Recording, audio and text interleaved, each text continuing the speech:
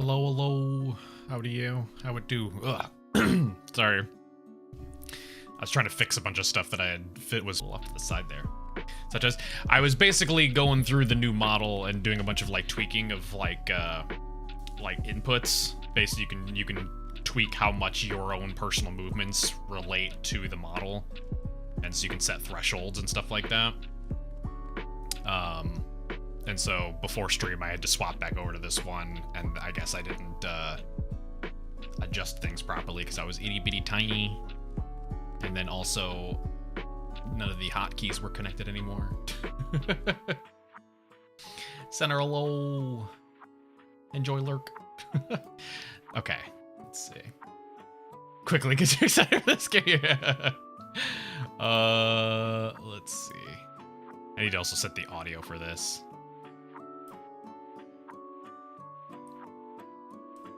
There we go. And hopefully Twitch is not, well, actually no, Twitch is kind of being weird still. I had to, oh, that's loud. I actually had to restart the stream earlier when I attempted to start it because Twitch just did not accept the connection. Murphy had an excuse today for not streaming. I would do Center, what's up? Excuse me, have been dead. This is one that I would 100% have played through, like being sick and stuff for, barring like having to stream from the bathroom or something like that. Okay, add that to audio sources. There we go. Let's see, everything looks okay. We're on full screen. I'll leave that all the same. Wouldn't care if ants are crawling all over your neighbors. Oh, thank God I don't have to deal with that neighbor right now. It's funny, we briefly ran into their kid earlier today. And it's not the child that I thought they would have had. Because the dude that lives next door is also like a Marine vet or some shit like that. It's just like, wow, your daughter is like, I should say this in an endearing way, extremely nerdy. I don't mean to say this in a demeaning way. I mean in an endearing way. Your daughter is extremely nerdy. That's just not what I expected from a dude that was like a Marine vet and like had all of his Marine accolades plastered and stuff like that. Nerd, so it's okay. Exactly. I know what I see. I know what I see. There we go. Get that into place.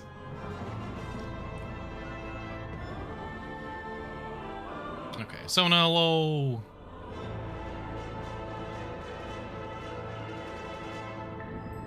Go. Okay, I think we're all good. Let's go ahead and start. Oh my God. I don't know what's going on in my brain. I saw 2026 here. I'm like, wait, this didn't come out last year. I don't know why I thought it was 2027. Good Lord.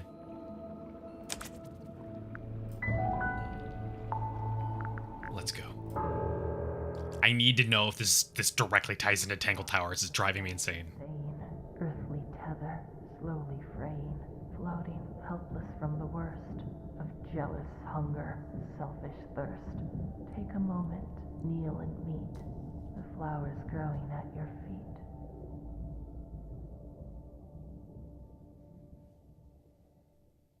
I also never played the demo, so I don't know what we'll be playing through, if it was in the demo or anything like that.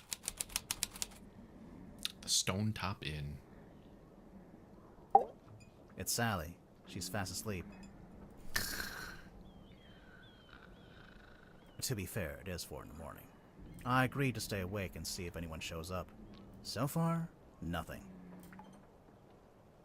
It is funny that we learned about Sally in reverse. Like going from Tangled Tower to where she was already part of the crew and then going to the previous game. And they go for the sub 35 months, let's go. More Detective Grimoire, hell yeah, you showed up just in time. But yeah, then going to the swamp one where you meet Sally for the very first time is an odd direction. Fish skeleton. If the windows weren't boarded up, you'd be able to see it from outside.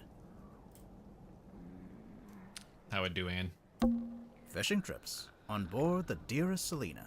I'm guessing that's the name of the ship. Enquire with Felicia Stonetop at the bar, or with Sylvia Seafoam at the harbor. It's some book Sally's been reading. She insisted that we bring it with us, although I'm not sure why. It's gonna be relevant. Whoa, the 3D model. Something terrible awaits you in the depths. Will you face it? Can I open it? No. There's shut, open, and read. Open. Oh, there we go. It goes like that. Gotcha. He sees it in his dreams. He sees it when he closes his eyes. He cannot escape it, but what is it?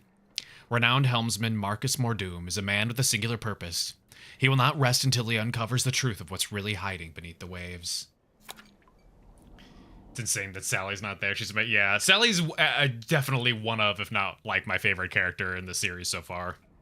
It was really weird seeing her look so different in the swamp game. Hailing from a small fishing town named Silkworm-on-Sea, J.D. Werman moved to the big city to write his first novel. And it's that novel that's already carving him out a place in the annals of history, as Werman's mastery over the typewriter shines through in every beautifully crafted sentence. The only question I have is this: how can he possibly follow this up? Floor is number 1. Next to the helmsman. Can I just read the entire book? Oh, it's only 6 pages. Never mind. For T.W. Ibis, for imparting upon me what is to love the art of writing. My brain wanted to fill this in as being Iblis, which is like an actual, like, was it like a biblical thing, if I'm remembering right? Chapter 1, Lost at Sea. Marcus Mordoom tightened his grip on the wheel and stared out across the bleak horizon. On this morning, the familiar frigid air of the South Sea carried something more than salt spray as it whipped around his weathered face. On this morning, the familiar howling voice of the wind seemed to be in duet with a much grander voice. A voice that spoke in language that Mordoom could not understand. Not yet. Okay. Belong to Sally looks to be a nautical fantasy adventure. X of the Helmsman by J.D. Werman. Playing Lorelei in the midst of... Yeah, I don't remember. Hang on, let me check real quick. I want to make sure I'm remembering the correct thing. But yes, Iblis is in... Sorry, not the Bible. It's in the Quran. It's a devil, I believe. The leader of the devils in Islam. Iblis was thrown out of heaven after refusing to prostrate himself before Adam. So yeah, he's basically like the leader of the devils, essentially. Looks like Sally's read through it a couple of times already. I wonder what's so interesting about it.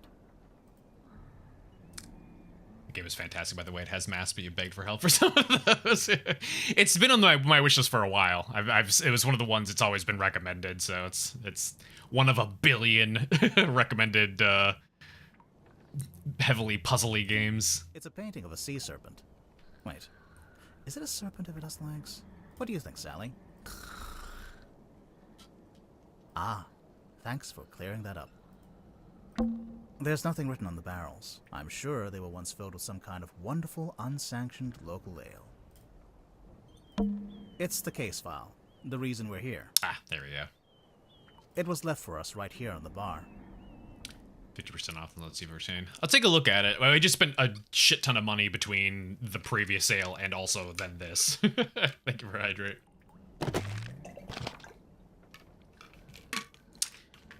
Which was on a new release sale, but only by like $1. For Detective Grimoire. Murder victim Captain Magnus Mortuga, 39, location Illusion Theater in Mortuga Submarine. Mortuga had locked himself in the room. It was later forced open and the body was discovered. Mortuga was found alone, laying on his back, with a single cut across his throat. No bladed weapon of any kind was found in the room. The Illusion Theater is mostly empty, save for an ancient stone cauldron with a thick metal lid. The purpose of this cauldron is unknown. However, I am informed that it has never been unlocked before. It is now unlocked. It is now opened. Signed, Captain Seafoam, Captain of the Mortuga submarine. Okay. Captain Seafoam. So we are definitely here for a different reason than the ending of Tangled Tower. As far as I know, that's who hired us. And who left the case file here in the inn. But where are they now? Where's anyone? Sally, what do you think? Great contribution. I thought I heard something outside. Let her sleep, man. It's 5 a.m. Hello? If it was 5 a.m. and I'm trying to sleep and someone kept talking to me, it would drive me nuts. I'd be so pissed. Whoa, look at that guy. Magnus Mortuga. Ex-captain of the Mortuga submarine. Look at that badass. Sally, wake up. We have to go. Why? Because there's an eerie green light trying to lure us outside. Oh, that's a pretty good reason. Yeah, it could be Cthulhu. I'll get up. She's fucking out of it. I think it's time to go outside. To move around, use the map button in the bottom left. That's me every morning. Waking up and then just staying in bed, just like...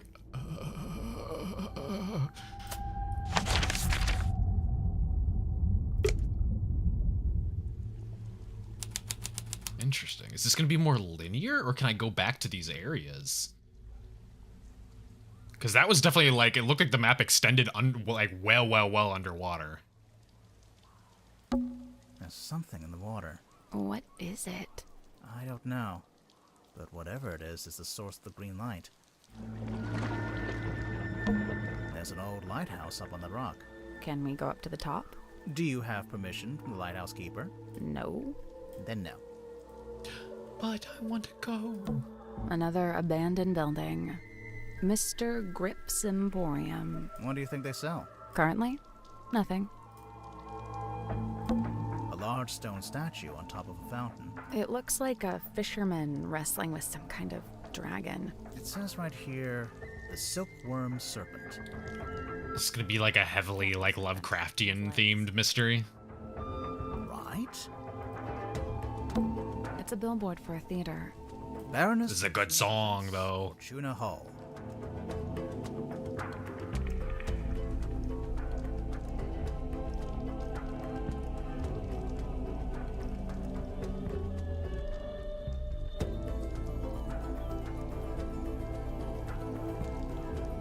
Already starting off with, like, the best song in the series so far. Performing tonight, Waylon Wolf. Oh, tonight? Yeah, we didn't come all this way to go to the theater. Also, the sign is several years old. Those are the good days for me when you want to sleep more. Usually your idiot brain wakes you up way before that. That's how it was for me just the other day. What were you about to say that? Tangled Tower or something, but wasn't saying that they were bad. I'm just saying this game is immediately starting off with like the best song. Is that? A submarine. I think I can see someone standing on the deck. Maybe we should go take a look.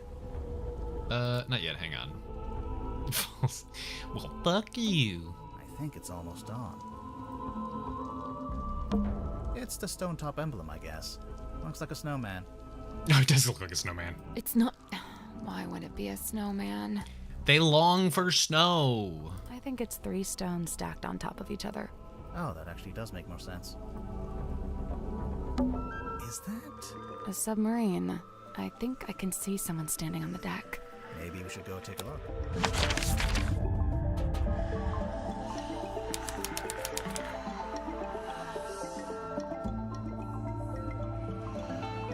The fuck is that? An old wooden boy with a face. Yeah. That's weird. I do like the style that they've gone with the 3D models. That's really cool. Literally every way you turn it, if you just took a screenshot of it, it just looks like it's 2D. It's changed to the deck of the Martuga submarine. There's a faint green glow in its eyes. For mysteries that are logical than putting it all on Cthulhu and ghosts and all. This is where the green light was. Sometimes it's all of the above. I noticed it started to fade as soon as we stepped onto the deck. So it's a buoy that doubles as a lighthouse? The opposite, really. A lighthouse warns you to stay away. But this thing lured us in. An old rowing boat. Or what? Or... It only has one oar. Oh! Swear to God. Looks like it initially said Seafoam, but that got crossed out, and now it says Mortuga. I'm getting mutiny vibes from this. I don't know about you. It's the wrong way around. What? Take another look at the case file.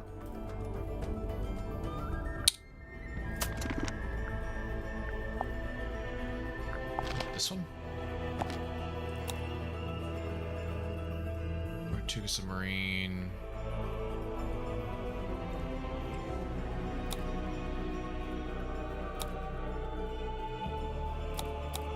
It was already the Martuga.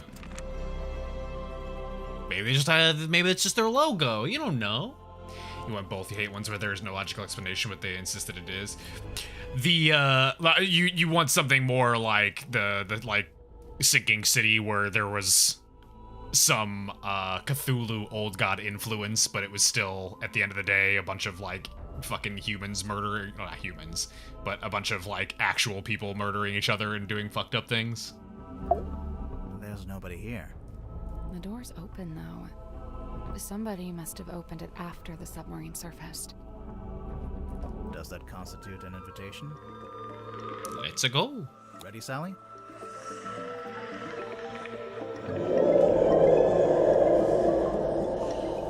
What did you say? Huh? I didn't understand what you said. I didn't say anything. Oh. Weird. Are you okay? Yeah.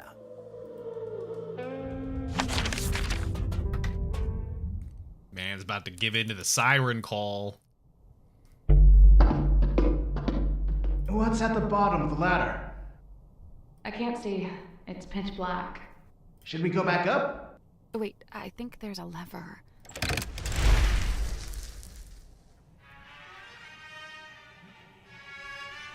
And just it triggers all the music. This is the weirdest submarine I've ever been on. And the first? And the first. I guess this is what lights up the room when you pull the switch. I wonder what they burned to make it pink. There should be. I can't think of what the different colors are, but there are a bunch of different like minerals you can burn that'll change the color of the flame. It's like an Like you can make green flames and purple flames and stuff like that. I know that. I don't see any drawings. It's short for withdrawing. As in, you withdraw there after dinner. I actually never knew that. Just her. What is that? Oh, that's sick. It's like some big thing coming out of the deeps. It like spirals up and then there's like a lady head at the top. Oh, hey. There's stuff back here. It's the Stonetop Inn logo, but then something else back here.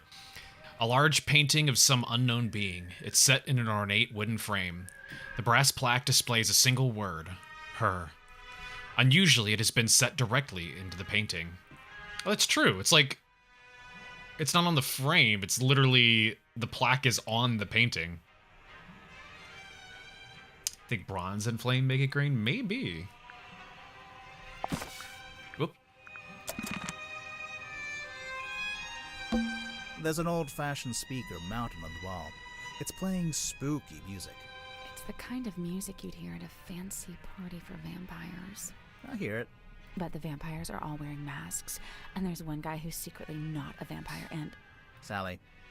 Oh no, she's into vampires.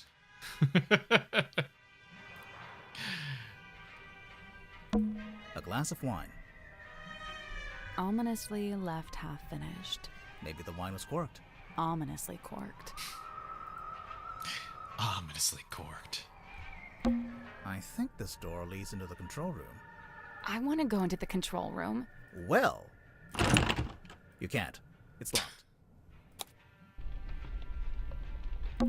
It's taped up on the other Are side. you not? No, media ruined vampires. You don't need to come in here. Like, unless we go back to, like, the cool ones from, like, Blade. Like, modern vampire media is kind of all the same and kind of boring. The crime scene is 1 floor down at the very back of the submarine. Captain Seafoam. Thanks for the directions, I guess. Do you get the sense that the captain is hiding from us? Why would they do that? I mean, we are investigating. Okay. Well, can I do anything else with This this? door leads into the control room. I want to go into the... Well, you can't. We did that already, It's though. locked. Can I go back and look at? Can I look behind it? It's a window into the control room. Is there anyone in there? I can't see. Damn. It's taped up Oh, on the other he's gonna do the side. dialogue again. The crime scene is 1 floor down at Captain Seafoam. Thanks. Why would they do Thought it was gonna let me like investigate it, like flip around the paper or something like that. Okay. Oh, wait. Can I do something with the leather? The leather? The lever? This is the lever you pulled? Yeah, so leave it alone. I don't want it to go dark again. I want it to go dark again. What if there's something like hidden? Like what if now that we lit everything up, now there's some glow in the dark paint that got enough light so that we turn off the light and it glows. Let's head to the crime scene first. All right, I guess.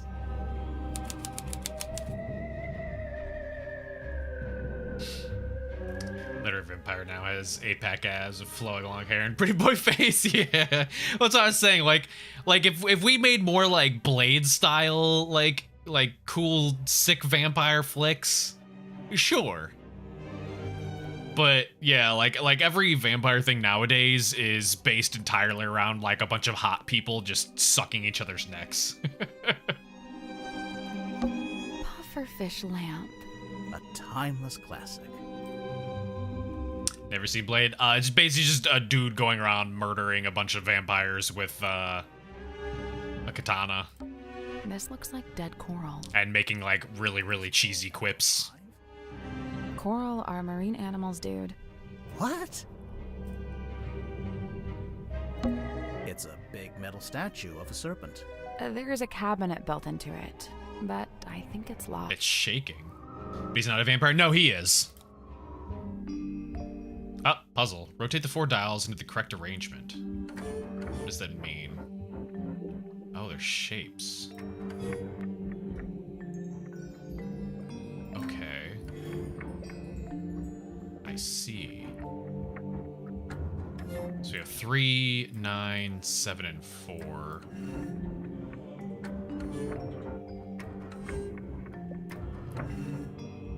The number of sides, maybe? So like 3.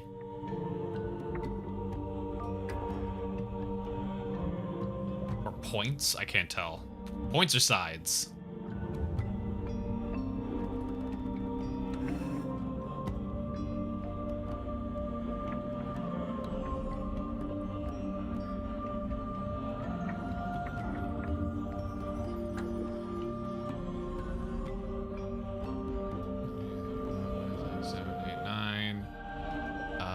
That's 1 too many. Like that?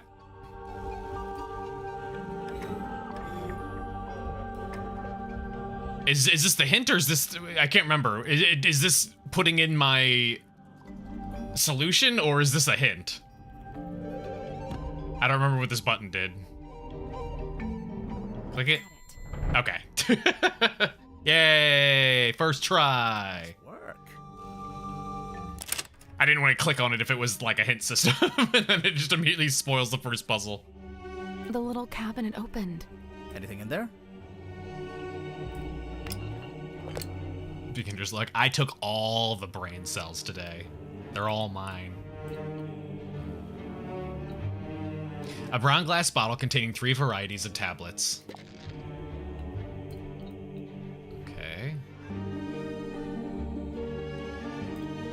I can't do anything with them other than look look at them. So we got a regular white pill, we got a little yellow one, and a little gel cap. What would that mean? Playing cards. Looks like someone got dealt a bad hand. Oh, really? I have no idea. I just thought that would sound cool. 3 Shouldn't mix it with the pills. Z shape. It's actually more like an S from this side. I guess if they're all just there to get high off of, I suppose it doesn't matter which one you take. They were trying to write my name, but they ran out of tables. Crayons? And a blue crayon. You're not going to pick it up? No? $10 says this turns out to be an important clue. You're on. Pots and pans for cooking. Hey, it's a kitchen. We didn't have one of those last time. What? Nothing. Was there not a kitchen in Tangled Tower? I'm trying to remember. I don't think there was. A picture of a fish. Delightful. There's a whole ass mansion in that game and no kitchen at all.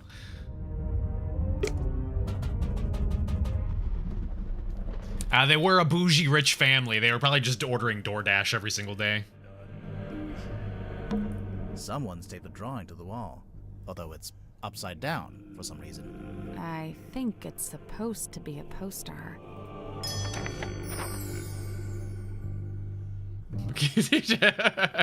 I told you I took all the brain cells. Stop trying to steal them back. This is gonna just happen over and over again. A hand-drawn poster taped to a pipe on the wall in the Illusion Theater. For some reason, it was displayed upside down. Oh shit. Lady of the Looking Glass. Unfathomable. Beyond anything I can imagine. Inconceivable. I don't know what to believe anymore. Book tickets, Fortuna Hall, Silkworm on Sea, Monday to Saturday, starts 8 p.m. Title here, Illusion Theater.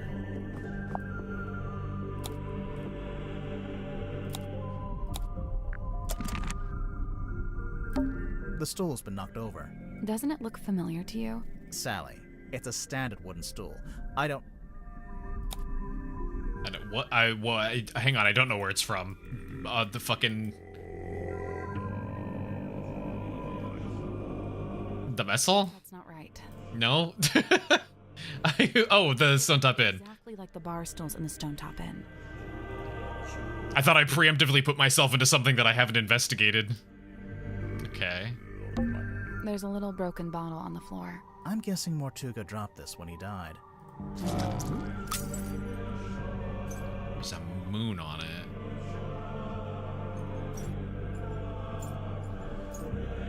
God, this style's so cool. It really does, like, genuinely, no matter which way you turn it, as soon as you stop moving it, it just looks like a 2D image. It's really cool. A small glass bottle found smashed on the floor in the Illusion Theater. The spilled purple liquid has a subtle botanical scent. The small paper label is marked with a simple picture of a moon. There's a cloth hanging up on the wall. There's something smudged in there. A ragged square of thick sailcloth found hanging up on the wall in the Illusion Theater. The Stargazing Girl. Oh, it's just bled through. Okay. Cool and beautiful. Yeah, I'd be curious to see what the behind the scenes is, because I'm actually... I can tell... Damn it. There we go. I can tell there's like some kind of shader that does this like border. But I'd be curious to see how else they did this. A trail of blood. Looks like it came from the wound in Mortuga's neck. It runs straight down the room towards the back of the submarine. Checking Blue Sky. Yeah, I followed them on Blue Sky. I don't remember seeing how they made that, but it could have just been that they showed it before I No, it doesn't. started following them. Not immediately. It pulls out first, then changes its mind.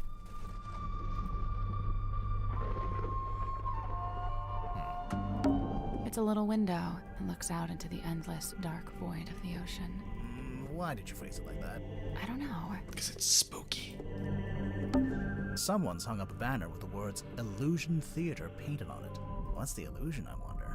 You know, I think this room's had some kind There's of... a little peephole in the wall there. Rebranding from what? What was it before? Possibly nothing. A small room like this wouldn't normally have a name at all. Something else I can see with this? This is where Magnus Mortuga died. It's just like the case file said. He landed on his back with the cauldron at his feet. He was killed by getting cut across the neck, right? Yeah, you can see that's where the blood came from. But there's no weapon, no knife or anything. Nothing. And this is the cauldron? Not quite what I was expecting. An ancient-looking stone cauldron. It was found in the Illusion Theater in front of Mortuga's body. The glittering interior of the cauldron is marked with several deep scratches. The exterior is spotted with algae and barnacles. It's got scratches on the inside, like something was trying to get out.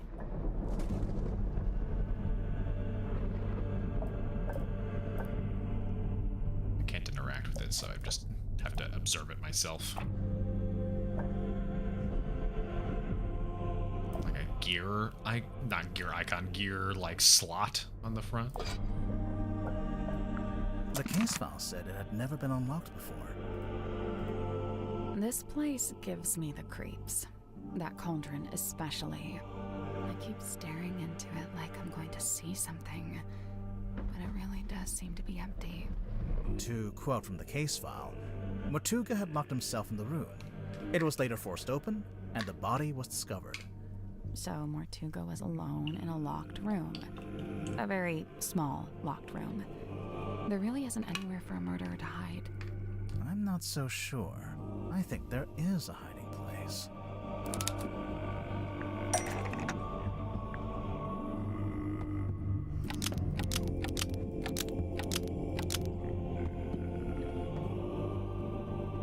From somebody else, hit something else, and killed the person inside because someone told him to.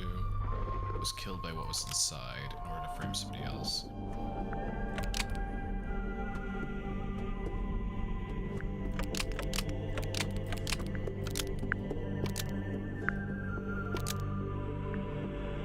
Magnus Mortuga unlocked the cauldron and was killed by what was inside. Yeah. I don't think of cauldron. And didn't they say it had never been unlocked before?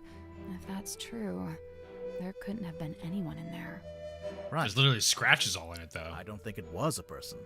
Then what? I don't know. But you have to wonder why it was kept locked in the first place. It was a I'm xenomorph. guessing there was something pretty bad in there. Look, Mortuga died from a cut across his neck, not from some vague paranormal entity. Unless you're suggesting it was a vague paranormal entity with a knife? Did you get a good look at the inside of the cauldron? There was something I noticed. Scratches. The scratch marks.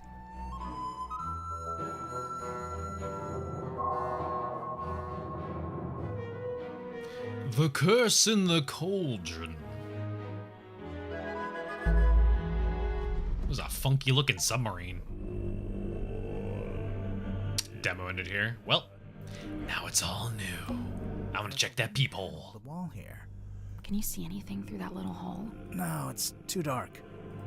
Damn. Is this like a slot? What is There's this? a wooden panel on the No? wall. See anything through No, it's too dark. Okay. Hey, there we go. We got free roam now.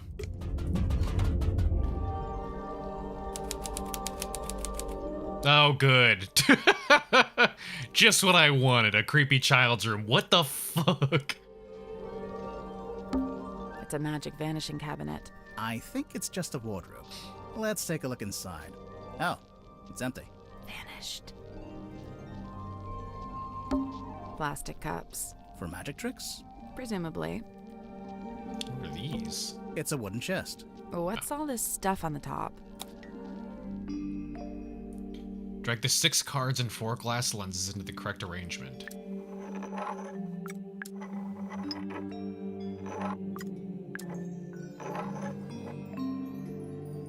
What? Oh, I can bonk them. There's physics.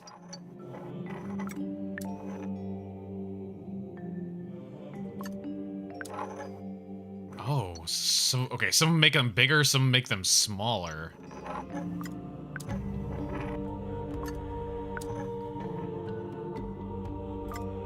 That's a small, that's a big. So we got one small, two bigs. See the text underneath? Oh, there we go. Yeah, I can move the cards too.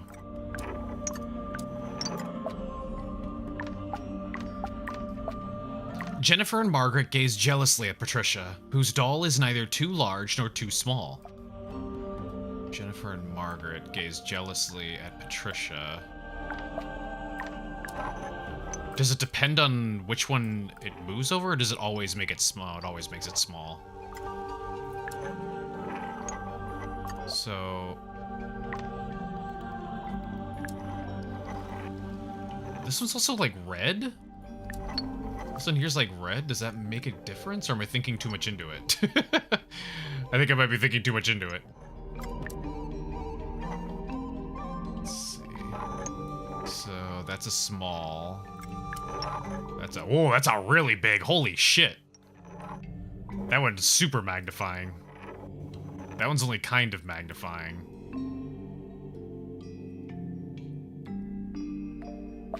Big jelly face. Well, all three of these are the same face. Take the 6 cards and 4 glass lenses into the correct arrangement. So the cards also have to be in an arrangement.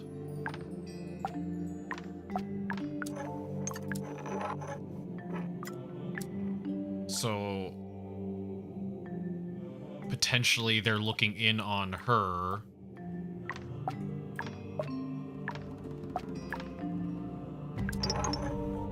Who has one that's neither too big nor too small.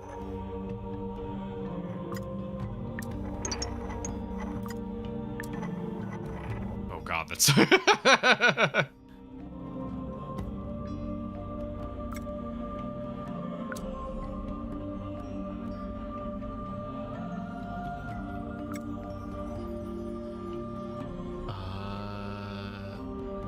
maybe? It feels weird. Oh wait, can I... there we go. Make one too big, one too small. Hers is just right. The two girls are looking jealously at her. Nope. First No? things first, we need to make sense of that clue written on the box. Right. Surely it's the key to knowing where to put everything else.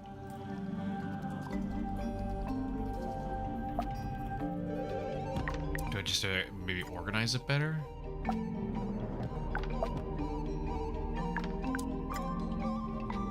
Like, this seems like what it should be. Let me see if organizing it a little bit better is... That's not it. So, No. and then the glass lenses. okay. Give your logic. Yeah, that's what it seems to be. Jennifer and Margaret gaze jealously at Patricia, whose doll is neither too large nor too small. So I think this one just does not need to have any image whatsoever. It's already big. Or it's perfectly sized, I mean. This red one makes it way big. This blue one makes it way small, so I think that works for these ones, because that's what they're jealous.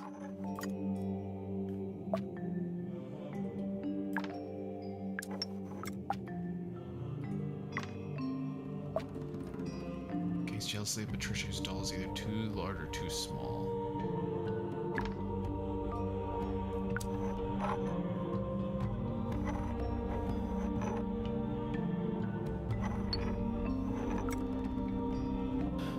Yeah, maybe.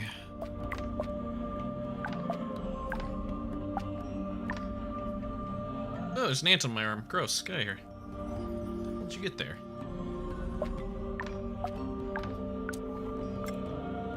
Let's try like that then. Nothing. No. The other two use a kind of... Huh.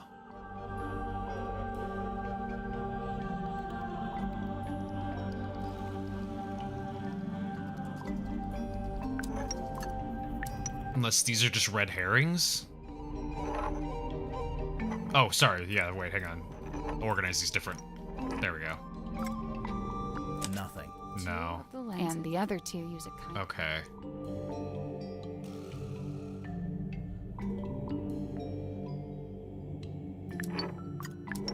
Like if those are maybe red herrings. Nothing. 2 and the other 2 use a kind of...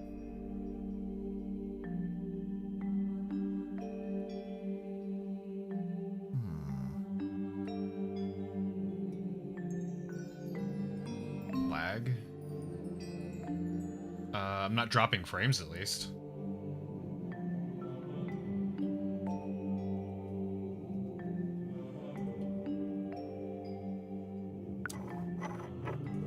Look on in jealousy. Is type too big or too small?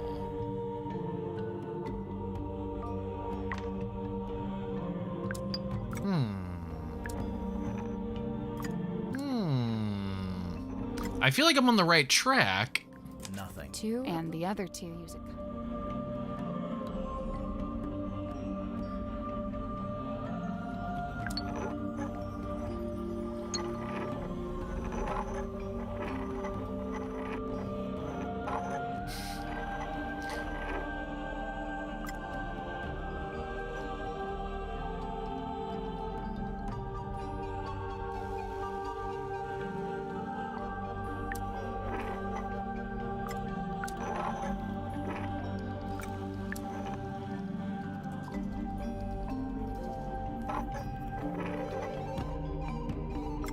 Nothing. 2 and the other 2 use a kind of...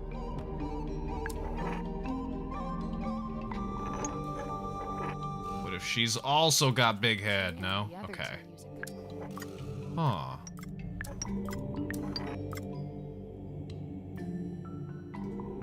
So bad on your end. It doesn't look like it's... I'm not seeing an issue, at least on my end. My preview's still running fine. Rose Envies should be in the one on the right. No, yeah, that's what I was doing. I had this one... Whoa, God. I had the normal size on her. I had this like this, and these two here like this. But they turned that one 2 down. and the other 2 use a kind Because, yeah, either they need to be in order, like the two sisters that are envying this one, or she needs to be in between, which is what I was trying at the beginning, so that they, like, both were, like, flanking her, like, envying her. I feel like these have to be right?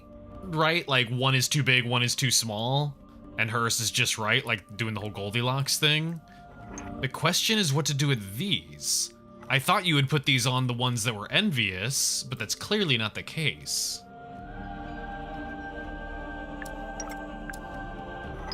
Unless just hers being in the middle makes it perfect size? Nothing. 2 No. and the other 2 use a kind of...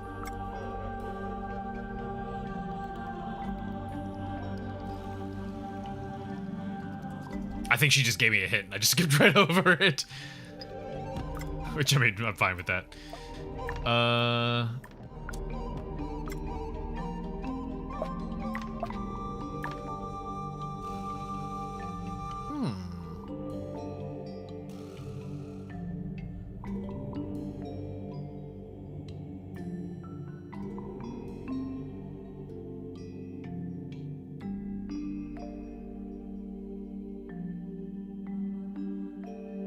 There's not something in the room, right? And later. That would give me like a idea? A walking stick, standing up by itself. I think it's part of an illusion. What illusion? Invisible man, maybe? I don't see it. Is this your card? No. Aw. It's a seahorse rocking horse. Oh, can I ride it? I don't know. Are you a small Victorian child? She can be if she wants to. Yes. Did you just blink? An eerie painting of a girl standing in the woods. It is just a painting, right? Sure. Maybe. No. Maybe. That's definitely blinking. Now, I heard if you cut a starfish in half, both halves regenerate into a new starfish. Yeah, I can do that too. Also, they have no brain and no blood. Yep, ditto. The lamp fell over. Wow, you really are a detective. A page ripped out of a newspaper. single page from a newspaper found in the child's room. Lady of the Looking Glass enchants the audience. Lied, Sally's so smart. It's because she's so amazingly humble? The young illusionist, who goes by Symmetry Silk Moth, because why not, begins the show with her signature act in which she somehow holds parlance with her own reflection in a large antique mirror.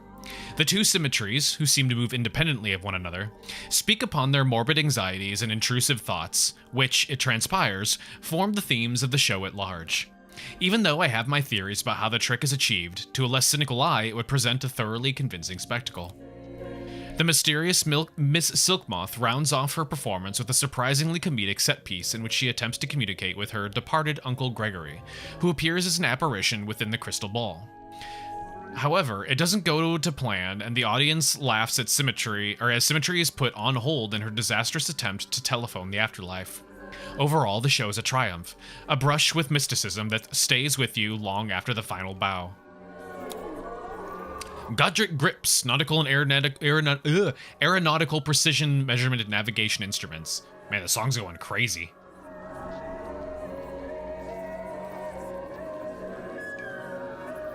It's going buck wild, man. Drummond Shipyard, rigging, reefing, restoring, and repairs. The Stonetop Inn, ales, wine, food, daily fishing trips, speak to the harbor master Sylvia Seafoam. Silkworm Spectator, catch of the day, mysterious sea serpent hauled ashore. 3 a.m., the witching hour, and the moon is out. Dearest Selena creaks into port. Its once cheerful frame now seems burdened, heavy. It has a secret. A moment passes. What's this? Something is hauled up onto the slime slick rocks beside the old Silkworm harbor. A body. A creature. Its eyes are closed. No, wait, look again. It has no eyes. A serpent of sort. But it has arms. So a dragon? No, that doesn't seem right. Serpent it is, then. What a way to write your news article. Whoop. It's a model submarine. I think it's a doll's house. Magician boxes. Okay, so this kid really liked magic. A set of wooden drawers. Anyone important in those photos? I don't think so. Good. Hey, look, Sally. Here's a giant dice. Die. What did I do? Jesus Christ. Vanishing cabinet. No, we got that one already. Okay. It's a wooden chest. What's all this stuff? So there was nothing in the room that was going to help us with that.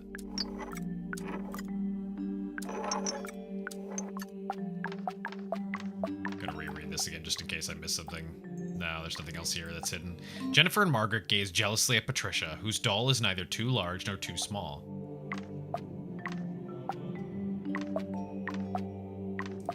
So I still stand by what I was doing before. One of them has to be way too big, one of them has to be way too small. One of them has to be the correct size.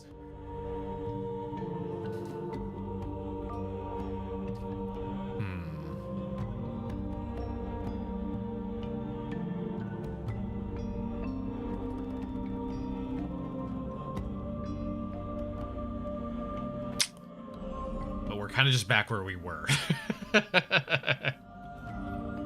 Oh shit, we have an ad break. Okay, we have 40 seconds before the ads. Let's just do it now. All right, burb, burb, burb real quick, and we'll attempt to figure this out when we get back. Burb, burb. Status. Colonel, I've got Emma Emmerich here. We've managed to avoid drowning. Good. Get her over to shore as soon as you can. That's going to be hard. That's such a funny status update. To say something about taking the at the bottom of structure. We managed to avoid drowning. You should be able to go. I'm gonna declare that every single time I get out of the shower from now on. What about Emma? She's been injected with something and Just step out of the bathroom. I managed to avoid drowning. of any equipment. I didn't mean to skip it. The tearful princess just cried on and on. Damn it. Can I redo that? No. A green butterfly is on the ground. Take the butterfly? Sure. Whoa! What, are you gonna eat it? You deserve to be gobbled up. dude's got dunked on by a 5-year-old.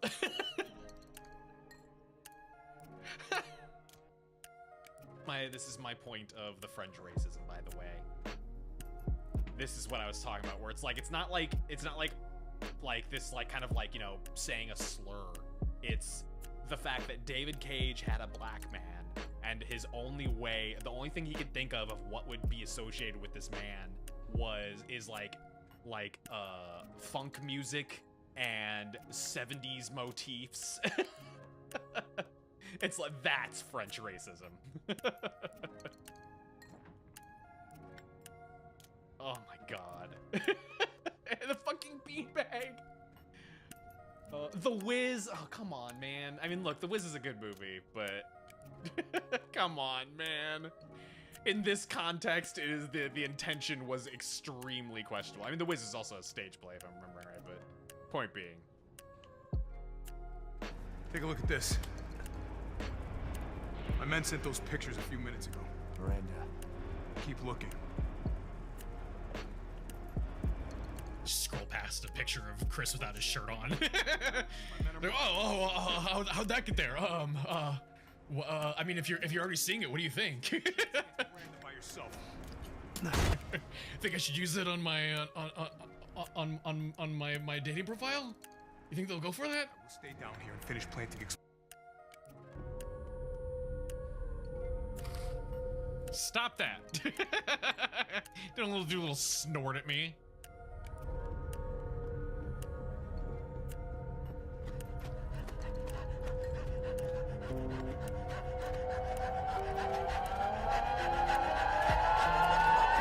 I don't think it was enough. Oh!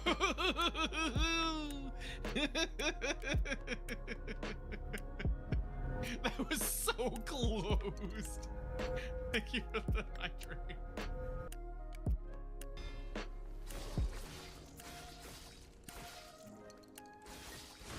Oh, please. Please. Hello, back. I've literally been sitting here the entire break trying to think of what I'm potentially missing here. Like, this has to be correct, right? Or... what if they gaze at her literally if I am big in their eyeballs? Nope. No? Okay. Right. Surely it's the key to knowing where to put everything out.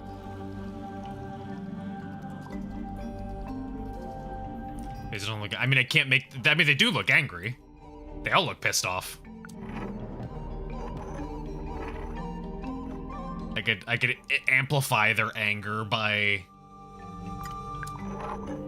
honing in on their upper head so their eyebrows get more bendy. That's not it. No.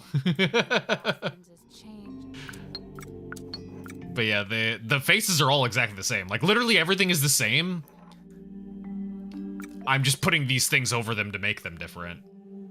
But yeah, that didn't do anything there.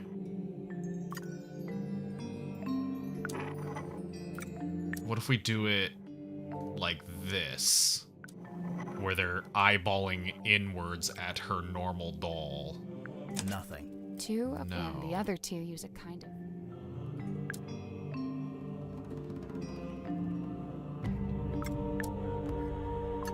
Nothing. Two of the lenses use magnification to make things larger or smaller, and the other two use a kind of fisheye effect, which bends the images in different directions. Oh, wait. I can make them look at her. That's the one. There we go. There we go. Okay. I was, the entire time, like, looking at these, it was more so looking at the magnification rather than the fact that it was, like slightly altering, like, the image via fisheye. So the answer was literally to use the fisheye effect to make them look at the other sister. There we go. Good.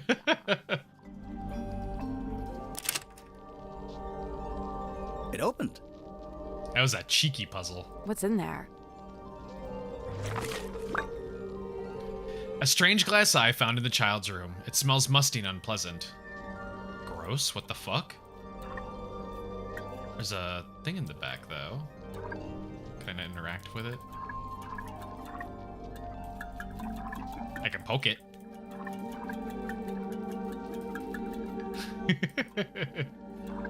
Why does this child have a musty smelling eyeball in their room?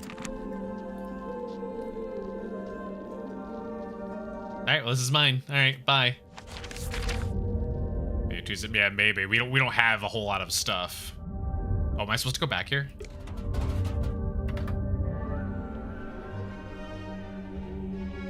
No. Oh, wait, what? Hello? Hello? Go solve the crime! We're doing it. Did you talk to Sim yet? Sim? Sim! Symmetry! Where is she? She'll be in the room nearest the Illusion Theater. The child's room? The one with that weird painting? We checked in there. Yeah, no, there's no weird painting in that room. Oh, it was just a girl. Tell her to knock it off and start taking this seriously. I knew it. I mean, it was blinking. I thought it was just like a quirky background thing. They're just like, oh, isn't it kind of spooky? Alas, I am outwitted. My paltry facade undone. I mean, yeah, I could see you blinking. We could hear you breathing a little bit too. Sorry. Bound are we by limitation of the flesh. Your symmetry, is that right? Symmetry Silk Moth, illusionist. And you? Are you not detectives both, in service to the captain? Pretty much, yeah. And should thou find me guilty, what punishment awaits? We don't really plan that far ahead, to be honest. Will we find you guilty? My heart is burdened heavy, true, but not from murderer's guilt. Okay, glad to hear it. Technically, she just said she isn't feeling guilty. She didn't say she wasn't guilty. She's got a point. So you're an illusionist. What kind of tricks do you do? My magic act is theatre-born and played upon a stage. Oh, like with big props? Smoke and mirrors kind of stuff? Smoke and mirror, crate and cage, doors and doubles both. How long have you been doing it? Since approximate 12. I'm now approximate 18. Approximate? My sum of years I cannot say. Time hath kept no count. Oh, okay.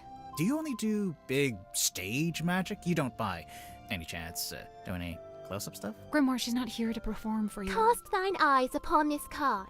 On its back an image clear, a duck or rabbit's form. Think hard and choose with steady mind, and I'll predict the course of fate. It's a rabbit. Okay, I'm thinking about it. That's the trick. Sorry, but this is like the most basic optical illusion.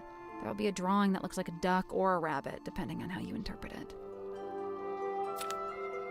What does it say?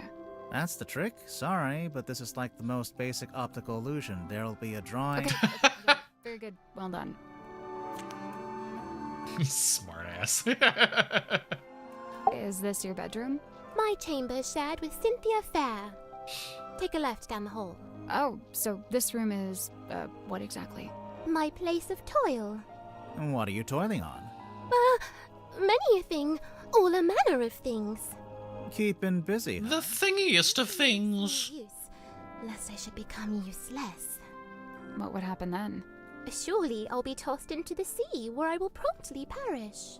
Uh, Thereupon my listless form becomes a meal for a passing sea turtle. Symmetry. But oh, the turtle finds me scant. They've got a lot more, like, unique animations now for everyone. And we'll both be dead forever and ever. Symmetry! Scene opens. Submarine interior. Symmetry lies awake in bed. We're really doing it like this. She is restless, wrought with guilt. A little 3D. A sudden movement of the submarine wakes Cynthia. Cynthia, noticing Symmetry. Oh, you were already awake. What is wrong? The two young women briefly talk to one another. Not gonna give us that bit? Cynthia, getting up.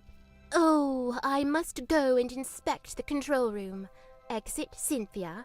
Symmetry lays in bed a little longer. Symmetry, getting up. Oh, I must return to the Illusion Theatre. I cannot bear it. Return? The Illusion Theatre. The door is already open. Symmetry sees Captain Mortuga laying dead on the ground. She screams. She also sees a large face passing by the window. Was that just a photo of a face? What was that? Dansum and Worman. Dansum. Oh, my dude, this is crazy. Worman says nothing. Enter Madame Tadpole. In her wake, Mr. Grip, Cynthia, and Mariana. And after a short while, Dr. Zephyr. Madame Tadpole taking charge. Oh, which one of you is the murderer? Tell me now so that ye may be punished appropriately. I'm sure that's exactly what she said. Exit Cynthia and Symmetry. Cynthia, visibly nervous. Oh, but who will become captain now? Symmetry, pondering.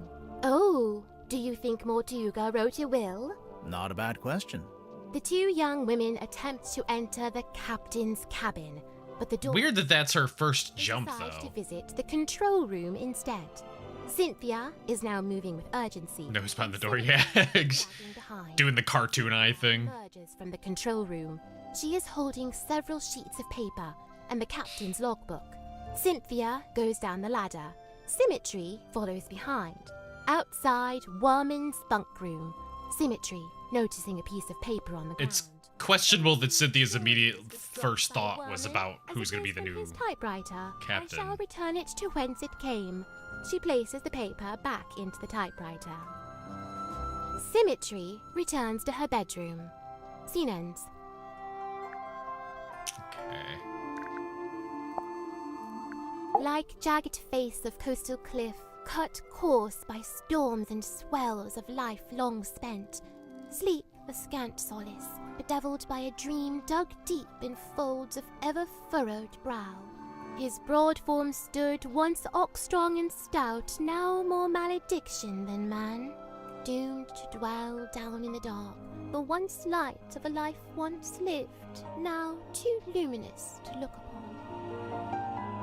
Magnus Mortuga, number 1, The Turning Wheel.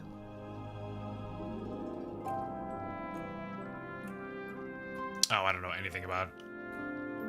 I don't know anything about tarot. Was this the case file about that? No.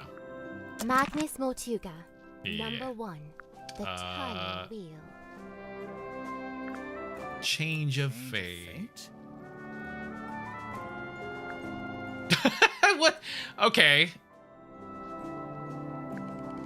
Did I get it right or did I get it wrong? You look kind of pale. Just ignored Are me. you getting enough to eat? Alas, by flesh and frame and bone and blood I set but little store. Yeah, that's what I thought. So what do you set store by? Oh, like, what are my interests? Yeah. Enwrapped, enthralled, of cloth-in dolls, of effigies, of twins, Okay, sure. of glass and gleam, of mirrored eyes, of phantoms falsely cast. Fine. Mirrors, okay.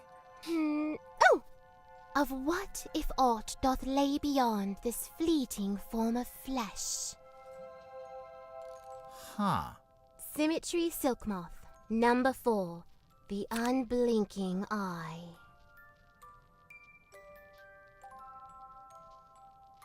So uncultured. I mean, tarot's supposed to be many interpretations.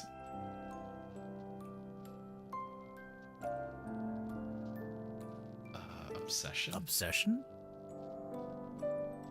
Yeah, she just accepts whatever our interpretations are of these.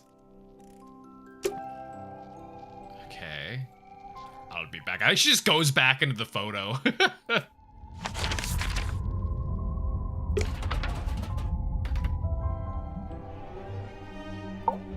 You spoke with Sim? Yeah.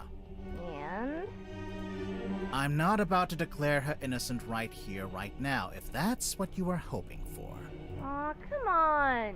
Do it. We haven't even spoken to all the suspects yet. Oh, which ones are you missing? You. Open the door, Cynthia.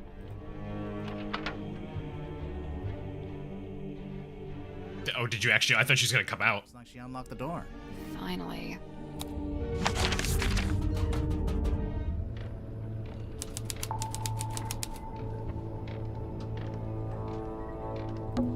There's even an arts and crafts table. It's a normal table. Currently being used for arts and crafts. Which makes it an arts and crafts table. A strange blueprint found in the control room. The title reads, The Mortuga Submarine. Interesting. There's, like, the pieces are on the front of it. Can we look at the control panel? If you promise not to press any of the buttons. I will make no such promise. Press all the buttons! Oh, there's so many buttons to press. A radar? Maybe some kind of underwater imaging system? Either way, it's a machine that looks out into the ocean. It's a lever. Oh, I want to press it. Hold on. These look like the dials on my oven. You don't have an oven. I meant my microwave. Well, now I just feel bad. It's a kind of... Pull it. Oh, we'll pull it. I gotta finish inspecting the machine first. I think this is for listening to the ocean. What are they expecting to hear? What if it's the advance the plot lever? It's an electrical switchboard. Something's bound to happen if we mess around. If we carefully and sensibly interact with this precision equipment. Duh. Swap the 6 colored plugs into the correct sockets. Oh god, Jesus. So is it combining shapes? Is that what these are doing? It looks like, yeah, this one's like slightly different colored yellow, so I think it's combining the red and that one. Let's see. Making number 9. I think we're making this down here.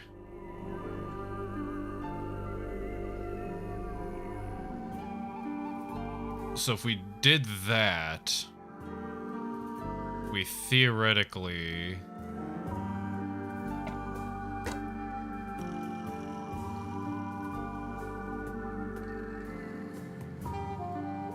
With our numbers. Yeah, there are numbers. I'm not sure what the numbers are representative of.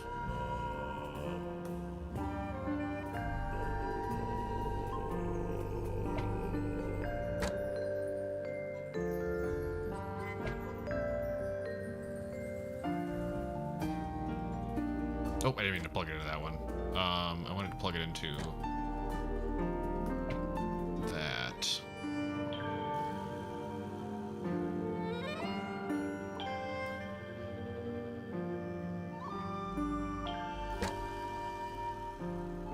That. And then... Oh, hang on.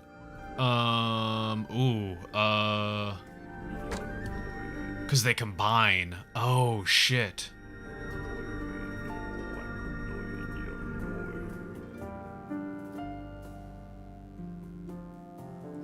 Oh, I see. So, if we grab... That one is a red one. We grab... That as well.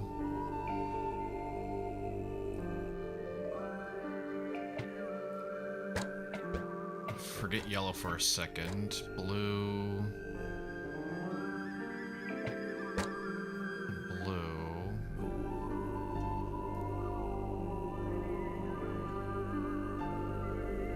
I think I have it. That was right. Hey! There we go. Thank you, Roderick. I'm impressed. Something unlocked. The hatch opened. Oh. It's a ring-bound book. An old ring-bound logbook. It was locked in the hatch of the control panel. Oh god. Captain Mortuga found dead. Details unknown. Crew is tumultuous. Captain Seafoam assumes command. Cynthia Seafoam.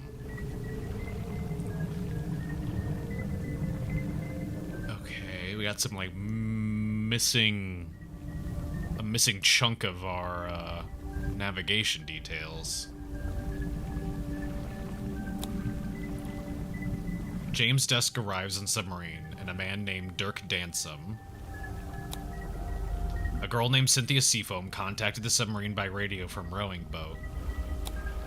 A woman named Madame Tadpole was found in the ocean. Zephyr invites a girl named Symmetry Silkmoth into the submarine. Godric Grip rescued from hot air balloon accident. Zacharias Zephyr sets up his equipment in the infirmary.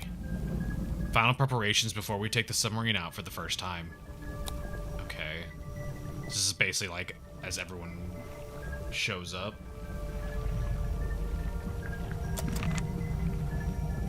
The plug. Looks like something's missing here. Those are the low. Dirty Dirk Dansom. Something with 3 small holes. How's it going? Bowling ball? Coconut? It's a depth meter. Shows how deep we are. Grimoire. If you had a depth meter, it would say 0. Damn. Ooh, wow. Like some of the 2 eyes. Out of that one? Put a battery in me. It's a lever.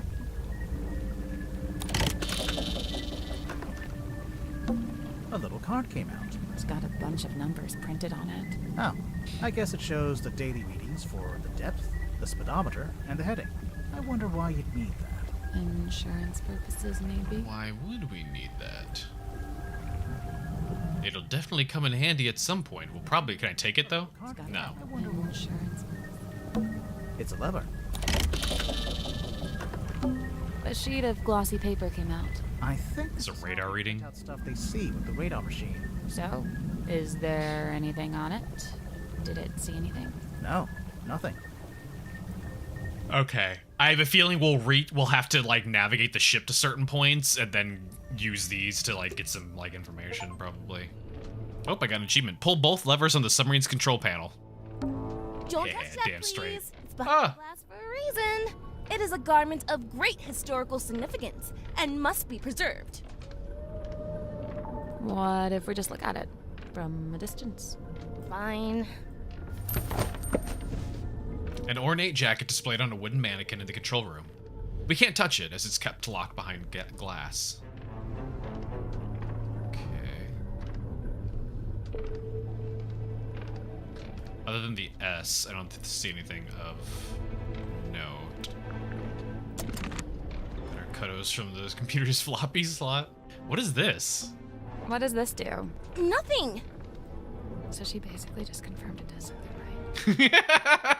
Oh yeah, big time. So that definitely fucking does something right, yeah. Oh, the ship's wheel. Don't touch it. I won't. That was not convincing. Ship's wheel found in the control room. Also got an S. I cannot move it though, I can only investigate it. Kind of perfect, but yeah, hang on. Don't touch that guy. We'll look up its dress. There you go. That's just for Yao. Yao's the one that wanted this. That's for Scooby-Doo again. Down periscope. Down periscope. Something back here. It's a throne. It's not a throne. Well, no, there's like a piece of paper back here. Oh, well, what is it? Well, it's the captain's control chair. You mean control throne? There's a label taped to the back. Oh, there you go. It says what kind of chair it is. That's not a label. It's a whole document.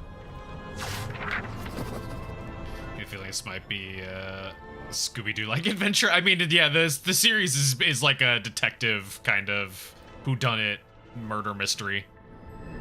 A typed document that was taped to the back of the captain's chair in the control room. There are 2 handwritten signatures at the bottom of the last page. Command contract. This contract... Hang on, my microphone's kind of moving out of the way here. There we go. This contract represents an agreement between the 2 individuals in contention over the ownership and command of the Mortuga submarine. I see. I see. For their own safety and privacy, these 2 people shall only be referred to as Party A and Party B. So Cynthia's thing is the S, which means that's been all over the ship. Was this originally supposed to be her, like, she owned this or something? Previously, Party A has been considered the legal owner of the Mortuga submarine and thus its rightful commander. No, that's saying the exact opposite. However, a recent development has exposed that Party B is in fact the legal owner of this vessel.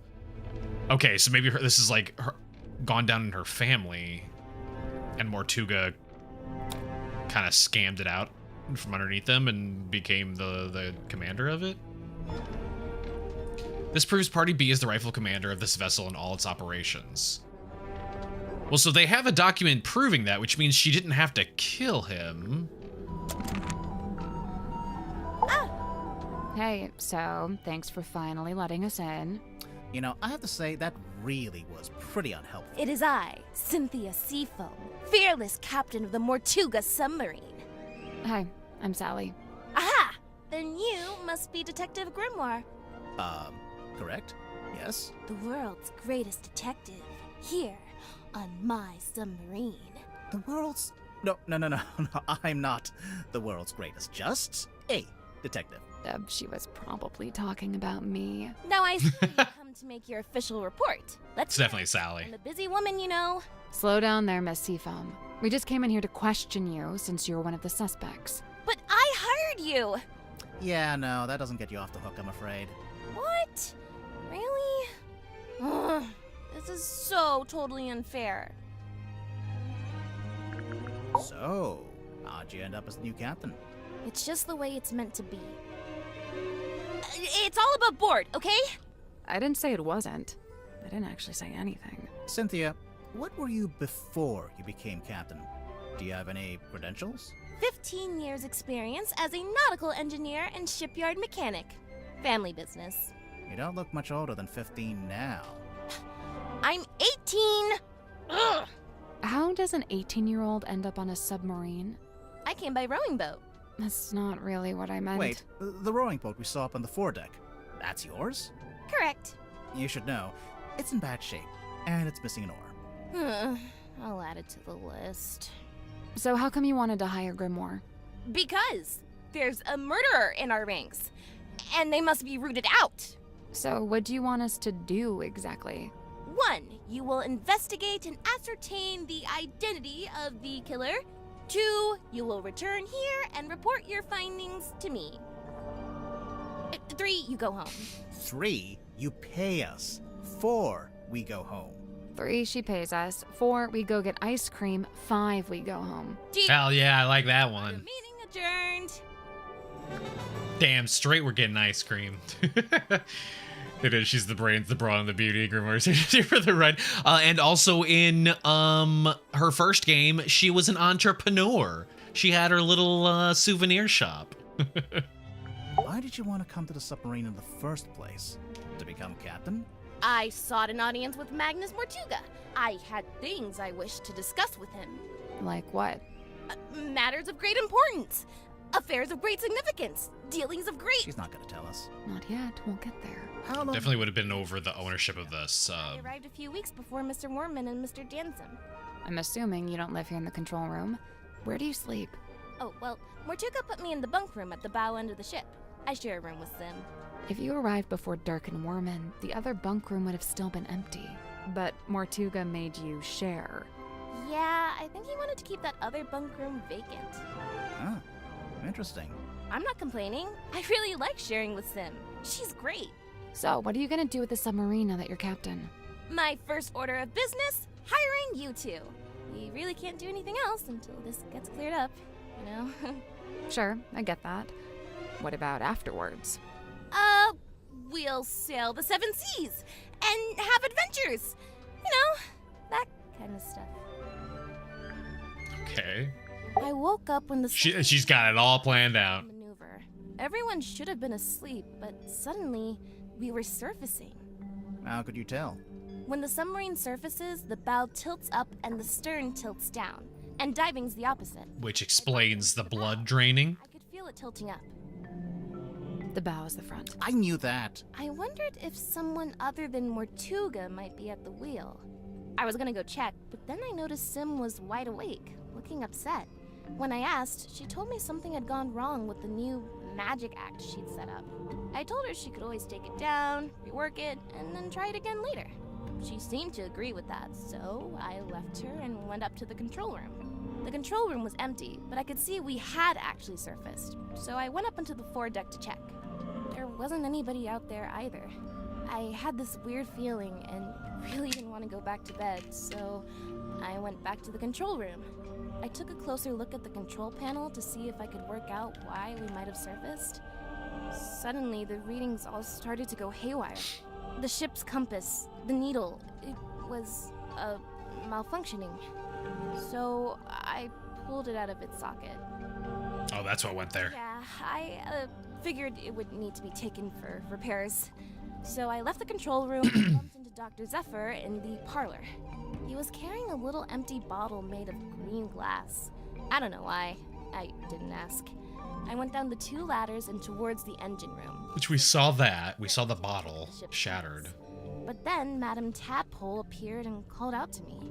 She wanted me to bring Grip and everyone else and meet her outside the storage room upstairs. I went into the engine room and gave Mr. Grip the compass.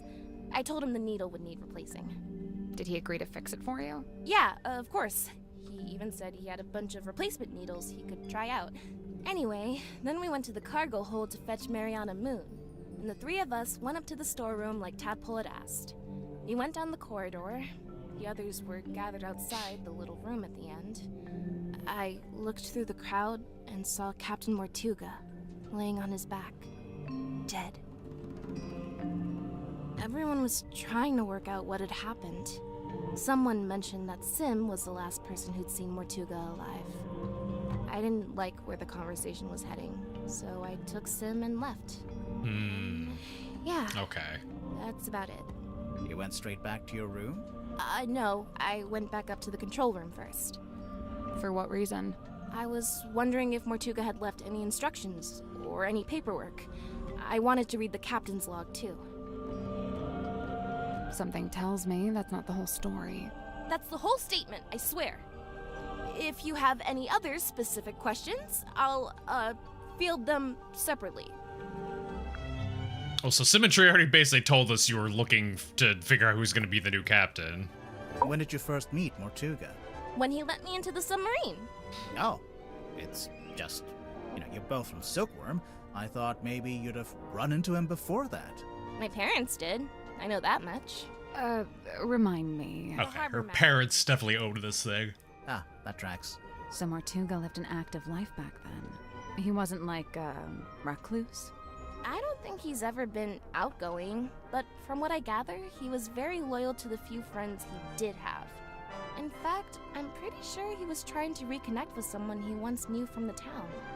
Who was it? Did he say? No, I never found out. Okay. You said you're 18. Tell me about yourself. Your parents. My stepfather's still in Silkworm. He's too stubborn to leave, even though the town's pretty much dead. Whereabouts? The shipyard beneath the lighthouse. That's where I live, too. Sounds like it might have been an interesting place to grow up. It used to be. Nowadays, it's basically just a big pile of rust. What about your mother? I'm sorry. It's okay. So, Cynthia, why did you want to become captain of a submarine? Not a submarine. This submarine. Like I said, it's just the way it's meant to be. So my assumption would be that it belongs to either her real dad or it belonged to her mom.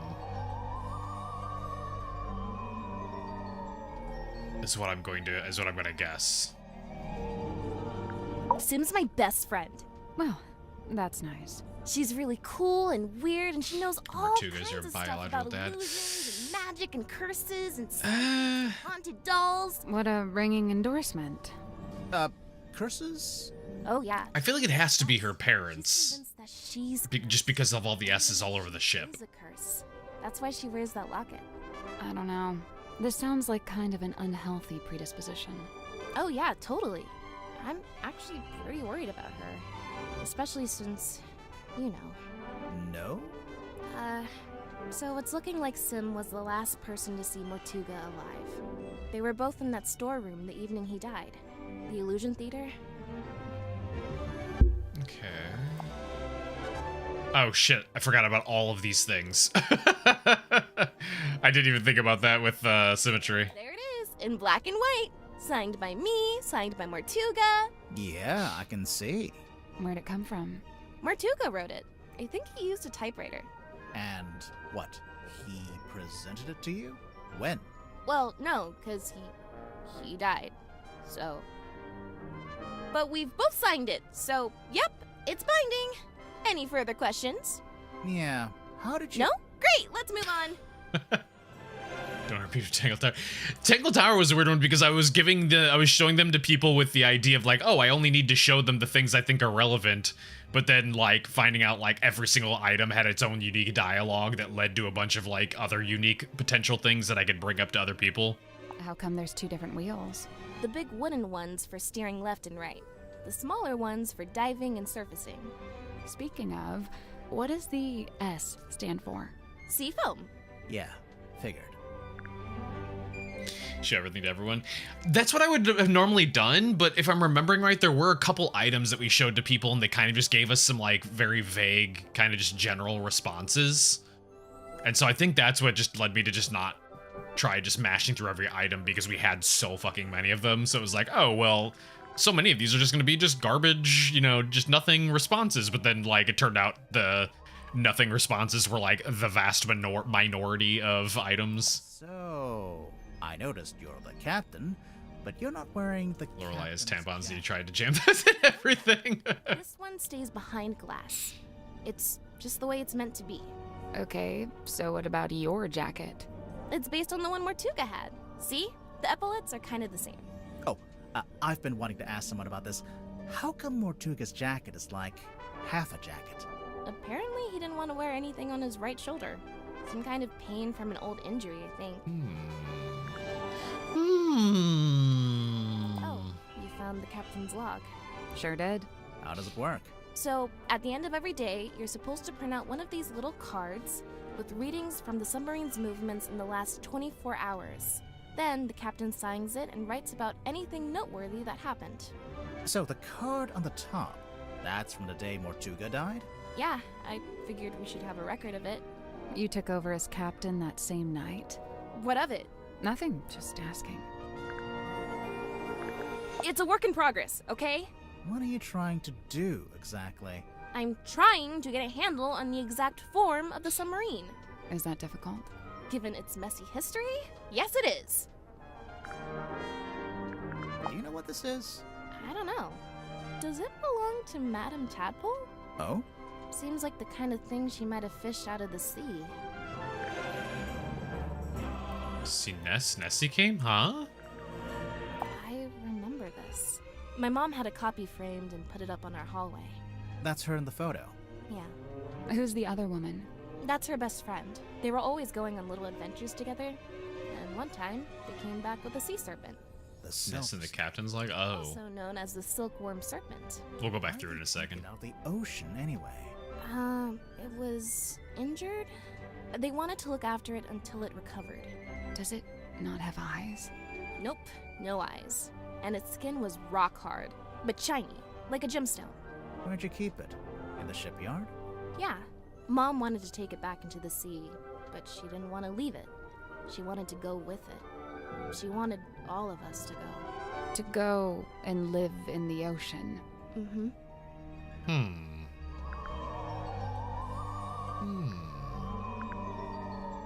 In the case file, you said the cauldron had never been unlocked before.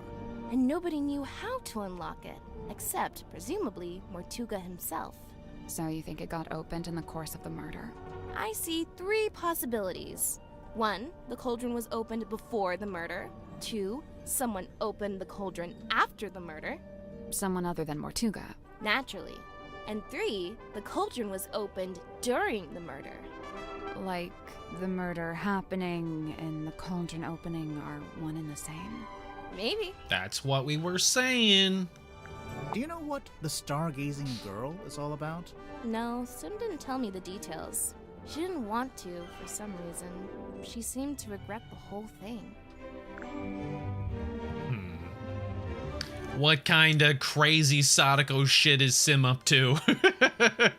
Did she murder someone with her mind? You know, if this is poison, then surely it's a red herring. How so?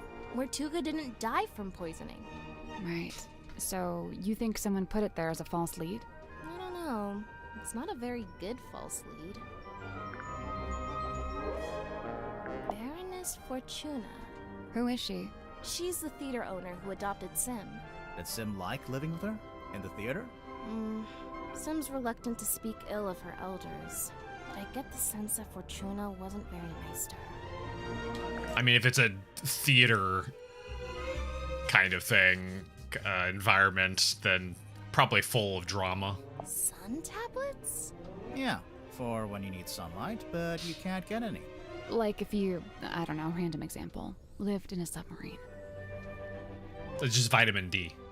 Is what it is, vitamin D.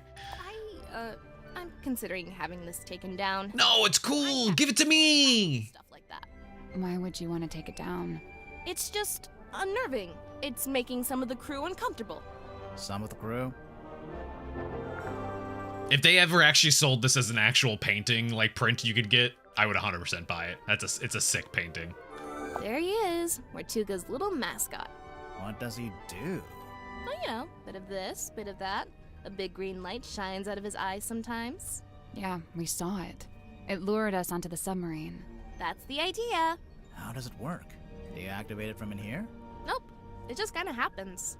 Wooden buoy is confirmed to be magical. I'm just gonna say haunted. Aha! I see you found my case file. Sure did. How come you knew about Grimoire? Oh, I read all about the Tangle Tower case in a newspaper. I didn't know that got any press. Someone must have sold their story. I gotta ask, did Fiona end up leaving the tower? Or is she still there? Fifi? Yeah, she and Poppy moved out. Oh, we got a little bit of closure. They got a real nice place out in the countryside. That's so nice. I'm jealous! So good for Mr. them. Warman did after he left town. Why would he need to leave town to write a book? I feel like he could do that from anywhere. It was probably more about making connections. You mean like in publishing? In anything. Silkworm's a real dead end if you got any kind of aspirations. Okay. I wonder if Sim would let us take a closer look at that locket of hers. Can't hurt to ask. Hold on. Let's...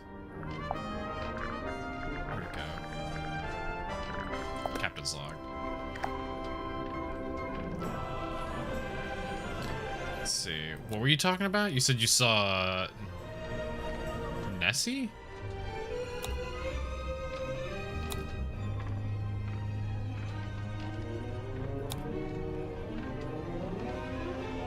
Are you look at the heading? Is that what you're looking at?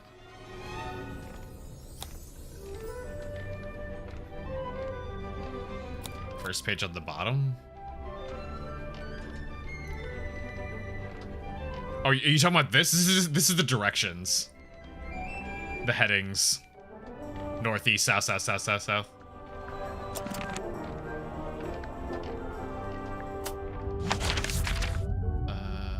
Go back to you, I guess. He spelled Ness as he was dying. We should be able to get into Sim and Cynthia's bunk room now. Oh, well, chill for a second so I can talk to Symmetry. Fair Cynthia, O truest friend, my steadfast fealties won. You're both from Silkworm, and you're the same age. Do you know her from before? Though kindred bred neath sullen skies, now we met out with this sunken silver shell.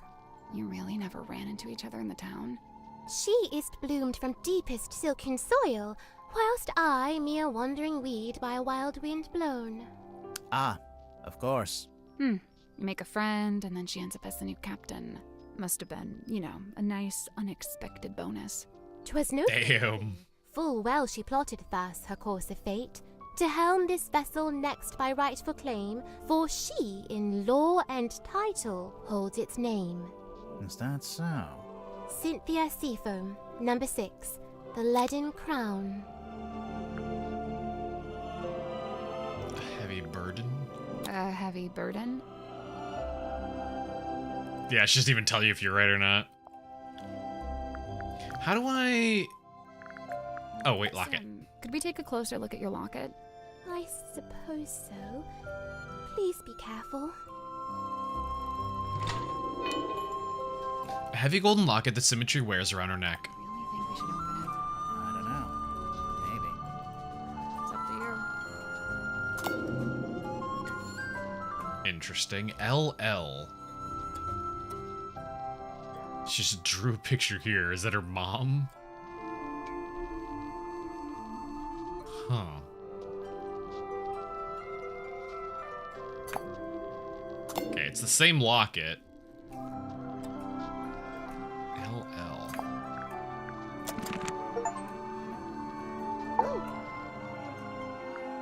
Hmm. 'Twas my mother's own, or so I'm told. You don't know for sure? I was too young. I don't remember. I dearly hope to ask her and know the truth at last. Do you think you ever will? The question that bestirs my soul. Bestirs. Do you remember when Cynthia first got hold of this?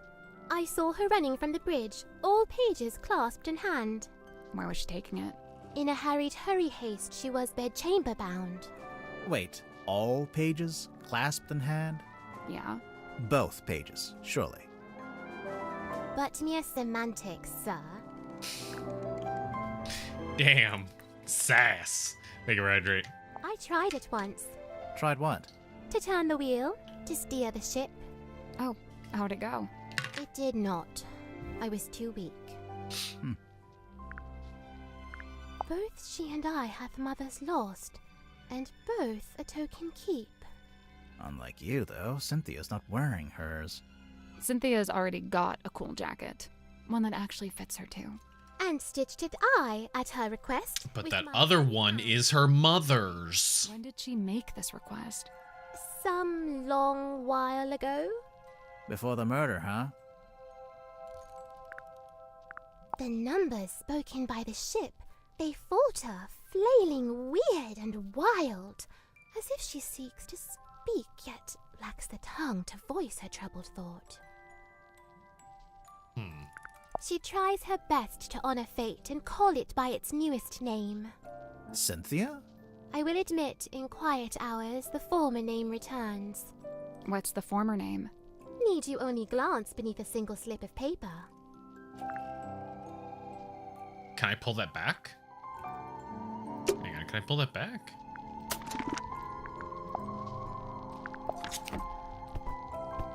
No, I can't interact with it. Like, wait, move?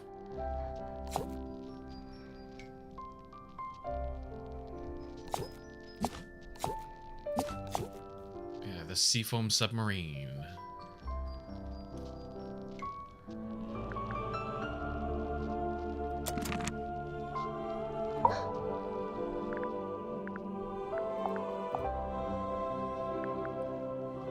I can't bring that up to her, though, it looks like. Care to explain what this is? Nay, Do you know what it is? I. I'm not sure if that was a pun or not. Where'd you find it? In the parlor, on the floor. So someone dropped it? So it would seem. I mean, as one does, sometimes your eye just falls out. Oh, long faded yesteryear. I'm shocked you knew that she was me. Yeah, I'm not sure you're old enough to say yesteryear in any context. From the review, it sounds like your old magic show is pretty good. I filled the house up every night. So why'd you give it up? There were other things I wished to learn. Things not found upon that stage. This cauldron to Mortuga held deep worth, it seemed to me. When speaking of its somber form, his words were most severe. What did he say about it? Lay not thy hand upon its lid, lest thou be bound to ceaseless sorrow. Is that a direct quote?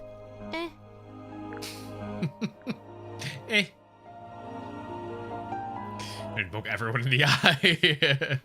Is this How should I real? know? Is it real? It was hung up on the wall in the Illusion Theater. So? So, we thought maybe you were the stargazing girl. I am Symmetry Silk Moth. Yeah, I know. I'm not contesting that. Never mind. Okay. What is it? I do not know and dare not guess. Ah, come on. One little guess. It's not my place to. One little sip, just a little, just give it a little lick and tell us what it tastes like. You drew this sim? I did. And you hung it up on the wall? In the Illusion Theater? I fully meant to take it down, but never had the chance. What is it exactly? Imprudent plans gone swift astray. Plans for a new magic act? Why'd you hang it upside down? Upside down? Yeah, I thought maybe it was part of some kind of trick or an illusion. I didn't hang it upside down. I hung it right side up. Really? Why would someone bring along a bottled form of sun? Sunlight's good for you. Vitamin D, I guess. What does it do? All kinds of stuff. If you don't get enough, it makes you sad. You know how people tend to be happier in summer? If you get too much, it kills you. Silkworm sun is scantily seen, even in a summer sky. I swear, sometimes she just gets lucky with the alliteration. Should the detail not matter in the slightest? Not at all. It won't come back. Pause to look away. Her flicker flame doth draw me in, and I am nearest moth. Me too. See, she appreciates how cool of a painting that is. No, not of the sea. She's of an even darker place. The fate awaiting guilty hearts once they are condemned. What? You get turned into a weird little wooden goblin head? Nay, bound in chains upon the deck and pulled along beside the ship. Oh, jeez. She's not serious. I don't think. The letter in fair Cynthia's hand, a plan devised by her and her alone. The plan B. It shows you that the last phobia. To seek the truth. That's us. That just makes it In cooler. the truth. I implore, unravel swift this tangled tale, and name the knave ere further harm befall. Further harm befall who? With former captain slain, I feared the new be target too. Oh, I'm reading this myself. Oh, cool. Hey, did you like the bit where... I am but midway through. Prithee, spoil it not. Pretty spoilers. Okay. Let's go to this one.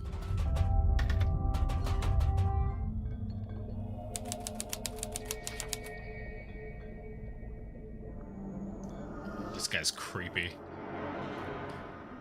Just like you. I mean, I feel like the general consensus for most people is they don't like spoilers. I'd say people that don't mind spoilers are more uncommon. Guy's staring at us. He sure is. I think we'd better talk to him before we touch any of his stuff. Fine. Fine. Talk to me so I can touch your stuff. Sir? Two strangers, emissaries from the world above. Yeah. Whoa, his voice. I'm Detective Grimoire, and this is Sally. State your business, and speak only the truth. Oh, he's got that bass. We're here on the request of the captain. Impossible. The captain is dead. Unless you received a missive from beyond the veil. I should have foreseen this, but now that I'm faced with it, it seems inevitable. No, sorry, she meant the new captain. Captain Seafoam. Cynthia. She's asked us to investigate the murder of Magnus Mortuga. We have to talk to all the suspects. Speaking of, can I ask your name? Zacharias Zephyr, the Dream Doctor. A dream doctor? I don't think I've met one of those before. That is correct. You have not. I alone hold the title. Because you made it up? That is correct. So, Dr. Zephyr, what does a dream doctor do exactly? He studies the parapsychological qualities of dreams. Parapsychological? Yeah, that's like psychics and telepathy and stuff, isn't it? How does that relate to dreams? Dreams are transmissions comprised of spirit energy from another dimension. He's hiding the empty socket underneath those glasses. What kind of other dimension? Spirit energy originates in the spirit realm, of course. Like the afterlife? That is but one of many names.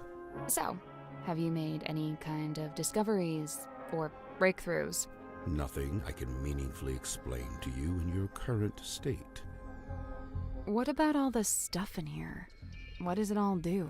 Specialist instruments, most of them too complex or too subtle for you to comprehend. I don't know. It mostly looks like a bunch of old junk. It is an unrivaled collection of rare artifacts. Nope, he's got both of his eyes. My rarest items are not for the viewing public. Okay, now I have to see what they are. The pull of the unknown.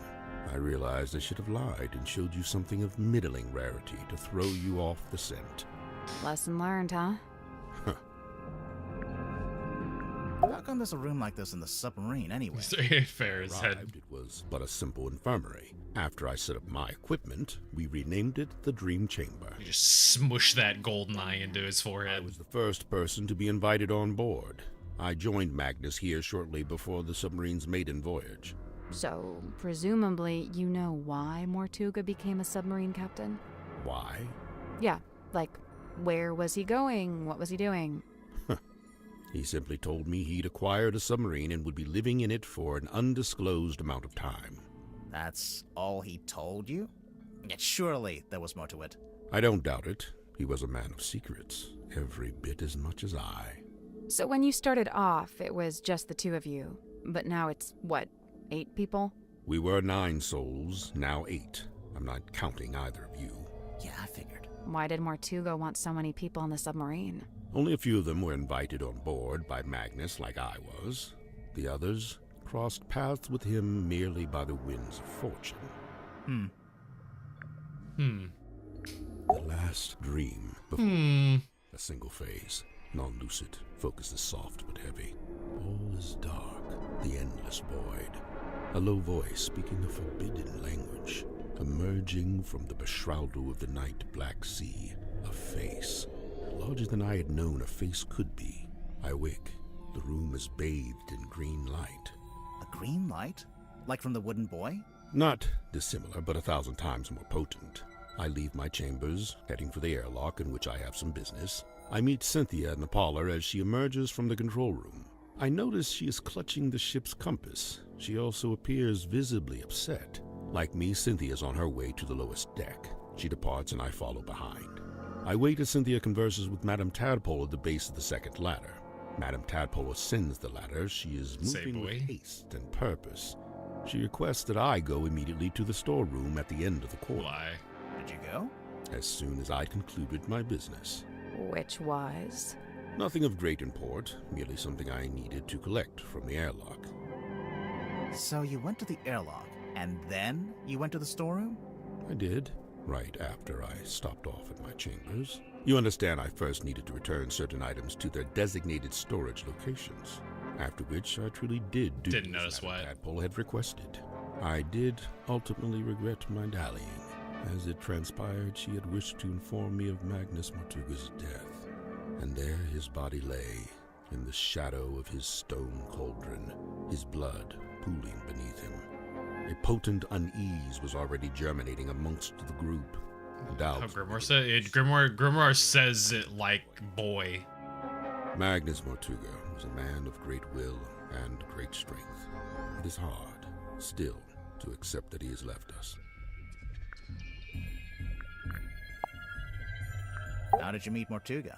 It was on my first visit to Silkworm many years ago. Oh shit. Merely passing through. Pause. So I stayed. I just realized we had an ad break about to happen in like 10 seconds here. Alright, shit. Alright. Burp real quick. We'll let the ad play. And we'll continue grilling this man. Burp.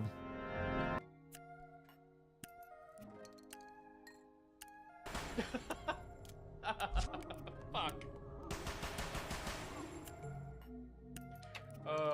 We have a checkpoint, it's okay.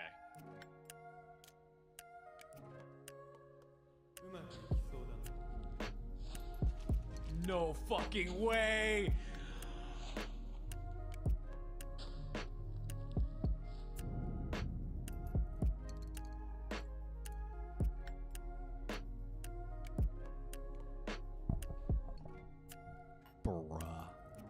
Are you kidding me?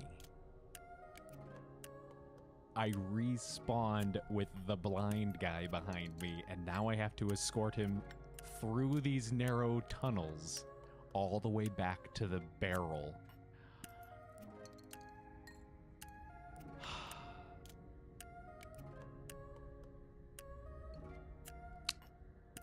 I think I'm gonna take a break. That thing wasn't so tough. Don't let your guard down just yet. In the movie. Damn it, stupid monster! Damn it! Run, never mind me. What? I'm not gonna leave you! I can take this thing. Just get out of here! I can take this thing! I've still got some bullets left. I'll make this thing blow up from inside. What? What does that mean? What do you mean you can make it blow from inside?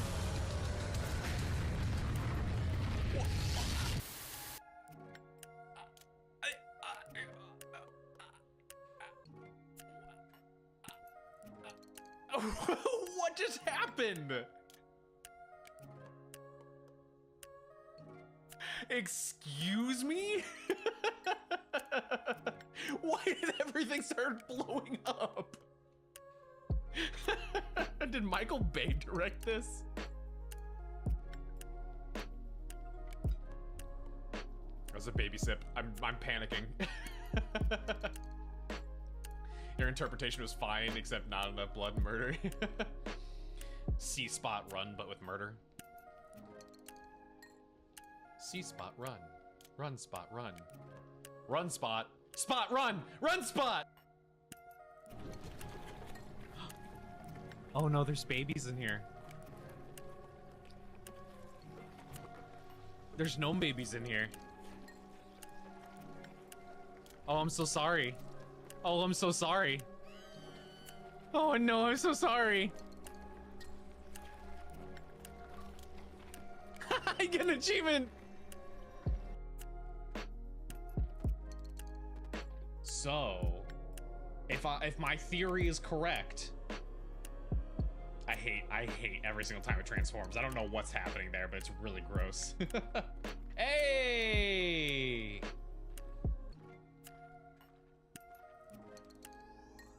Big brain.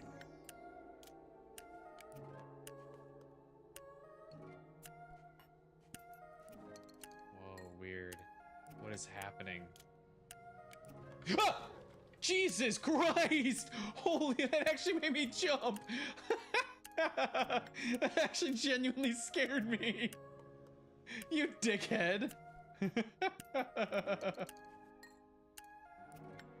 You can still make things right. I know you can, because you're my daughter. And after that, just live the best life that you can. Dad! Ah! I can't do a scream in her Valley Girl voice. Boss! Boss!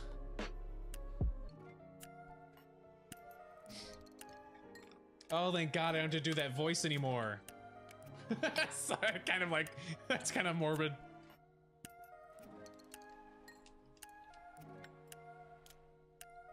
Huh. Gameplay hit about the enemy's vision? Sure. Because, like, some of these guys aren't turning. Hello, back. Say boy again? I said it the same way as Grimoire. So Mortruga was just an innkeeper at this point. Not even. The innkeeper Felicia Stonetop. Magnus merely worked under her. Defective? Why? Because I don't say it like their time between running half of the rest of America. Small sailing. Bad America. Like quite a nice life. If you go to the different coasts, usually you'll hear it pronounced boy. Buoy is more of everywhere else.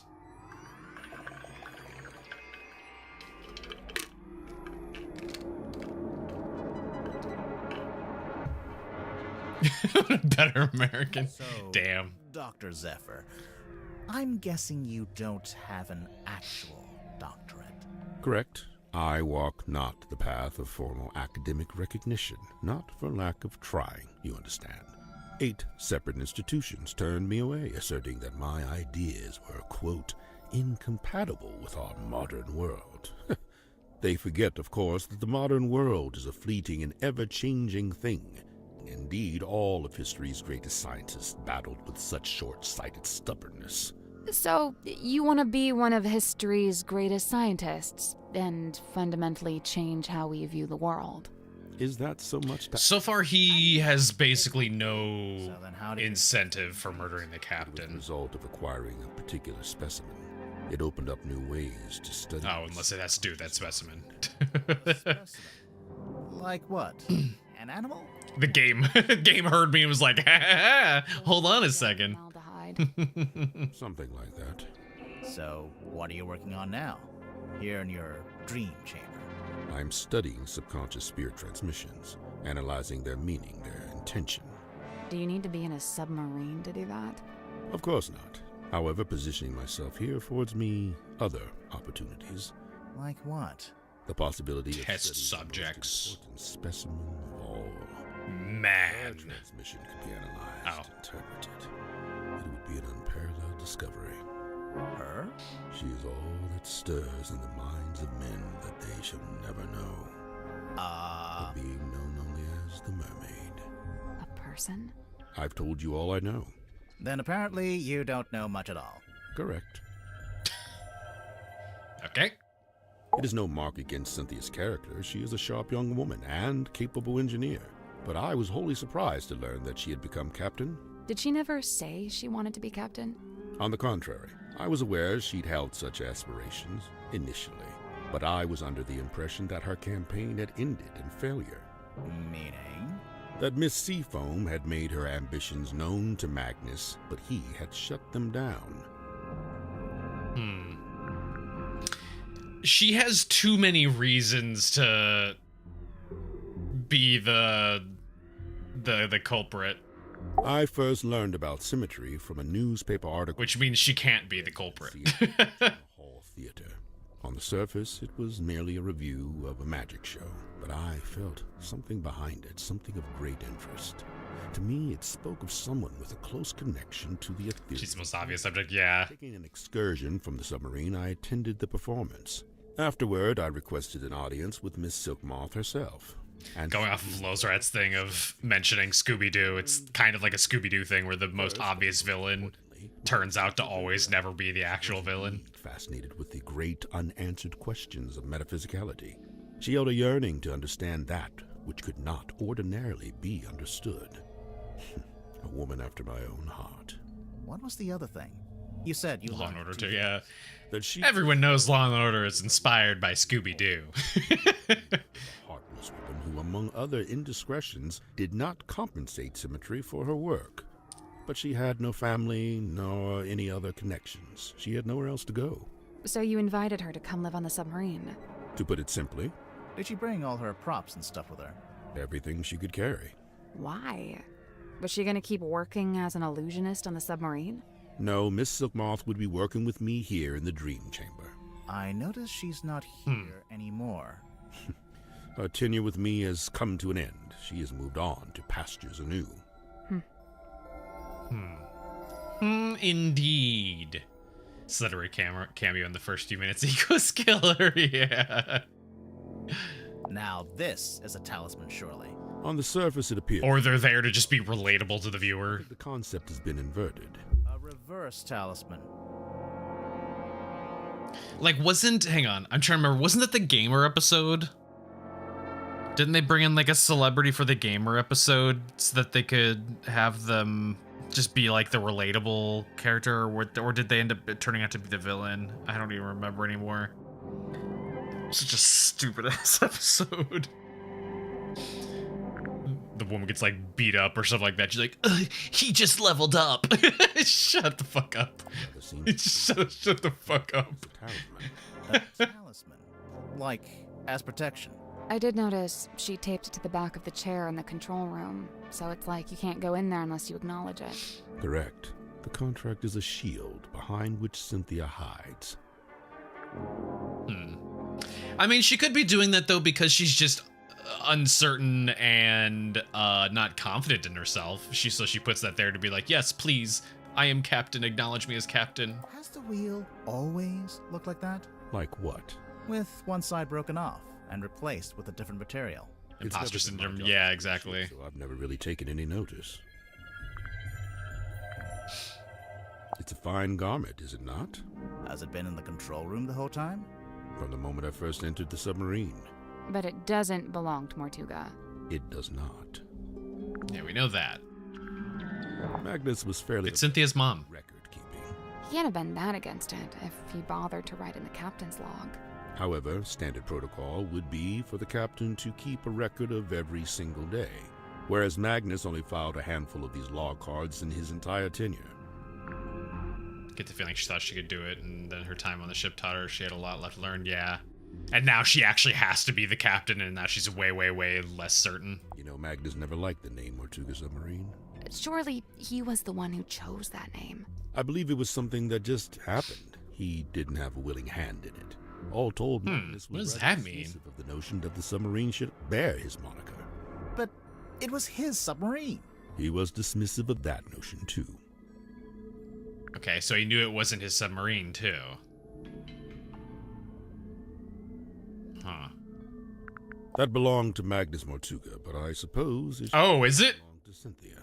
Cynthia doesn't get all of Mortuga. He had a fake eye? Because she took over as captain, surely. Of course not. However, I imagine at some point Cynthia may wish to unlock the captain's cabin. She'd need a glass eyeball to do that? Naturally. While it holds the pretense of being an eyeball. Ah, it's a key.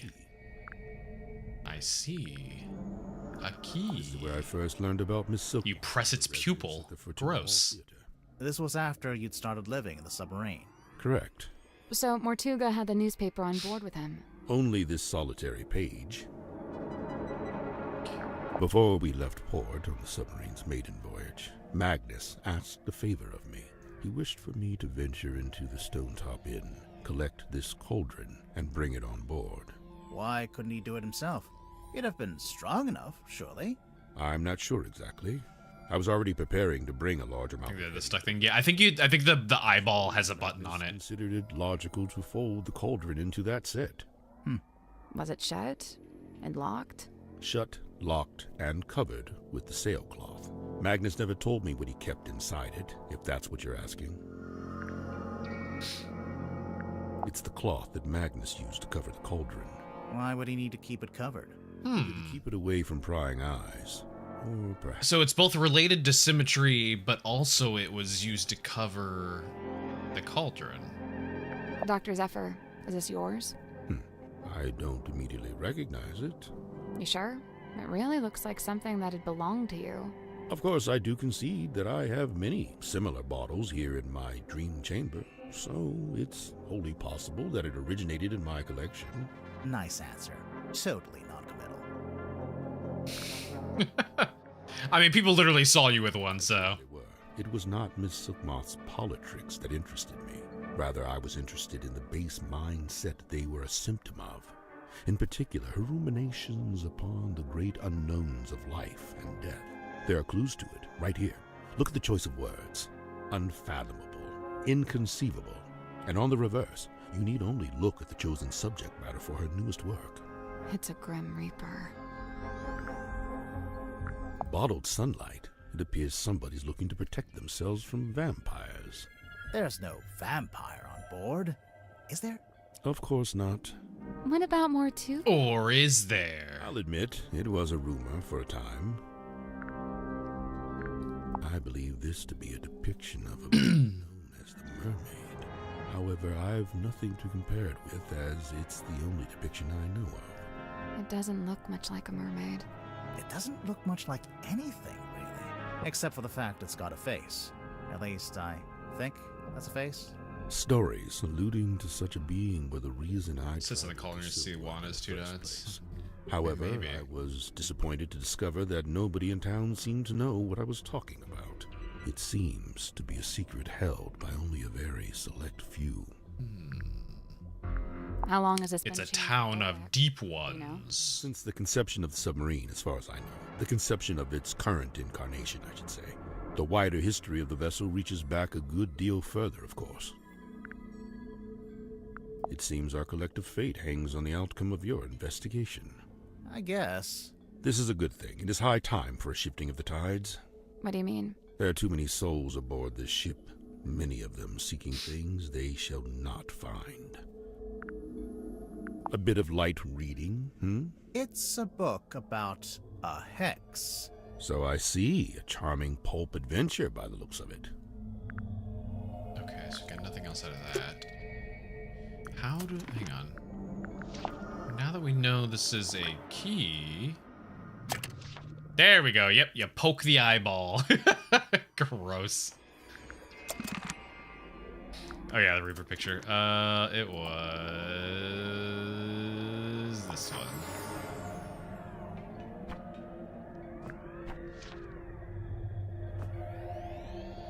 Yeah, like a plus star, star, diamond.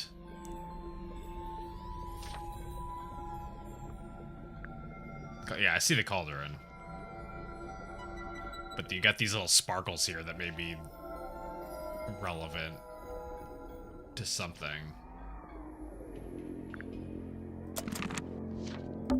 It's a weird glass bottle. It is the hex bottle. Yeah, I knew that. A glass bottle with a strange object floating inside. It was found in the dream chamber. A subtle floral smell is gently emanating from within the bottle.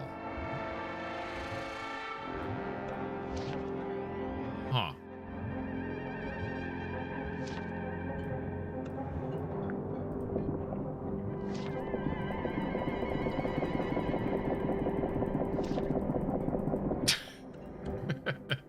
Might turn it upside down. No, okay.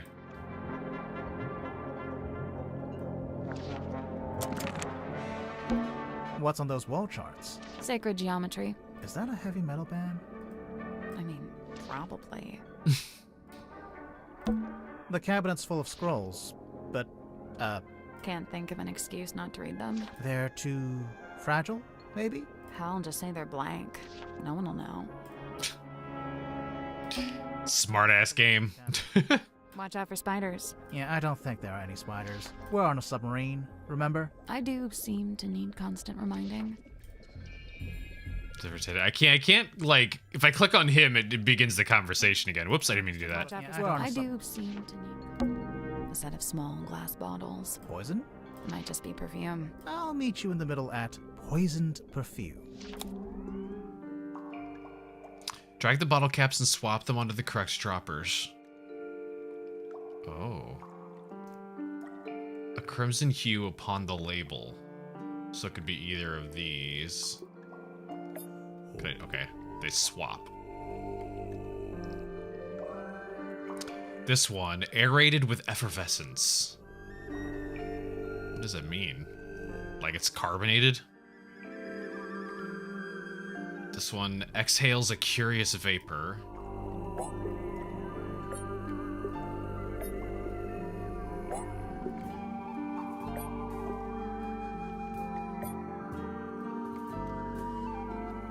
So this one, I guess, technically also needs to be carbonated.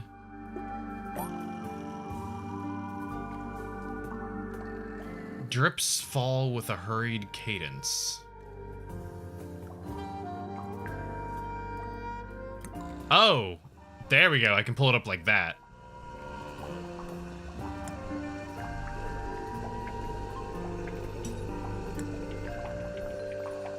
That one's got some crazy drippage. That one's gooey, sticky. Swap these. This one was stinky gassy. That's also stinky gassy.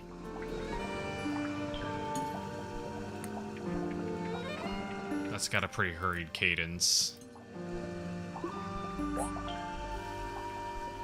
Glutinous viscosity? Oh shit. Only one of them was glutinous. What's this one? So that has to be there.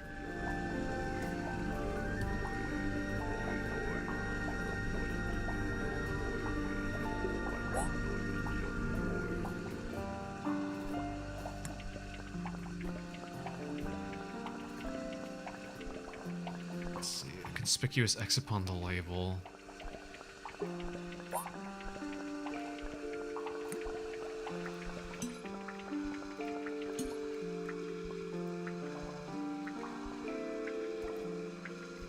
So let's see. This one has vapors, and that one has vapors.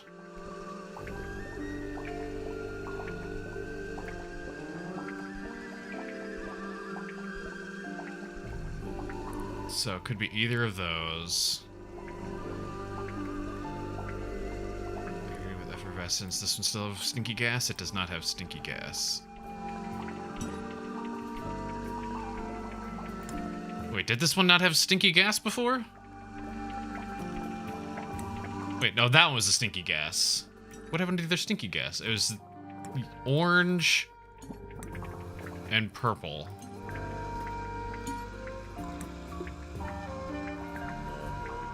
Oh, that sucks.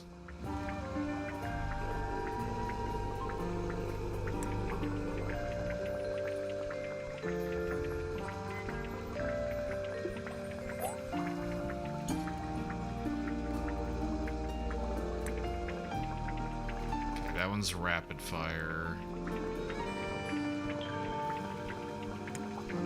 That one is stinky. Well, both of these have an X. So, well, that one also has an X too. They all have an X, so it's hard to say. You can't see. Oh, hang on. This one also has an X on it, and it's got stinky gas. And then this one just, well, it's not doing it now, but there you go. It drips really, really fast. But yeah, we have 3 that has X's on it.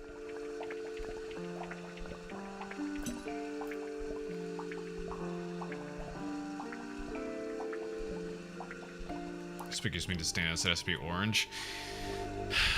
You think so? But then we're running into an issue where some of these kind of are limited in options. This one can be this one or this one, because they're both gassy.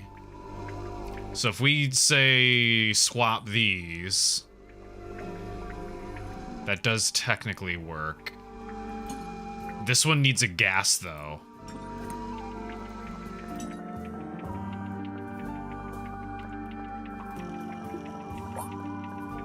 Like that.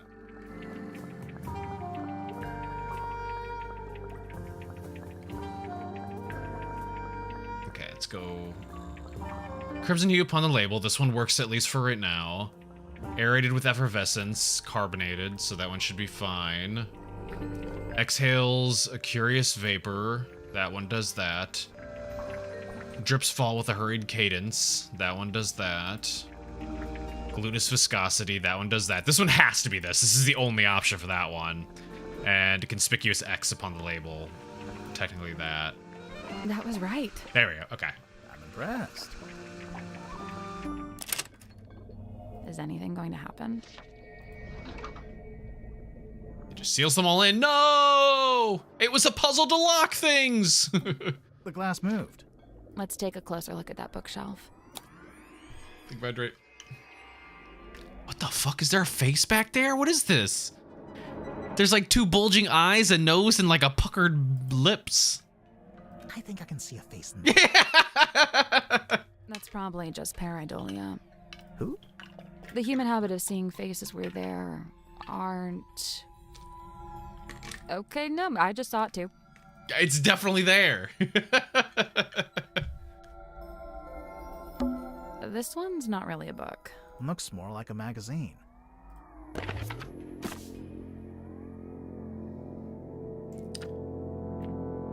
A small booklet found on the bookcase in the dream chamber. Quarterly journal listings and I almost said encores. Inquiries. Lillian Socket. Lillian Lucian, so that would be LL, was a witch of some infamy before her untimely end at the hands of a curse. Some say the locket protects from curses, others suggest it absorbs them, imbibing their power. 9 ounces. Cool. Silver snake skull. The disembodied skull of the mysterious silkworm serpent. Notably, it has no eye sockets. Use discretion as several high-quality fakes are in circulation.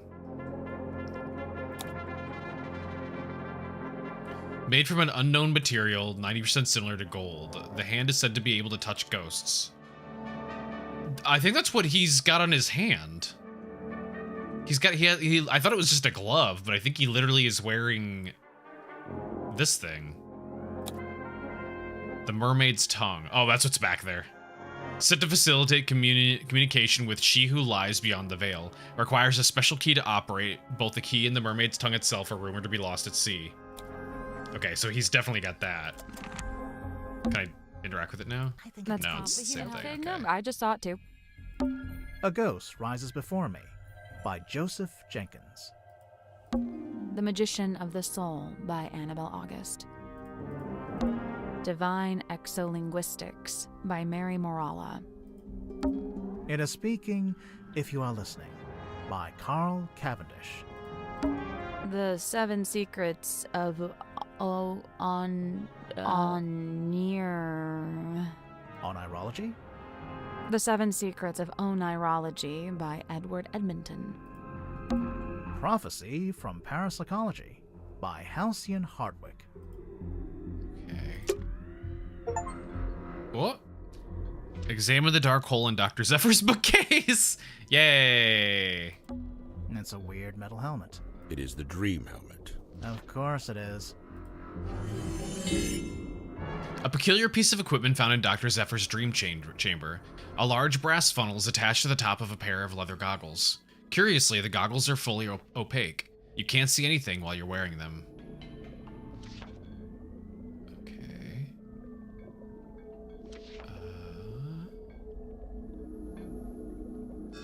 There's a crank in the front. Or not a crank. I mean, it's either a crank or a key.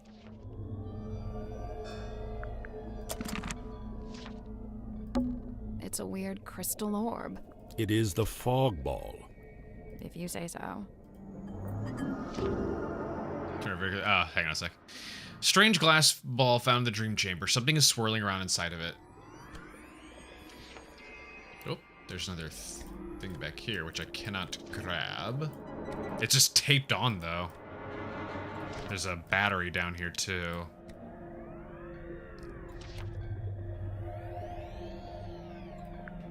Can I take this? No, I can't. It's a weird. It is the dream. Of course it is. Anyway, that's the inside part. Theoretically, a couple of these symbols were in that drawing. But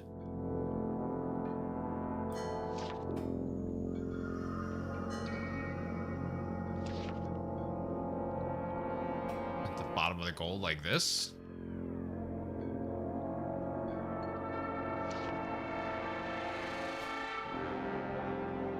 See a figure.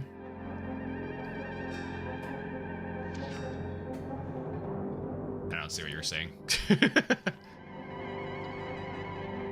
Eyes to us. Yeah, I don't see it. See how with eyes and a gold skirt.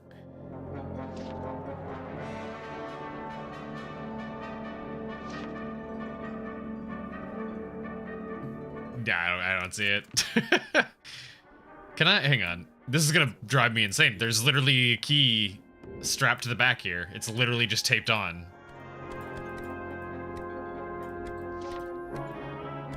I can't do anything with it though. Right-clicking doesn't do anything either. Huh. Does it get put into my inventory and then I can do that? Wait, here we go. No. Okay. If I asked you about it. Where do you get this from? It is on loan from Miss Silkmoth. So it's for some kind of magic trick. I thought it was a crystal ball, like a fortune teller would use. Indeed, it is a divining orb of a sort. However, I am not using it to see into the future, for such a pursuit is not but folly and nonsense. Right, but I'm Whoops, sure I didn't mean to do that. whatever you're using it for is totally rational and sensible. Do not question the orb. I'm always telling him that. How come the goggles are blacked out? It is a weighted sleeping mask. To induce REM sleep? Correct. What's REM sleep? That's the kind of sleep where you dream. Aha. So, what's the big funnel on top? It is an energy filter. So it filters the dreams as they come out of your head? The opposite. It filters the dreams on their way into your head? Correct. Oh yeah, dreams are transmissions from another dimension. I forgot. But what's the point of filtering them? What does it do? To study the transmission, it is first necessary to change the format of the energy signature. Oh, like when you change a WAV to an MP3. This is a syntax with which I am not familiar. Glad she called it a WAV. What is this, anyway? It is what it says it is, a quarterly journal of listings and inquiries. I noticed the prices are listed as ounces, and that's gold, I'm pretty sure. These numbers are merely a way to ascribe a universal value. Most transactions take the form of a trade, exchanging items of equivalent worth. Oh wait, so are these things that people have and they want to sell? Or is it stuff people want to buy? Both. What about that last one? The mermaid's tongue. Likely the most contentious item ever to be listed. You have half the things in this article. Believe and disdained by those who don't. Those who believe what? That such a thing could even exist. You have the glove, you have the hand, and you have the Okay, I'll buy it. The head. What's a hex bottle? It is a glass container with a hex inside. A hex like a magic spell? I've been forthcoming thus far. Unusually so for a man of my nature. However, certain things I shall be keeping to myself, especially if it has no bearing on your investigation. What if we can prove it's got something to do with the murder, or the crime scene? Ah, well then you'd have forced my hand, wouldn't you? Okay. Is there anything else in here suspicious? Not quite. It's a big dome. All the light coming from the top gets filtered through the pink glass. It gives the whole room a really weird vibe. Okay. I'll be back, sir. I've got questions. It is pink like the fireplace, but it looks like it's adjacent to the fireplace. I'm gonna go through your stuff before I talk to you, okay, lady? It's a diving helmet. One of those old, heavy ones. You think it's a safe? Nah, looks pretty dangerous. A safe. Oh! Drag the diving helmet to rotate it. Tap on the dials to rotate them. Whoa, what?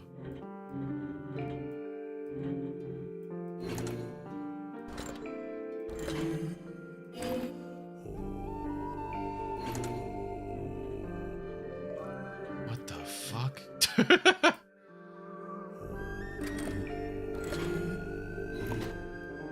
Okay, I can't look inside. I can only rotate it left and right. In a circle. Triangle. Black diamond. There we go. Water droplet. That's the one. Hey! Good job. Is it Yugen? Oh! Is it okay? Hang on.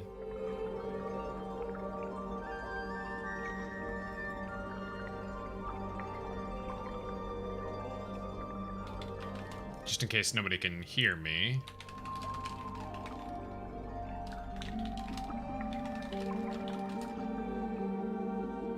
There we go.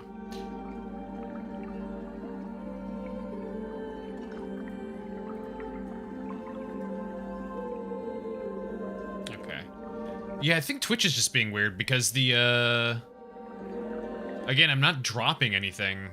OBS isn't showing anything in its log saying that, the connection's dropping or I'm dropping frames or anything. But I did see on my preview for the stream it did disconnect, so Twitch is being janky, it seems. Anyway, I solved it. What's inside? A rugged, blood-stained pocketbook. It was hidden in the airlock. what the fuck it is. Why is it doing that?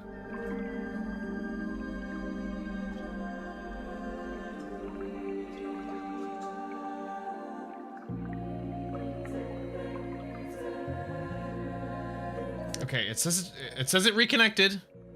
It says it reconnected. Not today. I know, right? Hang on. I'm gonna attempt to play it safe. And I'm going to, really quickly, let's lower the bitrate. That way, there's a little bit more overhead.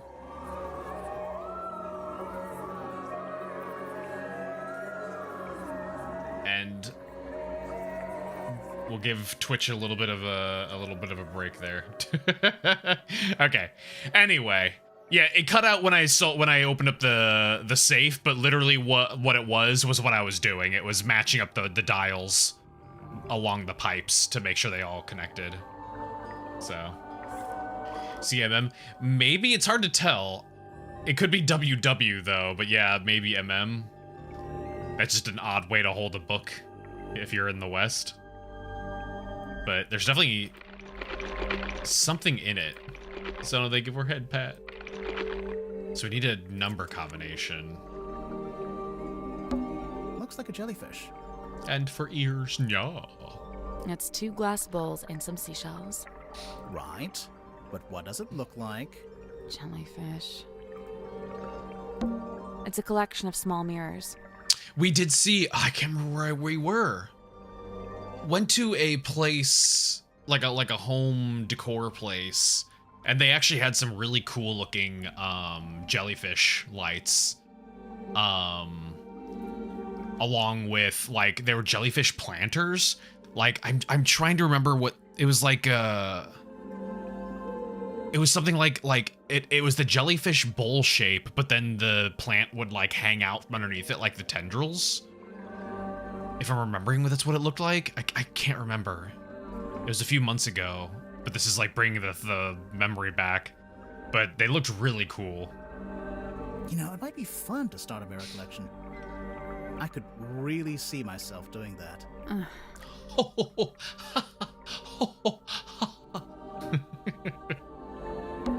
Sally. She can't be the bad guy, exactly. Also, look at how chill she is. She's just vibing with some tea. How do you feel about swimming? Nope, not happening. There's a chest in there. It's a treasure chest. We can't reach it while it's underwater.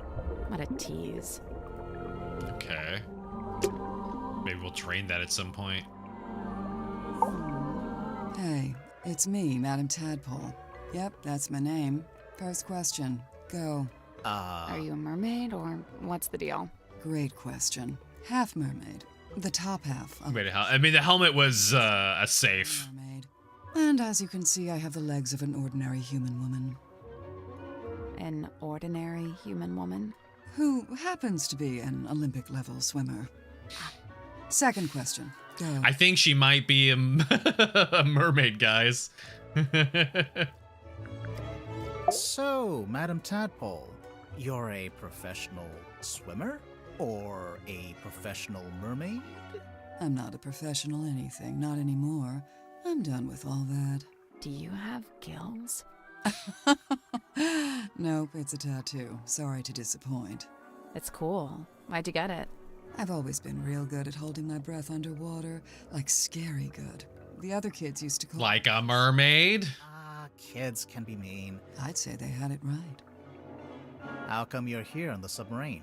Okay, so I like to go diving. In the sea, deep. Oh, like with an oxygen tank and a mask? No. I don't use any of that stuff. Anyway, so one time I went too deep. I wasn't going to come back up. I was pretty much done for. Somehow Magnus found me, pulled me into his submarine, and brought me back. I owe him my life. Wait, so are you from Silkworm? Were you living in the town? Nope, I'm from far away. Then how come you were diving into this bit of ocean? Oh, well, yeah, I was visiting the town. For work. What kind of work? Mermaid work. Like I said, I'm done with all that. So, Mortuga saved you from drowning, and you just decided to stay? It's where I belong. The ocean. I had my fill of living on land. She's got some crazy lashes, though. Looks like you've made yourself pretty comfortable down here. Magnus offered me one of the bunk rooms, but I turned him down.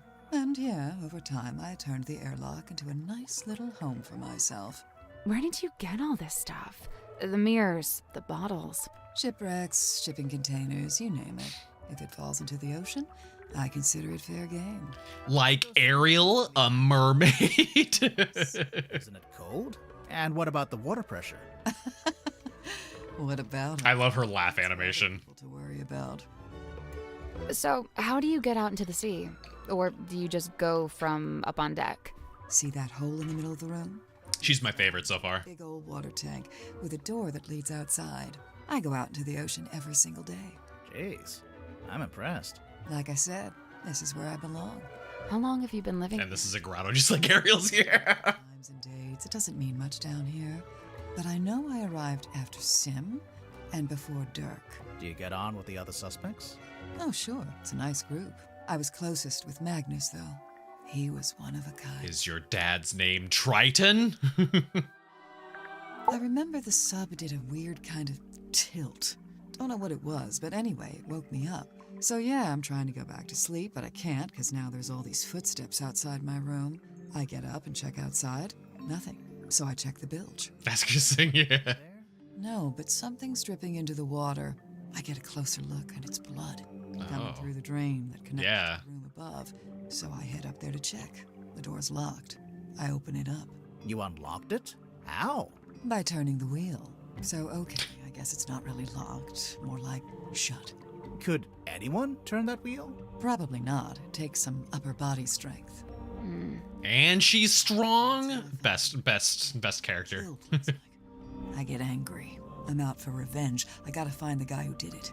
So I run to the mess hall. Nobody. Climb up to the parlor. Nobody.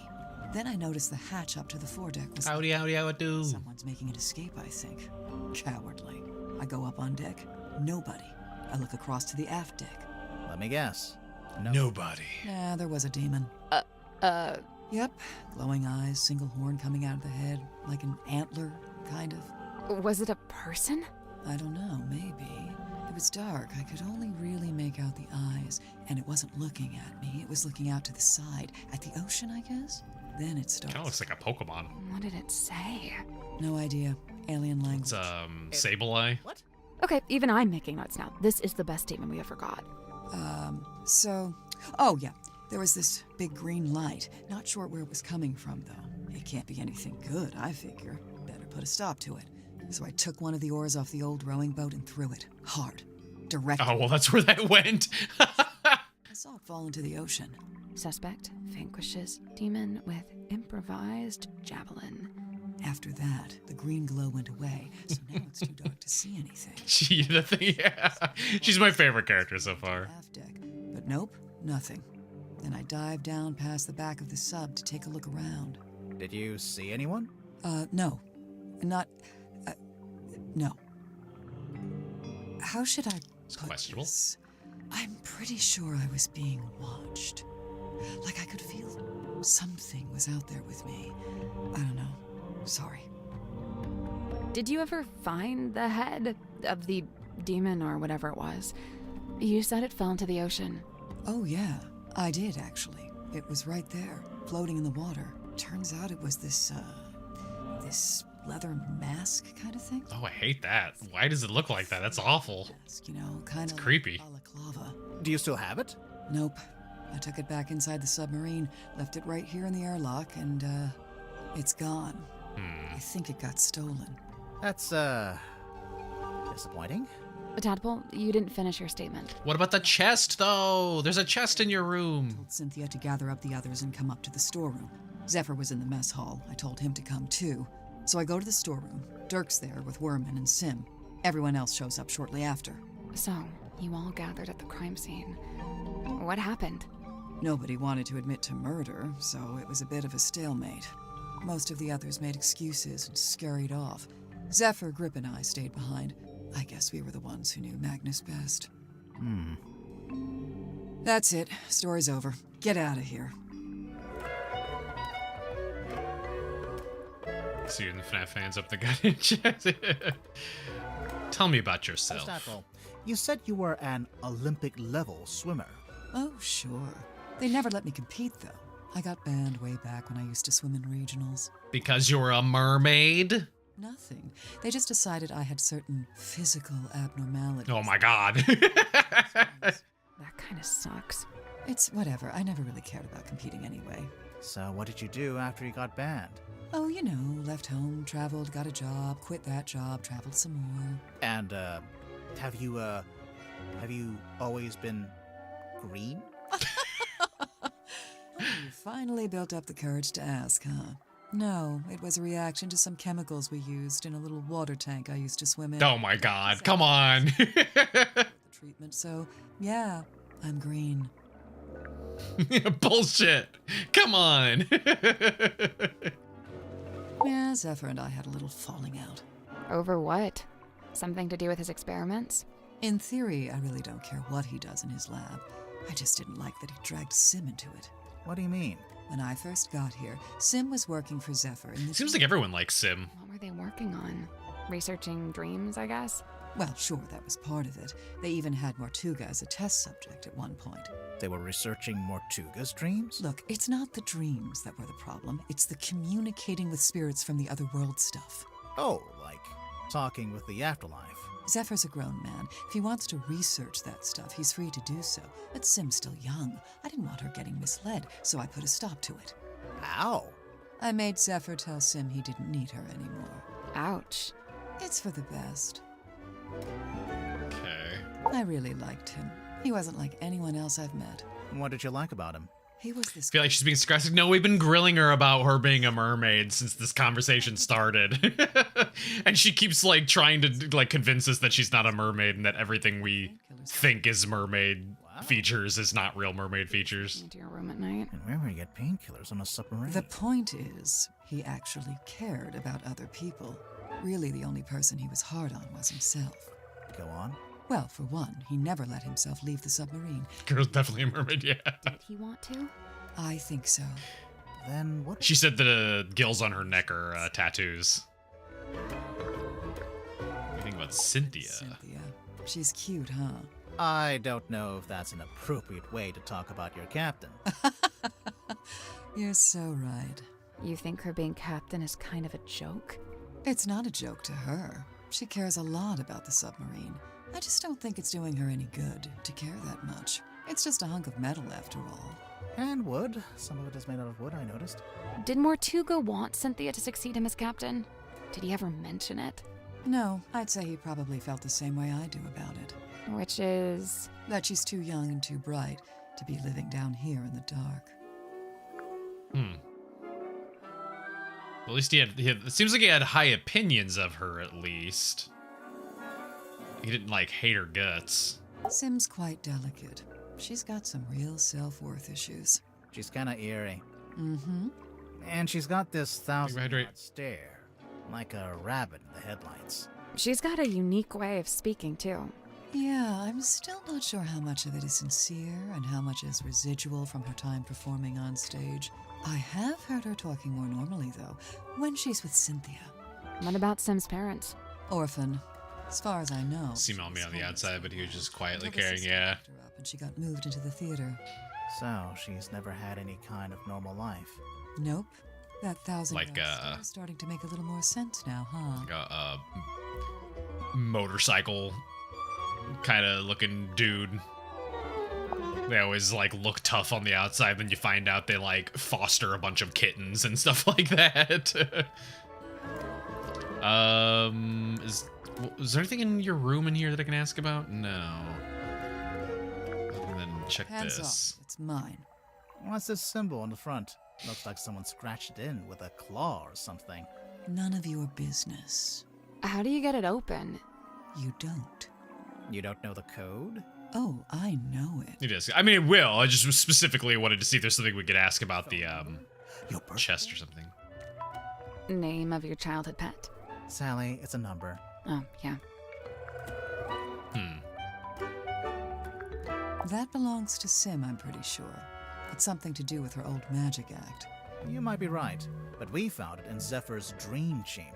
Is the I key in the journal? No, the journal is a number combination. They already said. Oh, excuse me. They said the I key is for getting into the captain's room. You use it on the door. This pattern looks a bit like a dream catcher. What's a dream catcher? It's something you hang in your bedroom window when you're a teenage girl. Bingo. I see. How do you not know what a dream catcher is, man? Recognize any of these objects? The mermaid's tongue, rumored to be lost at sea. Don't believe the lies. Tadpole? Oh, no, not by name. Maybe Zephyr was trying to get hold of it. Yeah, maybe he was. Any idea what Zephyr's keeping in this bottle? Whatever it is, he dumps it into the ocean every single night. What? What do you mean?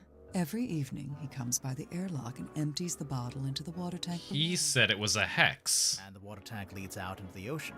Yeah, and then each morning he comes by with the empty bottle and fills it back up again. Why? What's he doing? I've never managed to work it out.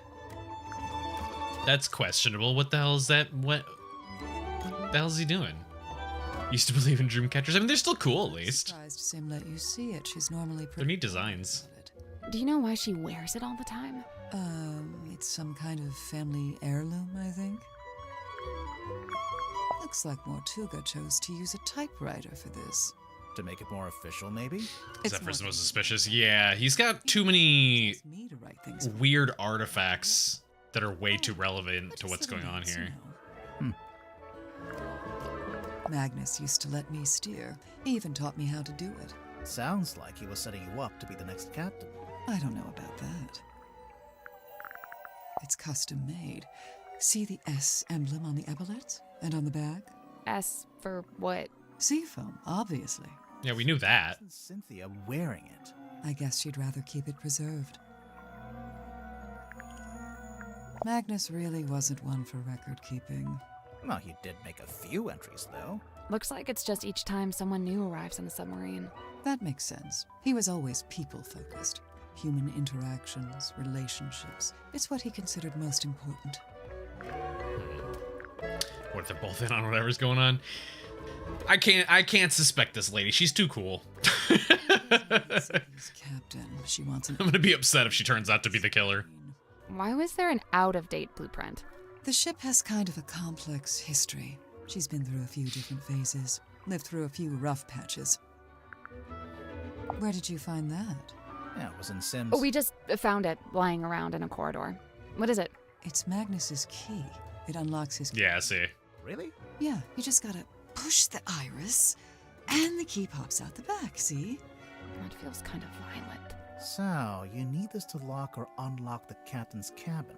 Uh-huh. Magnus only locked that door on rare occasions, but whenever he did, he used this key. And, the cabin is? Down the hall from the parlor, at the very back of the submarine. No one has a jellyfish life is evil. Where did you find this? Symmetry had it. Does it not belong to her? No, it belongs to Magnus. Just the front page? Or did he have the whole newspaper? Just this one page. Why is he so interested in Sim's old magic act? He's not. He's interested in Sim.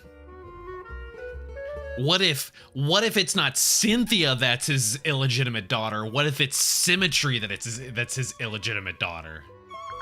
All I can say for sure is that at one time, this cauldron spent several years underwater.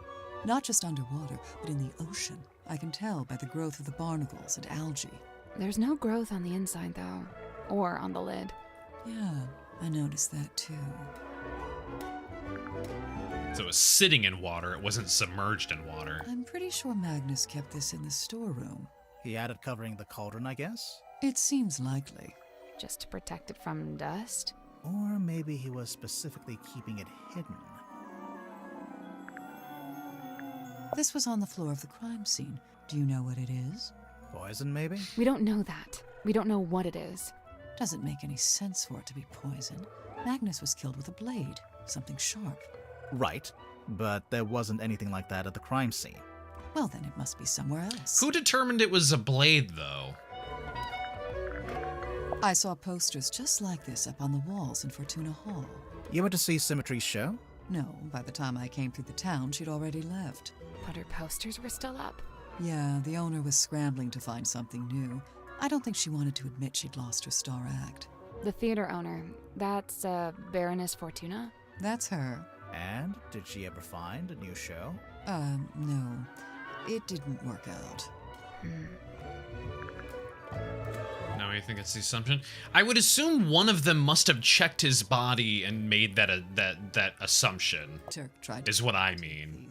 But I don't know if we have an answer of who did that yet. Deficiency. He said that's why everyone on the submarine is, in his words, moody and weird. Damn. I mean, he's probably not wrong. They probably all do have vitamin D deficiency. What? Oh. Like I know what this is. The thing in the painting. Music changed. You've seen it? Not seen it. More like felt it. I'm pretty sure it's out there. Maybe even right now. Should we be worried about this? That's up to you. Whoa, okay. That was a sudden shift. Magnus wouldn't bring this inside the submarine, but he didn't seem to want to get rid of it either. So it must have some kind of purpose. We already know what it does. We saw it on the way in. It shines a big green light so you know where to go to find the submarine. Grimoire seems closet checking, yeah. I mean, there was so many scratches all on the inside of the cauldron.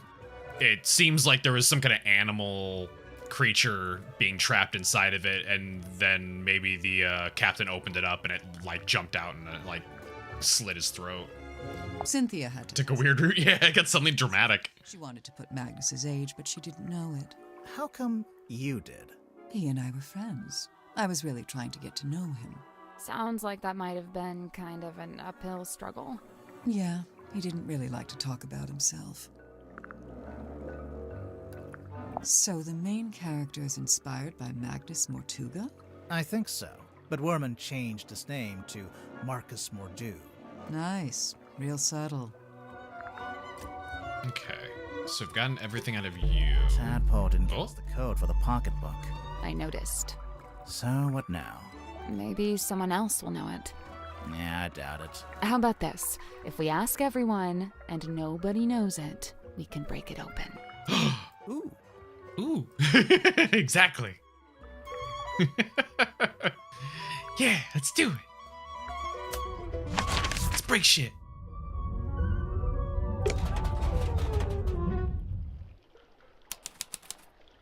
The bilge. It's just pitch black. Oh my god, it is. I was kind of joking. It is actually just pitch black. I can't see shit. It's almost pitch black in here. I'm guessing you didn't bring a flashlight. Nope. Nope. All right. Well, we'll back out of here and come back. We got 4 that are unlocked. Breaking things nice. Yeah. Can't up for the mermaid tongue too. Yeah.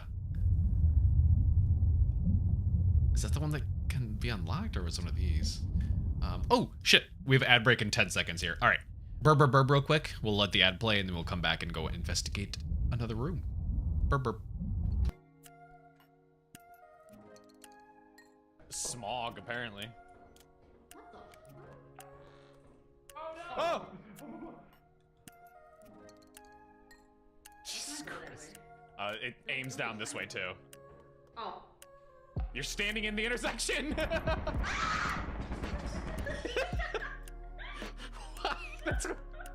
That's literally what I was trying to warn you about.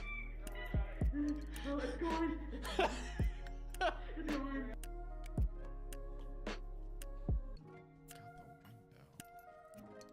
Oh, wait.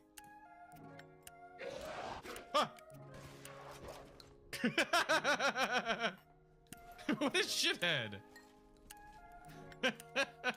070408. What a dickhead. Little troll. Did he write that? Was that part of his plan?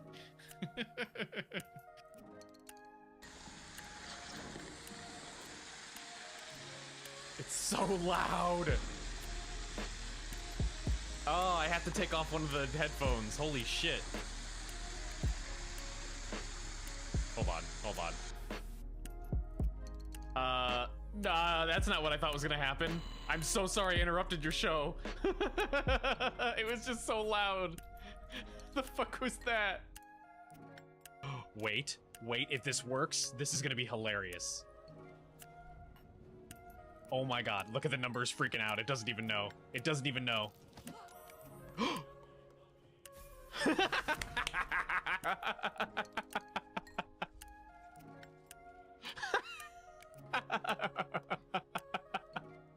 Get dunked on, old lady.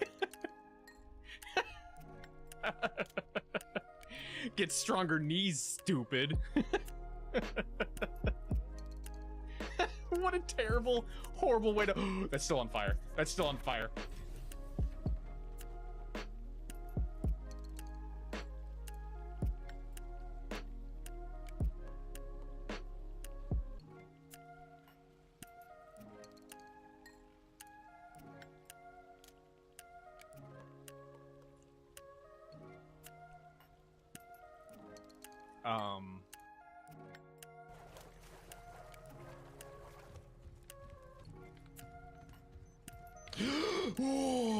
Oh my god. Oh, my heart just dropped to my stomach. There we go. Oh, I almost ran right into that. Cool. Thank God, I damn straight I don't have time to play the piano. Atta girl. Damn. Oh. Damn. Oh. Oh my god. Are you done? Okay, I think she's done. That was funny. Okay, this is just A-okay and functioning fine now. Oh. Please.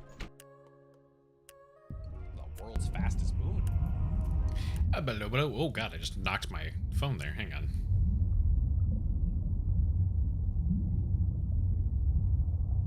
There we go, fix that. Also, can I help you, ma'am? Hang on, Cora's being needy. I'm gonna give her a couple treats. You want some snackies? Well, now you're just running away as soon as I get up.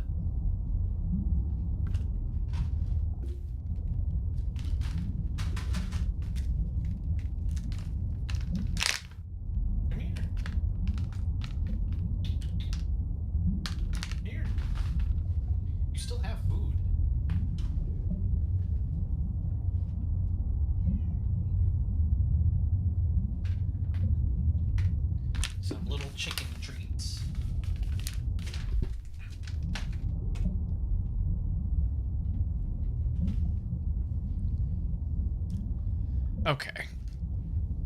Did they say which one of these was supposed to be the captain's room? It looks like this one can be unlocked. Locked.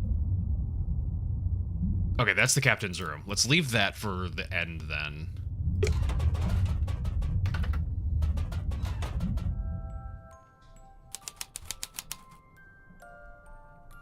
Oh, that's a cozy bunk. It's an origami bird. The movement of the submarine makes it look like it's blowing in the wind. It's a magazine. Hey, this is pretty recent. A movie magazine found in Symmetry and Cynthia's bunk. Cinematique. Movies, culture, news, and reviews. Hex marks the spot. Cinematique magazine sits down with the stars of Vincent Van de Peer's latest film. Julie Genele, Belisha Bonetop. Julie, since we last saw you, you've won Best Actress twice and released an eponymous folk rock album. How do you find the time? I always say I have the same 24 hours in the day as everyone else. Also, Julie, what attracted you to the Hex of the Helmsman? I always loved the mystery and romance of the sea, and the script was a beautifully dark love story. But most of all, I just like working with Vincent. There's a feeling of security there, since he produces too. At this point in your career, you're clearly in high demand. We heard a rumor that the majority of the budget for this movie went on your salary. Frowning. I very much doubt that's true, but yes, these days I'm the one holding the cards when I approach a contract situation. I'm a bit of a shrewd negotiator, to be honest. Laughs. The film is an adaptation of a novel of the same name by author J.D. Werman. I've been meaning to read it. Let's talk sequels. Well, you just mentioned the novel. There's only one, isn't there? Well, for now, anyway. But we heard you and Dirk both signed multi-picture deals. Yeah, we did. I know Vincent is keen to make as many of these as he can. So you'll keep playing Belisha Bonetop? Sure, unless the writers kill her off. Laughs. Dirk Damson, Marcus Mordum. Dirk, how did you get in shape for the role? Well, the production paid for a personal trainer, and I'm not allowed to eat bread. Hex of the Helmsman is out this weekend. Check our next issue for a full review. Nice. Hex of the Helmsman, okay. Wit and Whimsy Pictures presents a Vincent Vanderpeer production. Okay, just the credits. Okay. Oh, cool. A board game. Want to play? We don't know the rules. You don't normally let that stop you. It's a pig. It's a safe. In the shape of a pig. Another safe. Oh, Jesus Christ. Interact with the parts of the safe until they're in the correct arrangement. What?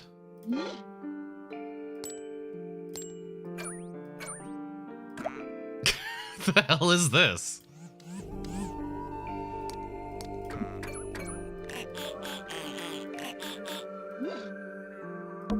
These ones aren't buttons. It's just some kind of display.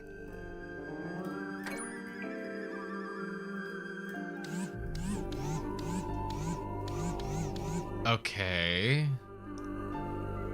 We have to make this add up, I think.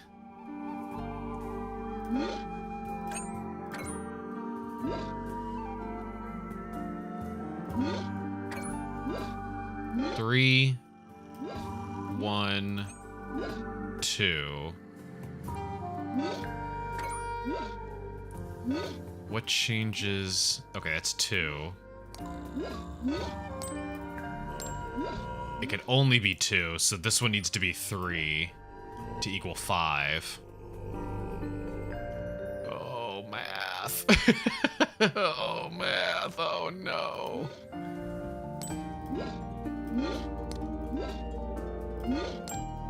Okay, that changes the one down there.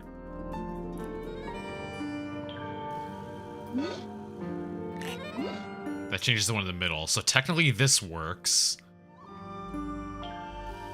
You need a warning label, yeah. It's it'll be the on Steam, every store page will be the content, the mature content disclosure, the AI disclosure, and then a math disclosure. Okay, that equals 6. That doesn't equal out though.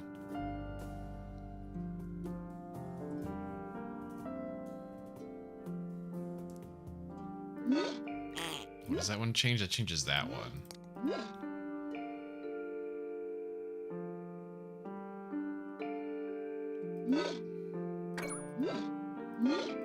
Okay, that has to be 1.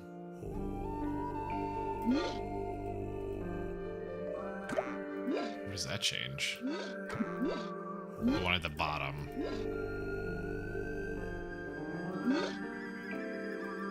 Ears don't turn.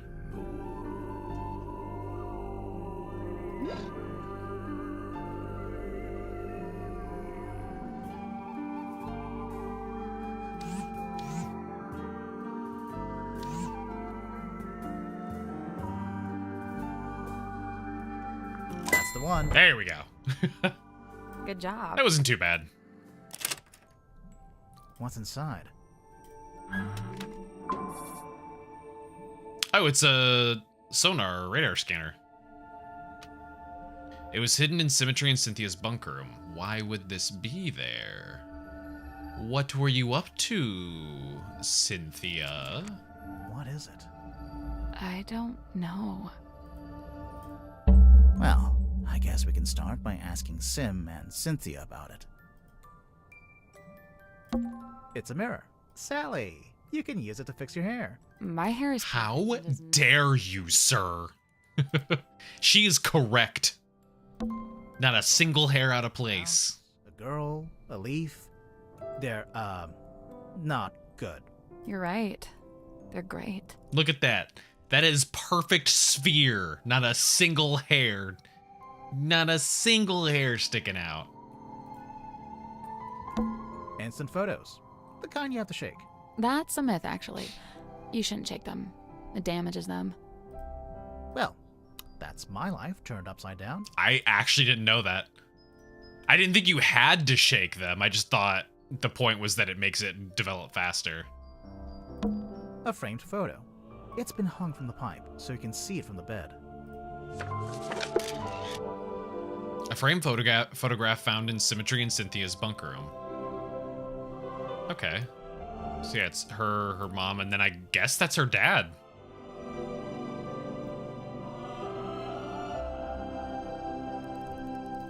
Okay. Polaroid said that AMs ago. I never even owned one of those cameras. But also, nobody listens to that shit. Sun-ripened tomato. Dang. Sounds good. Look at that little wooden house. Aww. Looks like it'd be a nice place to live. Stepfather? I don't know, because didn't they... Wasn't it implied she didn't have a good relationship with her stepfather? And it looks like he's got to, like, just has his hand on her shoulder, as if they were like, kind of close. It's a window. It must be a light, too, since we're underwater. Just like Nintendo and their cartridges. She said... They've taped yellow paper to... When they were investigating this, said stepfather? So? I think they want it to look like the sun. That is a clever thing to do, actually. It's actually really smart, putting a bunch of yellow paper on it. In her first minute. Oh, no. I remember her talking about her stepdad, but I remember her also, like I said, I remember her saying that she didn't have, like, a particularly great relationship with her stepdad. So this potentially could just be an older photo. Because her stepdad was in the town. So I'm not sure. The boat's back there. So theoretically that would be when the mom was still like adventuring and stuff like that. He looks grumpy. I don't know. We'll find out. But yeah, the cartridge one is funny. I still blow in cartridges. Nintendo can tell me whatever the fuck they want. I'm gonna keep blowing in those cartridges. That's not stopping anytime soon. Whoa. Okay. It's a suitcase. Clothes are neatly folded inside. It smells like men's aftershave. I'm getting bergamot, cedarwood, and notes of citrus. You done sniffing the suitcase? Alright. It's a huge iron dumbbell. Maybe don't sniff people's things. So, you gonna pick it up? Might be a clue. I doubt it. Big, blunt object like that. Could be a weapon. I'd say it looks pretty suspicious. Worth investigating. I disagree. It's some kind of doll. See her type up on the top bunk. Reminds me of the gardening guy. Yeah, kinda. The large himbo. Sally, no. It's a collectible action figure. Same thing. Marcus Mordoom. Oh, the Devil of the Deep. That theoretically is what's in Symmetry's drawing. An action figure still in the original packaging. It was probably displayed in the bunk room. A man cursed by the sea. He sees it in his nightmares. He sees it when he shuts his eyes. He cannot escape from it. But what or who is it?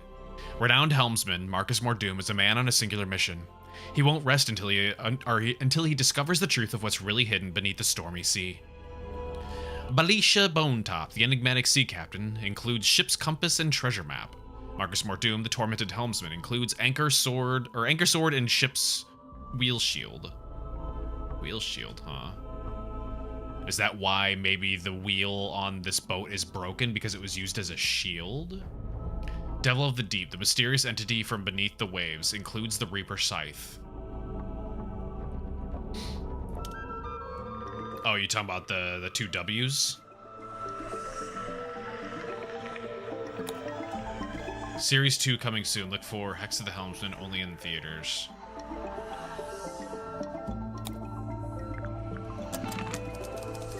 Yeah, maybe. Because it didn't belong to Tadpole. She just found it. No, it did belong to her. It was her thing, wasn't it? Because she knows the code to it and everything, wasn't it? There's a sink here with its own little mirror. Looks like someone's been using it to shave. This guy looks so pissy. There's food lying around. Do they want rats? Sally, it's a submarine. Oops, I didn't mean to skip that. Either there are already rats, or there are no rats. He's got a point, actually. I guess the submarine doesn't have a laundry room. It's a punching bag. Looks like it's been recently punched. What? Is that a tuxedo? You never know when you might have to go to a fancy party. What's this in the front pocket? It's a cell phone. It's locked. Oh, it's just a smartphone. Okay. Well, I guess that sets the era that we're in. What do you mean it's locked? How can a phone be locked? Oh, God. Interesting way to lock your phone. Drag the tiles into the correct slots. We're making a picture, it looks like. Yeah.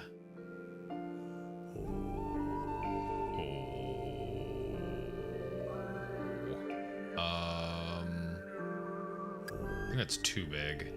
Yeah.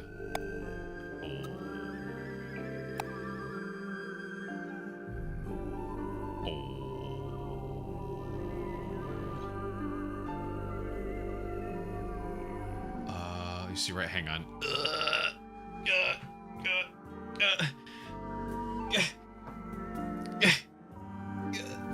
There you go. There's some more. There's nowhere for me to go.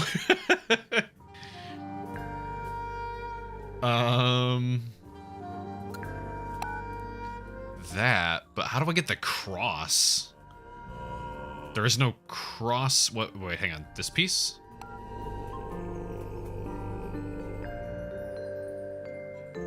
Thinking moon phase. No, just shaping.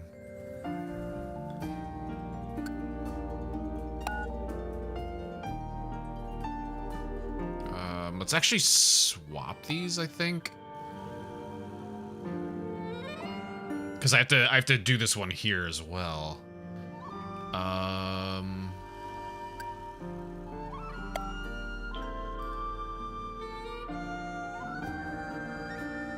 That. Oh, actually.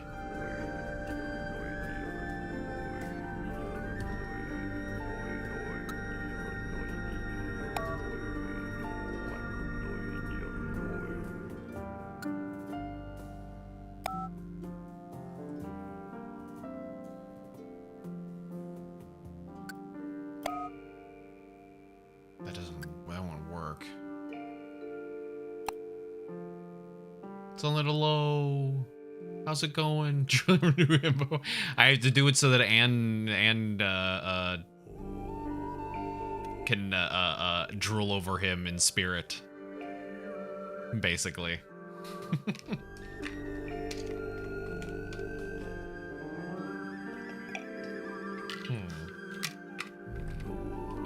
I'm transmitting it into her dreams as she sleeps. Let's make this one in the meantime. Actually, no. That's a big one. That one.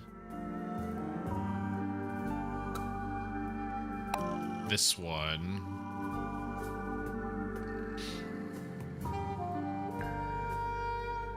I don't have a short nub. Oh, here we go. A short nubbin. Right there. Okay, so that makes that.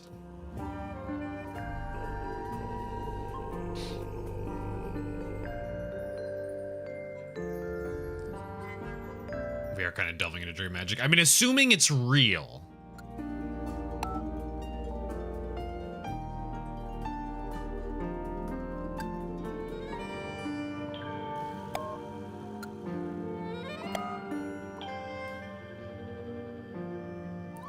This kind of sucks. I don't know why I put that there. That. And that.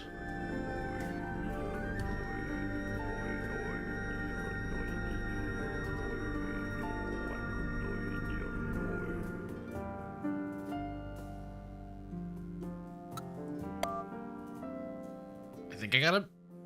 Hey! Hey! I'm impressed. It's unlocked. So now we can look at it? I'm glad they're just ignoring me as I root through their shit. A cell phone with a lid that flips open. It was found at in the pocket of a tuxedo in the bunks room. Welcome, Dirk. Got 2 outgoing calls. Accountant Polly, Agent Marsha. Whoop. Big Real Steven. Dirk to Big or from Big Real Studios. The offer's still on the table. 500,000 with no multi-picture deal. Sci-fi lasers explosions. It's gonna be big. Call me, Steve. 2 Van de Peer. He's still struggling. He keeps writing the first chapter over and over. I'll let you know if there's any progress. Gotcha.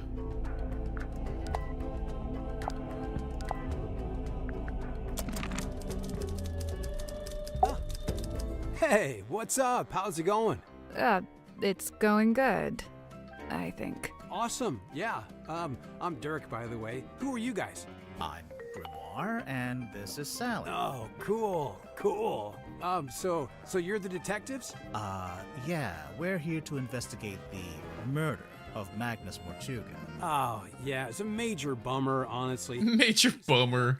I mean, you know, sure. Got a stomach bug. But like in a good way. You're proving me right that you're always sick. Tell us your surname. Oh, right. Sorry. I hope you feel better though. Actor.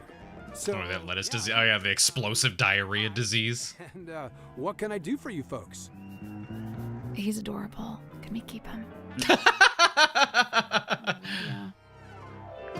Yeah. God damn it. Well, she did that for Anne. So, Dirk, you're an actor. What kind? Oh, well, so for ages, I just did commercials. And then about a year ago, I finally got cast in a movie. Nice. How could she? She likes her men large and stupid. The helmsman. I played the helmsman. Marcus Mordoom? Oh, you've seen it? No, but I read the book. Oh man, the book is gnarly. I mean, I'm not usually one for reading, but I actually finished it. Yeah, the whole thing. Congrats. Wow. The author's a stand-up dude, too. J.D. Warman. You know him? Well, yeah, he's sitting right over there. You should go talk to him. Super friendly, loves meeting new people. I bet. Was your movie a success, Dirk? Yeah, man, it's making megabucks. Are you going to make a sequel? Well, you know, they want to move on that ASAP, but, you know, we're not ready to start filming yet. And what? You're taking your vacation on a submarine while you wait? No, I'm just tagging along here with Worman. Yeah, he wanted to take a trip out here, and I figure, yeah, you know, the more the merrier. What do you make of the Mortuga submarine? Man, this place is wild. It's like something out of a weird old book. Nobody back home is gonna believe any of it. How do you like living here? Honestly, mixed bag. You know, so I love meeting all the weirdos that ended up down here. You know, all kinds of people I'd normally never rub shoulders with, you know. But man, is it dark. I mean, there's no sun, no day, no night. You barely even feel the time passing. Listen, if you're not careful, it'll get you. No, for real. You seem to be holding out. Ha, well, thanks. You know, so far so good. How long has it been? I feel like half of what he just described was like if you lived in Alaska. Recent arrivals, aside from Mariana. It's lucky they still had this room free. You ended up with pretty nice living quarters. It's because of the weather. The weather's making your stomach upset? You're basically just a passenger, am I right? You don't have a job here on the submarine? Well, you know, I set myself personal goals. Like what? Like, well, I was trying to find out everyone's birthday. I got Cynthia's, Grip's, Tadpole's. Oh man, that one took some doing. Yeah, she does not like to share personal info, let me tell you. Mortuga, though, brick wall. Ah, how dare. Not give me the goods. Okay. Tell me about how you murdered. When the submarine did a weird kind of movement, like a sudden tilt. It woke Worman up too. So yeah, we were both sitting there, awake, not sure what's going on. At some point, I got curious what time it was, so I looked at my watch. But as I was looking at it, it freaked out. Oh, the hands moving all over, and like they were trying to point in all directions at once, if that makes any sense.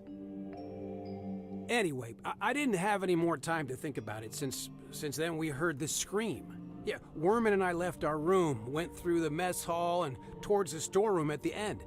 It was unlocked. Sim was standing in the doorway. Mortuga was on the floor, totally dead. I tried to help Sim, pull her away. Worman, though, he just stood there, staring. Like, didn't look away once. It was like he was trying to commit it to memory or something. Although, I don't think he noticed the person outside. Sorry, what? Outside the submarine. Yeah, I saw someone swim down past the window. I couldn't tell who. Oh, that would have had to have been Tadpole. Okay. What did you do next? I wasn't sure what to do, to be honest. Luckily, Tadpole showed up a short while later, and she kind of took charge. Grip and Cynthia showed up next, then Mariana, then Zephyr. Tadpole wanted to know what had happened, but nobody had any answers for her. It was bad vibes all around. Sim and Cynthia left first, then Worman, then me and Mariana. We left around the same time. So, yeah, I went back to my room. Worman was there already. He'd gone straight back to work. And, that's all I got. Can I stop talking now? Nope, because now you gotta tell us about people. Tadpole? Oh, she's awesome. Got all kinds. Damn straight she is. Takes some work to get them out of her, but it's totally worth it. Like, get this. I found out she used to be a rescue diver, but they banned her for being too good. How can you be too good at that? I don't know. She'd go too deep, stay under too long, break all the guidelines, Huh. I gotta say, no disrespect to Cynthia, but I'm disappointed Tadpole didn't become the new captain. What, did Tadpole say she wanted to be captain? No, I just think she'd be really good at it. I mean, she's smart, brave, plus she knows all about the ocean. I mean, come on. Dirk Dansom, 6'2", blonde, athletic, passionate, adaptable. Okay, all right. And how long have you been an actor? Oh man, I've been trying to break into it for like forever, but I was getting nowhere until Mr. Vanderpeer said he wanted to hire an unknown for his new project, Hex of the Helmsman. It's kind of a fantasy horror adventure. I play mysterious anti-hero Marcus Mordoon. He's pretty much the main guy. So you went from getting no work to getting the lead in a big movie. Crazy, right? So you're rich and famous now? Well, I mean, yeah, right? I mean, hello. Hello. Hey, what's up? Dr. Z. Oh, man, love this guy. Hey, did he show you his curiosity collection? I don't think so. Dude has some seriously rad stuff in there. Plus, like, it's all real, Worth a lot of money, you think? Oh, totally. The guy's sitting on a gold mine. There was this one thing. It was behind glass, like this spooky mask. Yeah, I know. I saw it. It wouldn't let me interact with it. Dr. Z said it was priceless.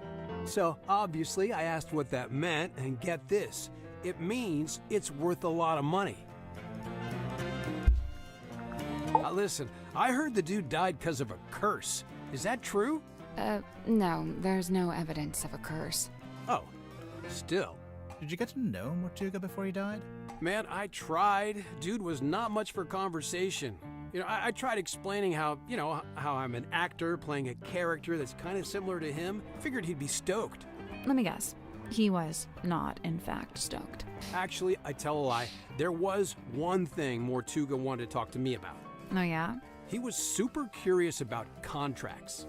Like, the legal documents. Yeah, he wanted to know how they work. Like, how they can be used to make people do stuff or not do stuff.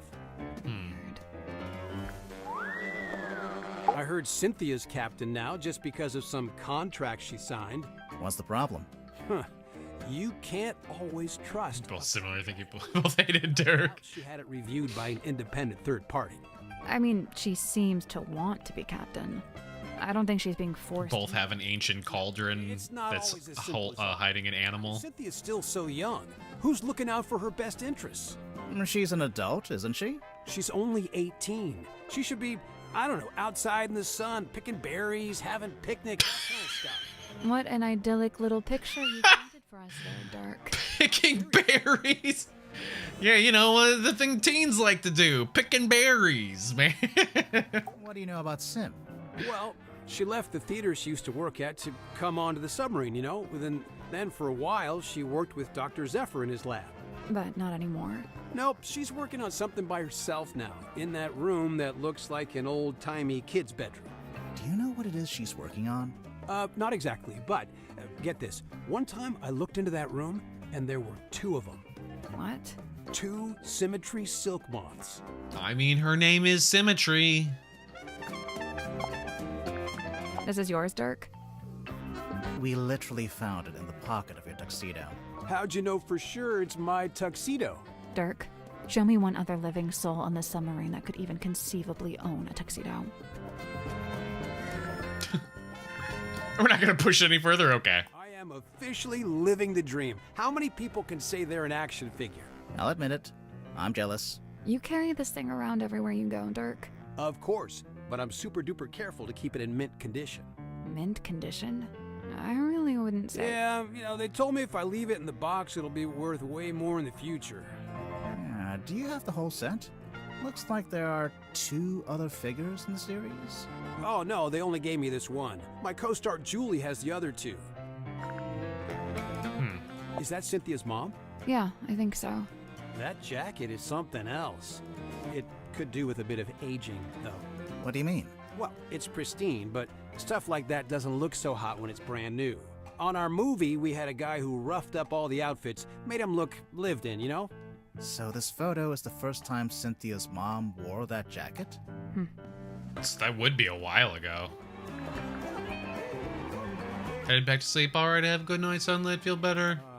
I don't know what that is. It's making me nervous, though.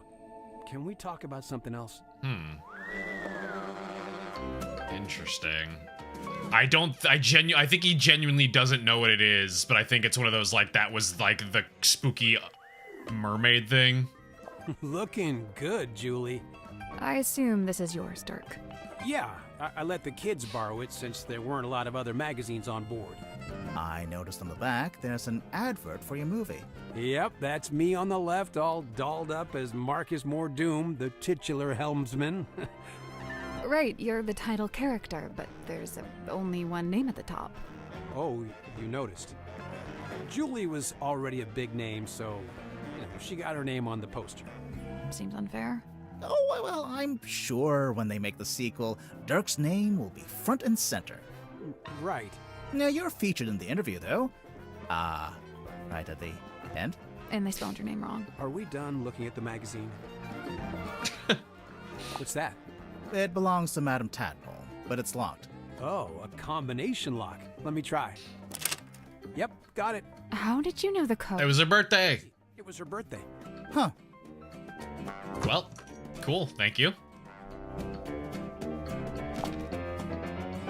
Oh, it's got a bunch of stuff in there. It's actually a shallow box with a number of objects kept inside. The inside of the box smells of cigar smoke and alcohol.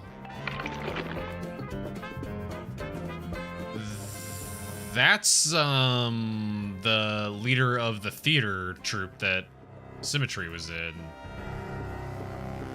Fortuna Moon Tanya.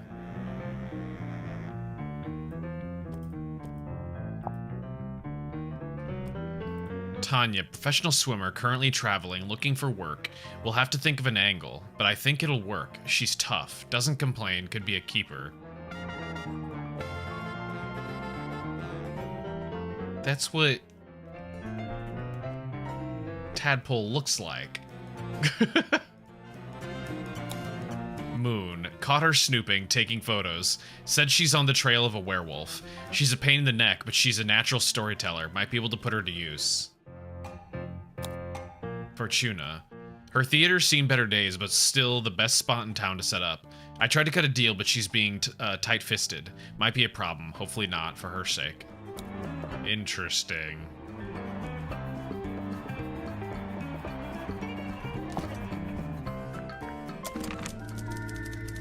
Oh, I wasn't done. Is that a crystal ball? Yeah, I think it's... Is Tadpole gonna be a femme fatale? In the sense that it's a magic ball you look into and you see your future or whatever? Oh, yeah, I guess. Why don't you look into it? You'll see yourself solving the murder, and then you'll know who did it. It's genius. Dr. Z told me this is a dream helmet. Have you tried it out? Nope, I don't dream. What? Yes, you do.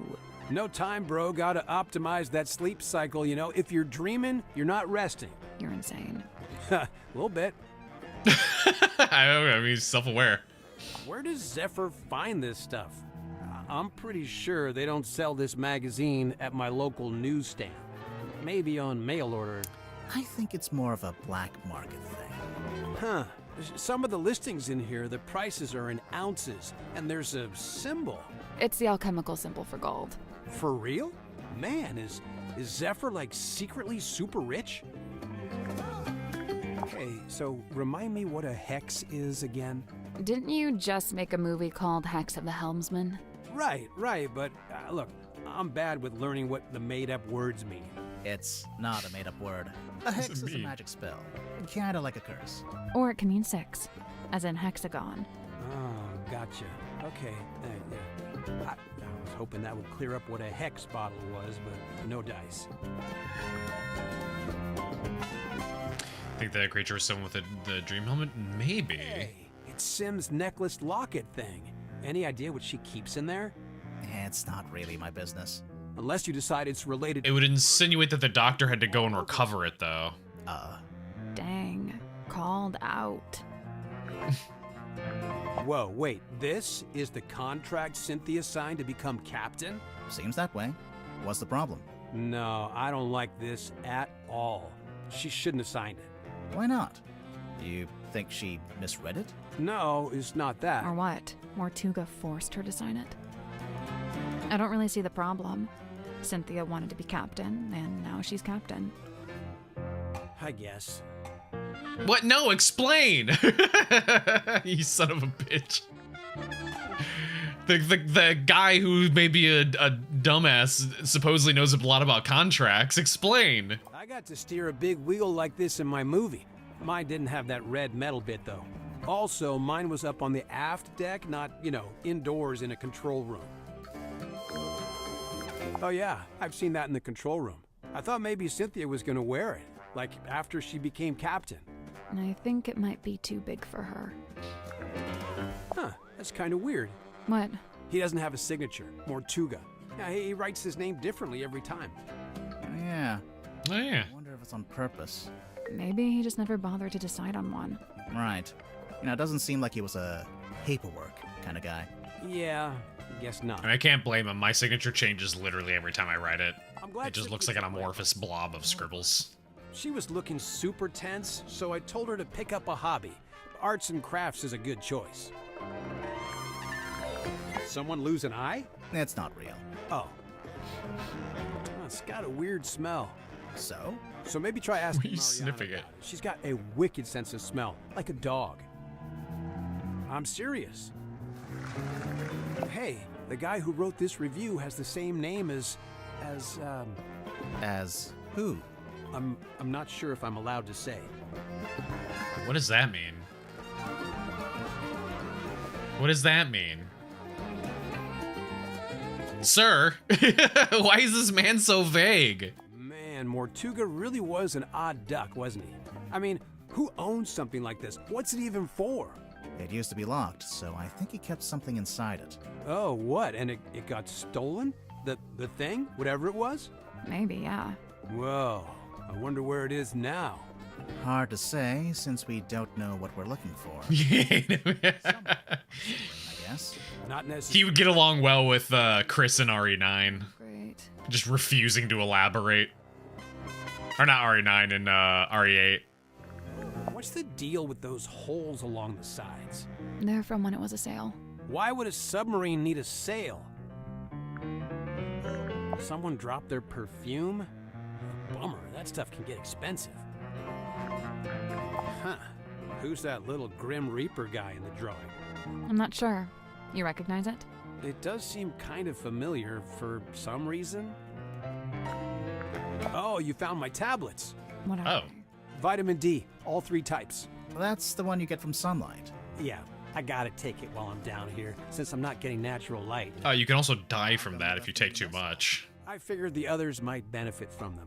Not sure I had any takers, though. Pretty sure vitamin D is one of the ones that'll like build up in your system. Her. Deliberately vague title. Love it. I've seen this chained up on the foredeck. It's kind of intimidating, huh?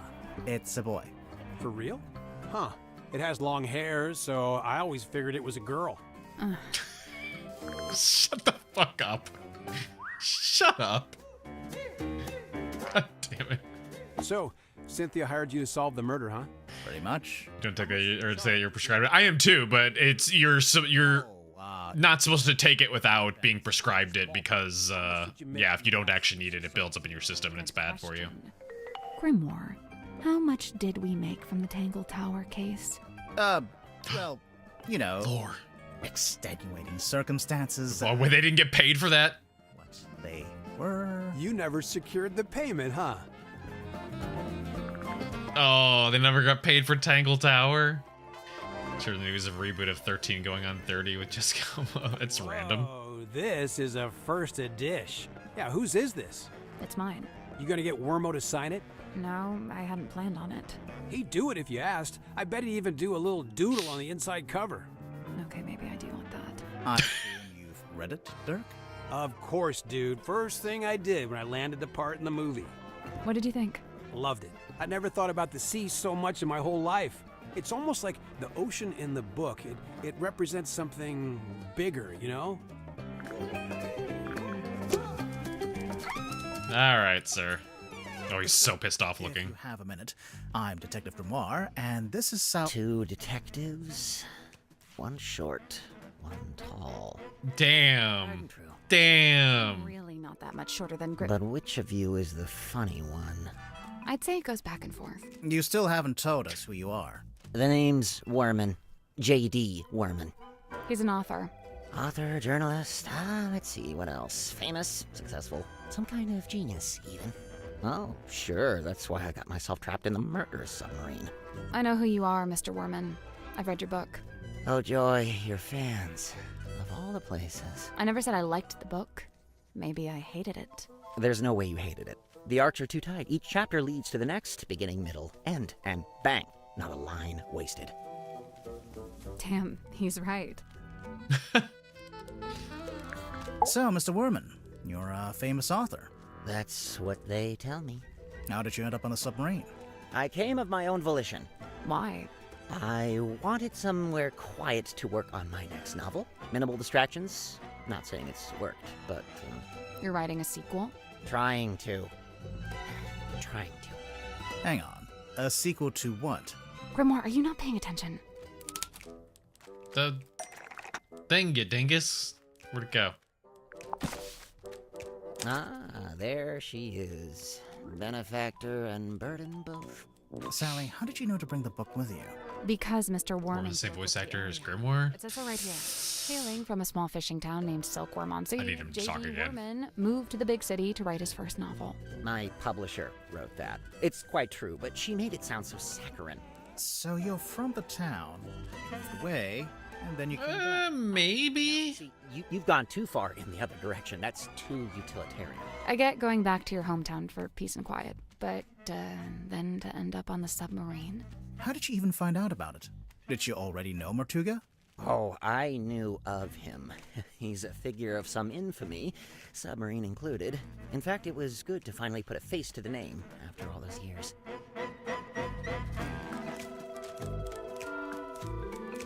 So, how'd you like living on the Mortuga submarine? I will say, as a writer, it's a boon to be aboard this thing. The whole place is dripping with human narrative, stories practically leaking out of the walls. It's also a lot noisier than I thought it'd be. I couldn't have guessed Mortuga would basically be running a bed and breakfast down here. It was already busy when you arrived? Mm-hmm. Before the arrival of Mariana Moon, Dirk and I were the last two to join the gang. It's kind of surprising. There's two of us. Oh no, I better watch out for my kneecaps. What's it like sharing a room with Dirk? Oh, we get on like a house on fire, 2 peas in a pod, that's us. And what about everyone else? It's a fascinating little microcosm, utterly discordant and yet somehow harmonious. At least that's how it felt before the captain was Night rolls around and I can't sleep, as usual. I say night. I'm referring to the indistinctive block of time we on the submarine have agreed to collectively refer to as night. Anyway, I'm wide awake, so I stay up to get some writing done. I don't want to deprive Dirk of his beauty sleep, so I took my typewriter out into the mess hall. Too old to have knees. No, it's my back. Godric came up a few minutes later, brought some kind of busy work with him. So there we were, whiling away until I look up and see this woman, Mariana Moon, apparently. Good name. Probably fake, but good. She got straight to work trying to extract my entire life story, but then Mortuga shows up and we all go quiet. The guy looked miserable, and he passed straight through the room like a ghost. But before he leaves, he asks us to show Mariana around the submarine. I really didn't have the energy, so I made an excuse and left. I slept for barely an hour before a big jerk wakes me up. I'm not talking about Dirk. I mean, the submarine, it moved, tilted. Anyway, I tried to get back to sleep, but no. Now there's a scream. Dirk and I follow the sound all the way down the corridor. Symmetry's frozen in place in the doorway at the end. And behind her, Mortuga, dead, laying in front of some ancient stone cauldron. The lid of the thing flung open, like something had just burst out of it. The whole scene was otherworldly, like a painting. Then Madame Tadpole arrived, with just about everyone else trailing behind her. Tadpole brought everyone with her, so she already knew about the murder. From what I gather, she discovered the body and then left to go get everybody else. And you know, I really didn't want to get in her way, so I returned to my room to await further instruction. Did you go back to sleep? No, I couldn't. I went back to work. Figured I'd be better off keeping busy, you know. Tell me about Madame Tadpole. Madame Tadpole. Simultaneously the most laid-back and most terrifying individual I've ever met. Yeah, that's why she's the best. She is off this indisputable, I will destroy you if I see fit to do so kind of energy. Maybe if you get on her bad side. Oh, I wouldn't dare. She'd crush me like a twig. She does look pretty tough. Who would you say is stronger, Madame Tadpole or Dirk Danson? Dirk's in good shape, but a lot of it's just for show. He's just gotta look good for camera. Meanwhile, swimming works out every muscle group. Did you know that? I didn't. Every muscle group. I don't think Tadpole's about to fight anyone. She's so chilled out. For now. I worry about what'll happen when, if, you two name a culprit. You think she might, retaliate? If she does, I'm not gonna be the one to stand in her way. I see you met Dirk. How do you know him? He's the actor they found who played the lead in the adaptation of my book. Did you not get a say in that? Oh no, that's several notches above my pay grade. It's all decided by the executives over at Yeah, when has the writer ever had any control over that shit? But I found that to be... It's always whatever the executive is. You think he's a good actor, at least? Dirk? He was a good fit for the kind of film they ended up making. How's that? So, how come you two traveled to the submarine together? I traveled to the submarine. Dirk's just taken to following me around, for some reason. Maybe he just wants to be your friend. He's got plenty of friends back home. I don't understand what his deal is, but I already have a headache, so I'm just not gonna worry about it. What did he say was a dream, Doctor? Great. Good for him. He's researching spirit energy, I think. Lovely. More power to him. And he was the first person to join Mortuga's submarine, because they knew each other from before. Wonderful. I don't... Wait, really? Huh. Zephyr's not from Silkworm, though, is he? I don't think so. Interesting. Interesting, Well, thanks is a lot. it? Now I have yet another thing to think about. Have fun. Is he trying to solve the mystery too? So what made you want to become a writer? Why would he need to think about that? I was given a job writing for a newspaper when I was pretty young. Given a job? Yeah, friends in high places, you know. Like who? My father was the mayor. Ah, that'll do it. Did you enjoy writing for the newspaper? Sometimes. Other times it was painfully dull. I've got a tendency to lean towards hyperbole, and the everyday goings-on in Silkworm weren't always enough to satiate me. For every rumor of a cursed man disappearing into the ocean, you'd have 10 elderly couple file complaint over garbage collection. Rumor of a cursed man? Wait, you wrote an article about Mortuga? You read it. Oh no, I quit before that. I left town and went off to the city to be an author. And the result? Hex of the Helmsman. 50 national bestseller lists. As we speak, it's being translated into 5, 6, 7, 8 more languages. Must be nice. Your first book, and it's a big hit. I'm not complaining. I can see why you'd be writing a sequel. I really don't have a choice, do I? This is how things go. If you get a success, you have to keep it going. Cuts. I mean, he's kind of not wrong. Doesn't he? Like something from myth. He was real, of course. Flesh and blood. I imagine you must have been curious to meet him. As anyone would be. Did you get to know him at all? It's funny. Going in, I heard he was, you know, the strong and silent type. But I didn't find that to be the case. So he was friendly with you? In his own way. The day I first arrived, he invited me into his cabin. Just to talk, apparently. What did you talk about? He asked me about my home life, my family, my father. Not to be rude, but why would Mortuga care about any of that? To this day, I'm not quite sure. I think maybe he loved him about the outside world and thought I might be a good source. Cynthia. Quite honestly, I give her about a week. A week until what? Until she cracks, packs it in. The pressure's already getting to her. I know the signs, believe me. You think Cynthia's gonna quit being captain? It's only a matter of time. And you know what? Good. She deserves her freedom. She's still young. No need to take on a burden like that. Nobody's even paying her, for goodness sake. But then who'll be the captain of the submarine? Nobody! Let it float loose like a piece of driftwood, that's what I say.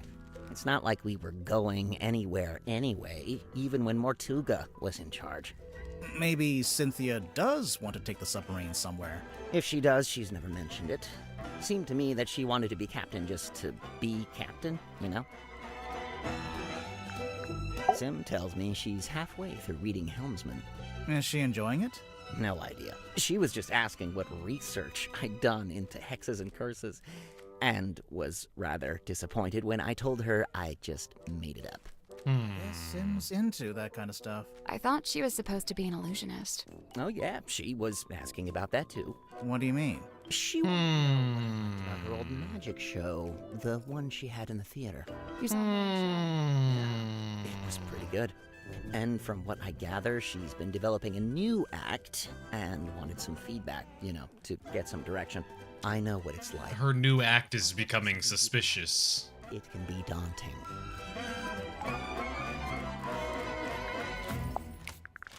Oh, I can't stand these things. A procrastinator's worst nightmare. It's why I use the old typewriter. No distractions.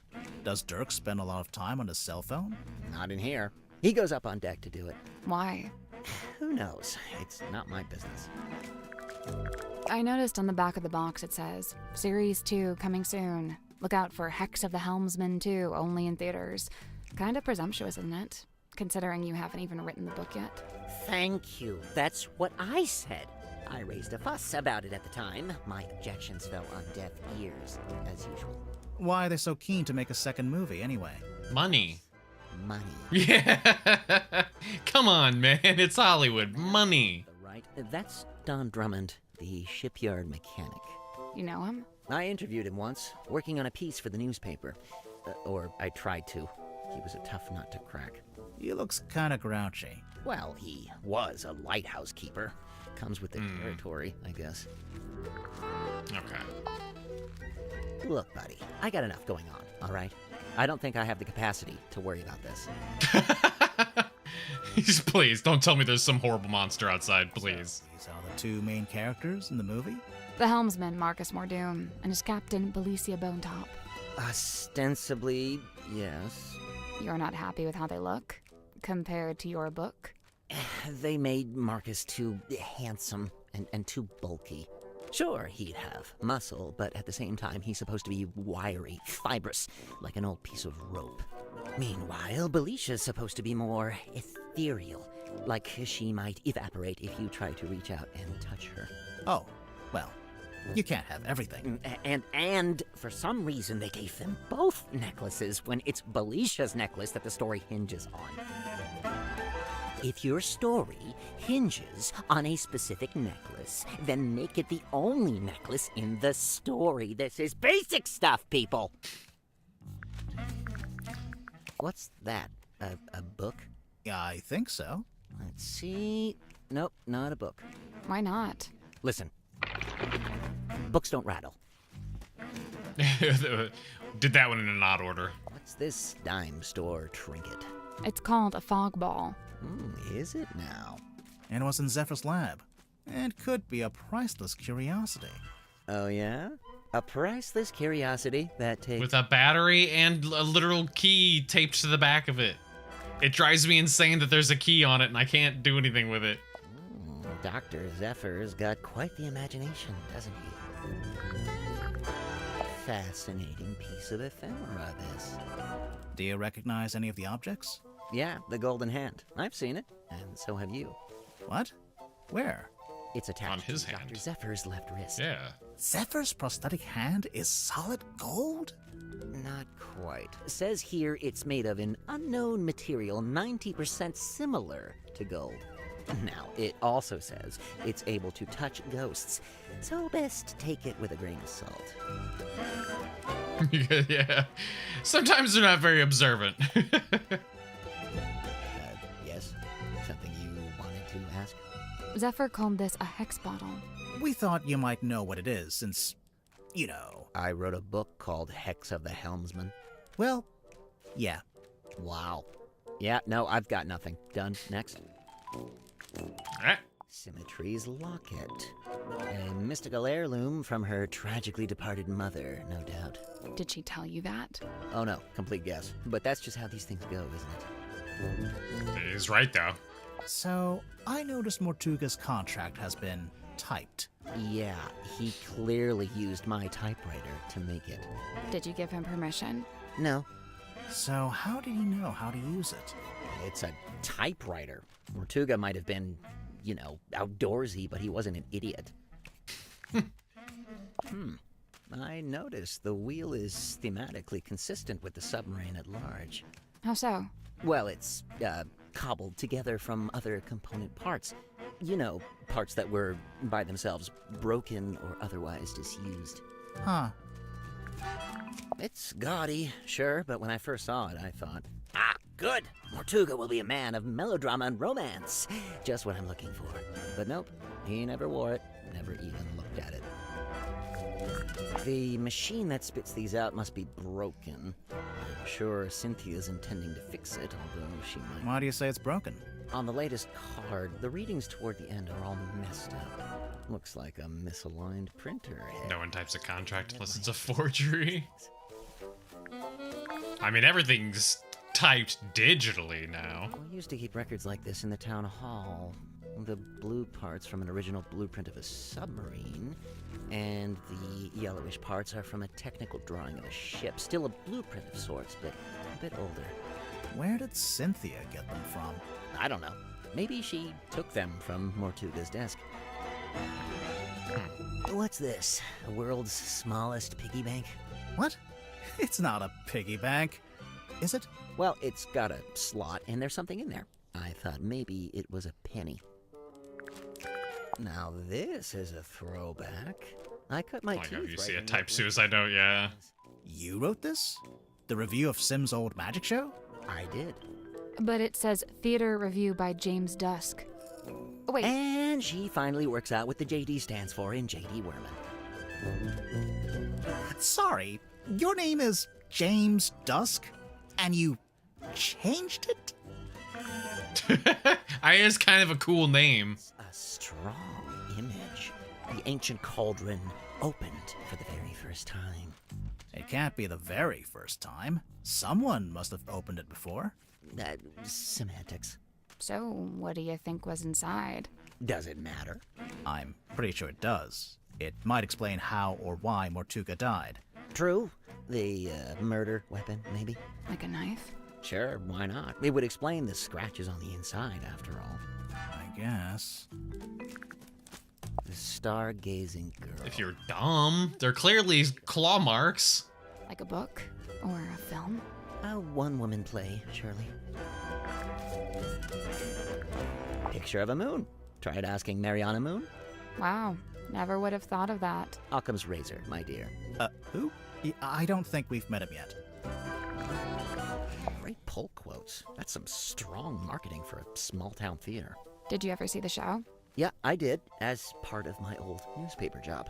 Why is it called Lady of the Looking Glass? The central trick was Symmetry talking to herself in a mirror, only sometimes the reflection didn't move with her. How'd she do it? There's two. Is the mirror That kind of just settles it. glass? You know, looking through to a second Symmetry on the other side. No, it's Symmetry because it's twins. Probably just a very good dummy. They hinted at it with one of the other conversations, but that just kind of solidifies it. How I wish I'd remembered to bring painkillers. Are any of these painkillers? Unfortunately, no. They're just supplements. And nice, harmless, organic ones, too. They wouldn't even take the edge off a headache. Have you ever seen this painting before? Before the submarine, I mean. Yeah, it used to hang in the Stone Top Inn. For a little while, at least. Really? Seems like it would scare away all the customers. Nah, old sailor types love stuff like this. I love stuff like this.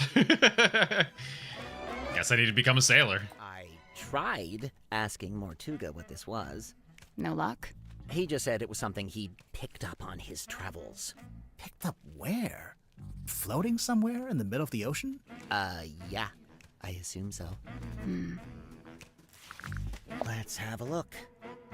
Murder victim locked himself in a room, body discovered, no weapon found, cauldron open for the first time. Yeah, nice. Just enough information to hook you without giving too much away. Cynthia knows what she's doing. Sounds like he thinks that she did this. So, you've read it, Sally, but Grimoire hasn't? Nope. What's it about? I'd really rather not reduce it to a single sentence. It's about a guy named Marcus Mordoom looking for something called the Devil of the Deep. And does he find it? I just think it'd be better if you took the time. Yeah, kind of. It gets a little abstract towards the end. So what? It's just Marcus Mordoom on a ship, and that's it? We're talking about several themes carefully laid on top of each other. It's also a love story. Marcus is in love with a woman named Belicia. She's his captain. I don't see her on the cover. Really, all the nuance is lost if we just... No, she's there. Kinda. Like I said, it gets abstract. I'll take your word for it. If you'd like to read it, I have a spare copy you could... Nah, That's a little too close to you. Well, okay. What is this? I don't want to click it because I don't know what it's going to do, but... Okay. So, we still got 2 places to investigate. We need to go back to, I think, Cynthia and Symmetry. And Tadpole. You see the book cover? I think she was making a joke about how it's so abstract that you can't actually see it. Or it's literally this here. Like, it's her, she becomes like the monster or something like that, and that's her hand. Or like, you know, oh, she's there, but she's the ship now. But, yeah. go to this one.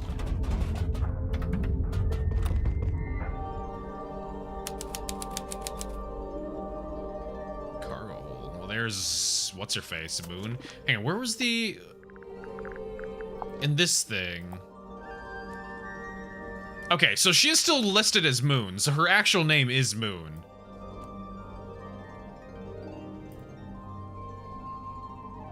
So that's true.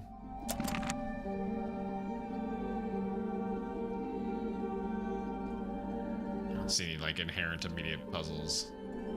Okay, real quick, we have to take an ad break. Let me. Woo! What the hell? Why did it just? Is that so? Nope, nope. There we go. It full screened it for me. There we go. Okay. All right, burb. We'll do the ad break real quick, and we will come back and do a little more. Burb.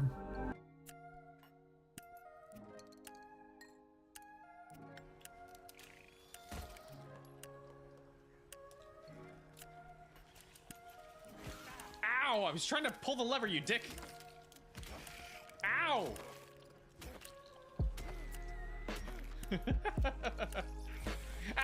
Ow! What the? Jesus Christ! Oh my God! Go away! I was just trying to flip the switch.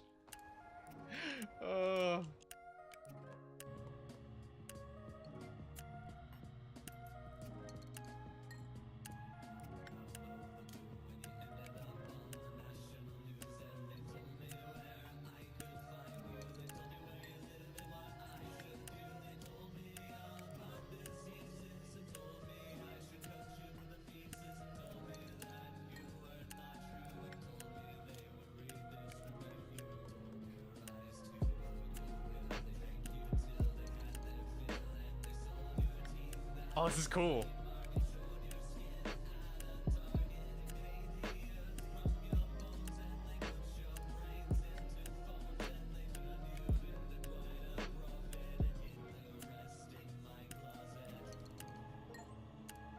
I got an achievement for that.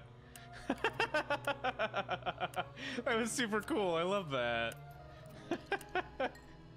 Oh, what a neat little game. Okay, hang on. Let me think. One of them, two of them walked into bear traps, so that's two babies that got killed that were my fault. I think it was like 5 of them went inside that house before the troll stepped on it, so that was 5 that wasn't my fault. There was like 3 or 4 of them that got blasted away by the music. That wasn't my fault. The baby that was drowned earlier, that was not my fault.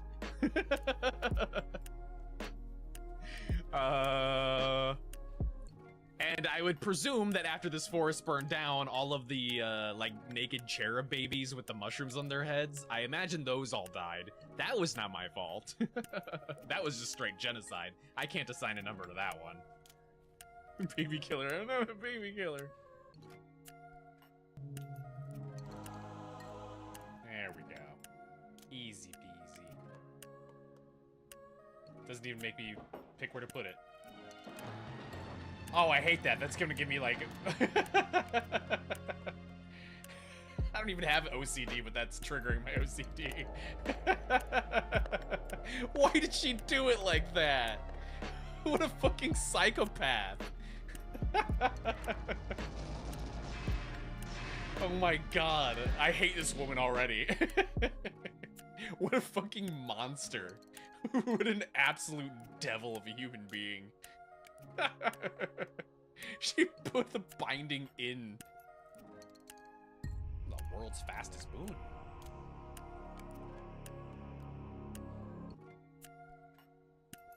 To be what do you mean to be continued? What do you mean coming soon? This can't be happening! Oh my God. That one actually got me. I actually genuinely was worried that I downloaded the demo. That one genuinely got me. Oh, you know what? Good job, game. Better back. All right. I thought it was coal. Oh, You know, shit, for the hang on. furnace. Need to also... Boop, boop.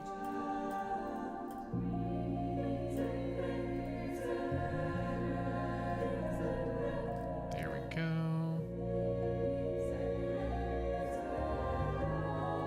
Okay. It's a big traveler's backpack. It smells like soil and grass. When you're done smelling it, there's something in the pouch I think we should take a look at. Stealer shit! A square of parchment found in the cargo hold. It's been folded up and tied with string.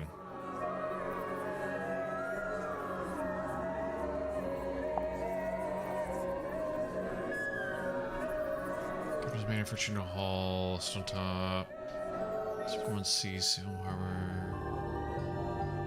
Okay.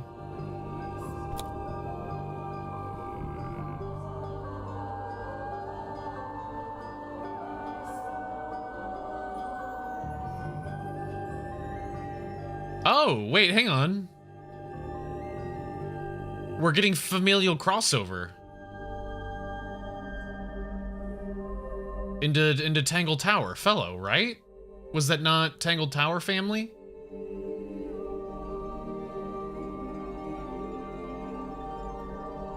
There was one of them.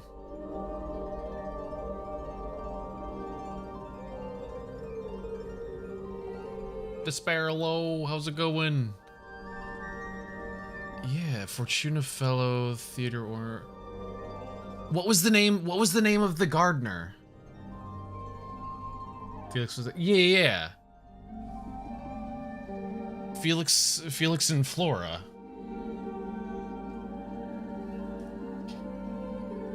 Fitz, that's what it was. Dusk? Was Dusk one of them too? I actually don't remember. Your brother Miracle Colaveras. I would do. Huh. Can't see because they're all right here. What do you mean?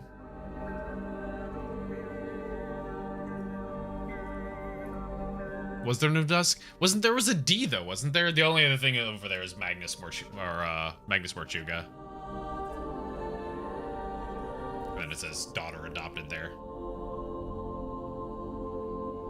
Okay, so we do have some familial crossover here. That's interesting to see. There was 4 or 5 people in the family tree. Hang on, let me see if I can find a picture of it. There was a few main ones, and there was a couple other ones that slipped in. Because they were like married in. There it is. Okay. Also, yes, Stone Top is also one. The Fellows, the Stone Tops, the Everstones, Remingtons, Pointers, Brackley, and that's it. So we have Stone Top.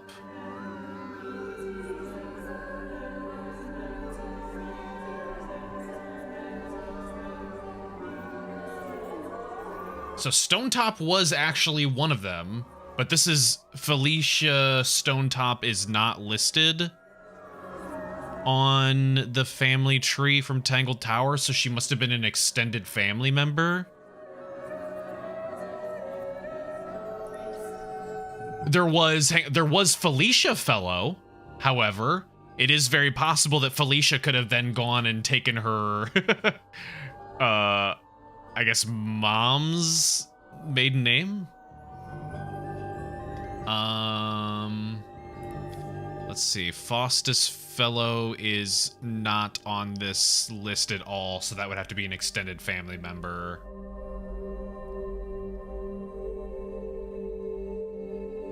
And Solomon is also not on here. Selena is the only Stone Top, so she kind of just got squeezed in via marriage. Let's see. Your cousin died. I'm sorry to hear that. Grandmother pacemaker surgery. Nobody told you about. Damn, dude. That fucking sucks. Sorry to hear that. Hope things start working out better for you. Jesus Christ.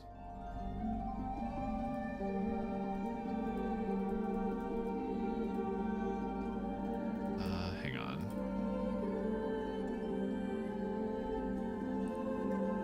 Let's see. Yeah, that's all of them.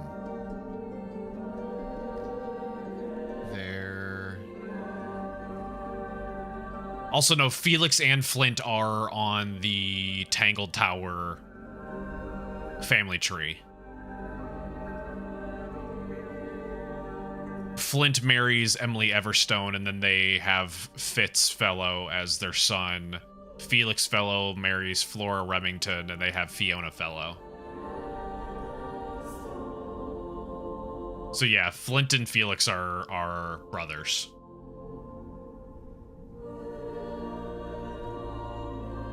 I think the unknown means she was investigating them and looking into them. Already going through those just deals here, man. Sometimes when it rains, it pours. I know people hate that saying, but I honestly, in my experience, it's always been true. Because like as soon as shitty things start happening, just everything goes wrong. Good piece of cake. I mean, I guess silver lining, I suppose. Yeah, that sucks, man. I hope things will work out better. What's in these old wooden crates? I don't know. I can't get them open. What did I tell you? Always bring the crowbar. But yeah, so we do have active crossover. She must be like investigating them or trying to figure out more information about them. I assume it belongs to that woman over there. Right. We'd better talk to her first. I assumed it was tea, but actually it smells like coffee. Strawberry cake, then vanilla cake, cheesecake covered in strawberries. Strawberry soup, nice. That actually sounds really good. And there's no... Hardcore. Whoops. It's a pizza oven. Almost take the plastic it came in and get the... You gotta get your daily dose of macroplastics at the very least. No, it's a furnace. For heating the submarine. Right. But you could put a pizza in there. You could put a pizza in... He's not wrong. You could. You put a pizza stone in there and then you slap a pizza on it. Easy peasy. It's a tent. It's a piece of fabric draped over a rope. Yeah, a tent. Hold on there, bucko. Bucko?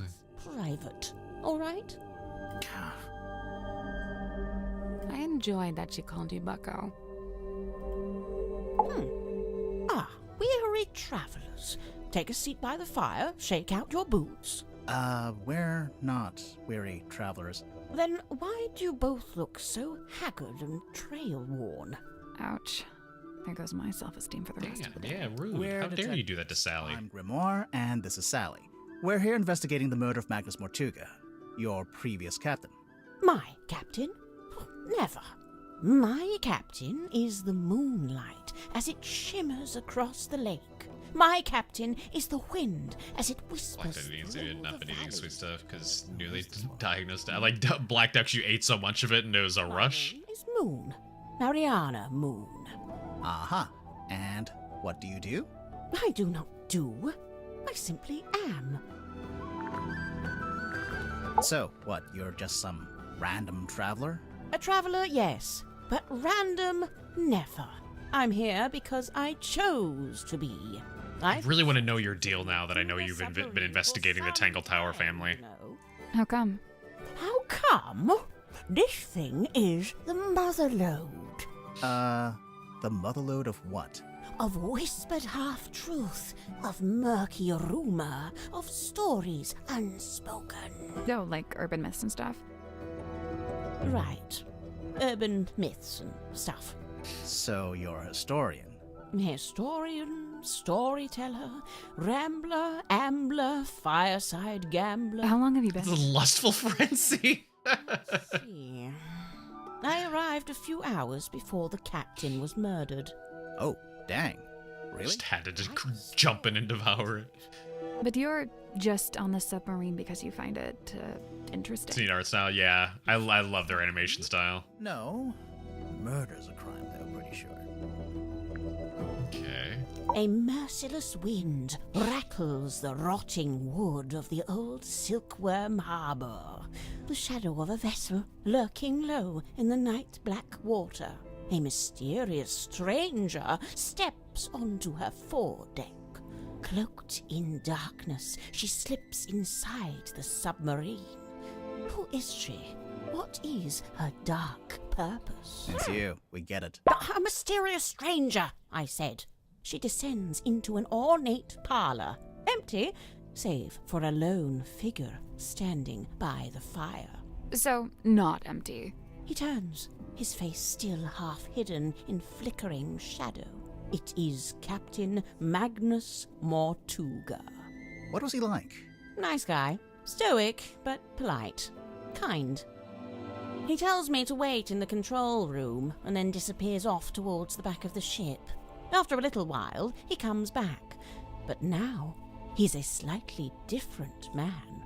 What do you mean? The light is gone from his eyes. He seems That's sad what and angry. the author said too, I think. Room to take hold of the wheel. He tells me to head down the ladder towards the mess hall. Doing so, I encounter two gentlemen named Mr. Werman and Mr. Grip. Neither of them look like sailors, so I know they can't be crew. I assume they must be guests like me. And true enough, it transpires that Mr. Werman is a writer and Mr. Grip is, some kind of watch repairman. Captain Mortuga reappears, descending the ladder. He asks the two men to show me around the submarine and introduce me to the others. Then he disappears through the rear corridor. It's the last time I see him alive. Mr. Werman apologizes, explains he's too tired, and leaves through the opposite corridor. Mr. Grip, unable to come up with such an excuse, agrees to show me around. Now, I wrote this down in my diary, so I may as well let you read it. Well, okay, I'll take it. Friend of yours just gave you $500 for no reason? Hell yeah. Gonna use it responsibly or horribly irresponsibly? Could look around the Mortuga. Oh, this is like a minigame thing? Mortuga's subordinates, a Mr. Godric Grip.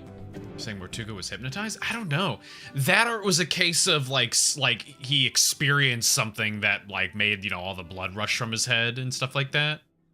Oh, it's gone. You already spent it. Like, I have money I don't want to use. Do you want to? He's like, yeah, I said right over. Oh my god. We began. Tell him to pay off my student loans. Known as the Dream Chamber. It smelled of dried herbs and dusty glass. Okay, no, I don't think it is a puzzle, actually. Custodian. An early disappointment. The captain's cabin was locked. Mr. Grip explained how Captain Mortuga mostly keeps this room locked when it's not in use. We climbed down into the living quarters, where a pair of bunk rooms sat at the end of a corridor. The first smelled of crane dust and unwatered flowers. A young woman was laying in her bed, poring over an old document. She hastily hid the document away and introduced herself as Miss Cynthia Seafoam, a name to remember, dear reader, as she will shortly become quite important. The second bunk room smelled of aftershave and desperation. Mr. James Werman and Miss... Aftershave and desperation. Damn. So we decided not to. Next on the tour, a room inhabited, by the looks of things, by a young child who is also a stage magician. Sadly, this mythical child magician is nowhere to be seen. The room at the very end of the hallway was sealed with a heavy bulkhead door. Mr. Grip dismissed it as a storeroom that only Captain Mortuga makes use of. Perhaps you'll agree with me, dear reader, when I suggest the peculiarity of a simple storeroom being sealed off with such a significant door. Mr. Grip took me down to the cargo hold. It smells of damp wood and tarred rope. Yes, I describe it in the present tense, for it is here I sit as I write this very diary. Next door, the engine room, burnished bronze. Okay, that's the one we skipped over. Parchment. I learned that it's something of a nest for Mr. Grip himself, and thus was currently unoccupied. Outside, He looks like a little king. Zephyr, the aforementioned keeper of the dream chamber. Surprised to see us, he nearly dropped the empty glass bottle he was carrying. Clearly wishing... It's another person who's confirmed he was carrying that. The good doctor muttered something inaudible and disappeared up the ladder. We continued on into the next room, which I was amused to discover was some kind of shimmering mermaid grotto. I smelled her before I saw her. The unmistakable mix of salt, seaweed, and sequined spandex. It can only What? be Madame Tadpole, a name which may be familiar to long-time readers of this diary. Tadpole and I caught up while Mr. Grip skulked in the doorway, clearly hoping this would mark the end of the tour, but it did not, dear reader. It did not. Right, so, yes, I can see there's one more room to visit. Mr. Grip insists it's just the bilge, a dark, dank, and smelly place. Which we still need a light source by for. Humankind. I tell him he couldn't have sold it to me better if he'd tried. Okay, well then what was in there? Also, man, I didn't realize that was this option and not her explaining the night of the murder. But it's too dark to see anything. Mr. Grip, who is clearly tiring of my company by this point, opens the vent in the ceiling to let in a little light. Moments later, a voice is heard, echoing down from above. Whose voice? A young woman, and then an older woman. I can't remember exactly what was said, but I remember thinking it sounded a little like poetry. What happened next? A spell? The sound of a scream. A hex? Then a dull thud.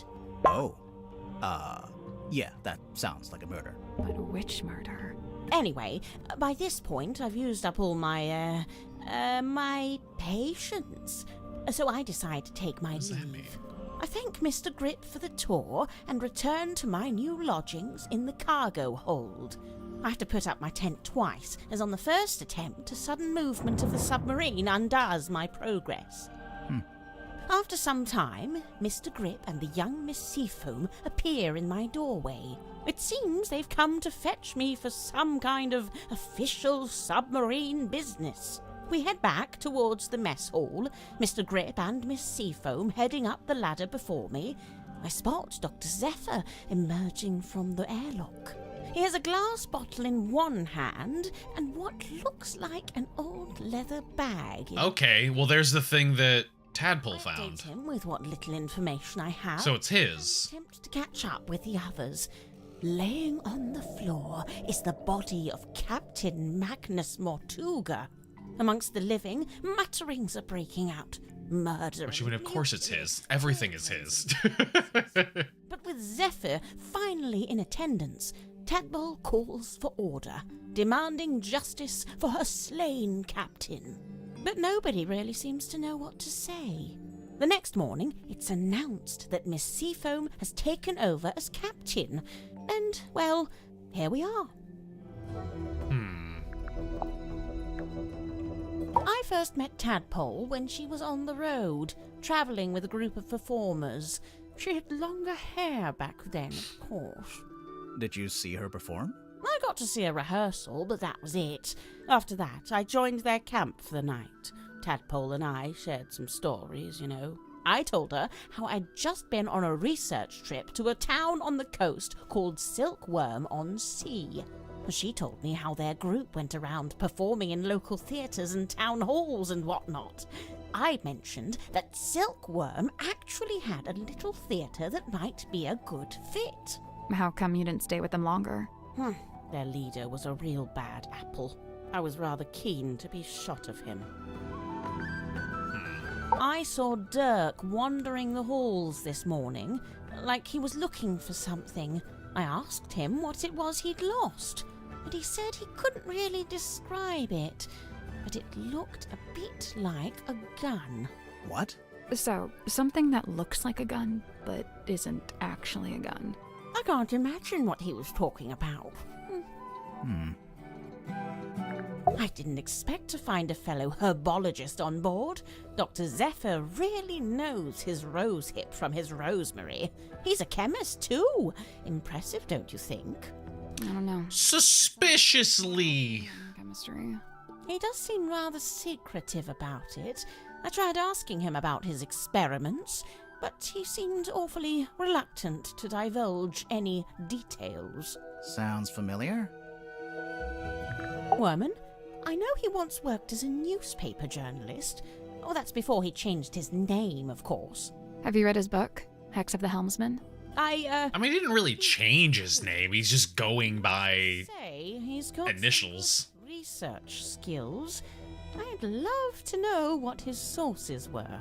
What do you mean? The book is very clearly a loose retelling of the real-life story of one Magnus Mortuga.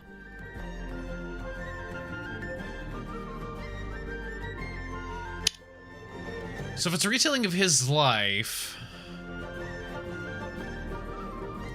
potentially means that Magnus lost his actual wife or lover at some point.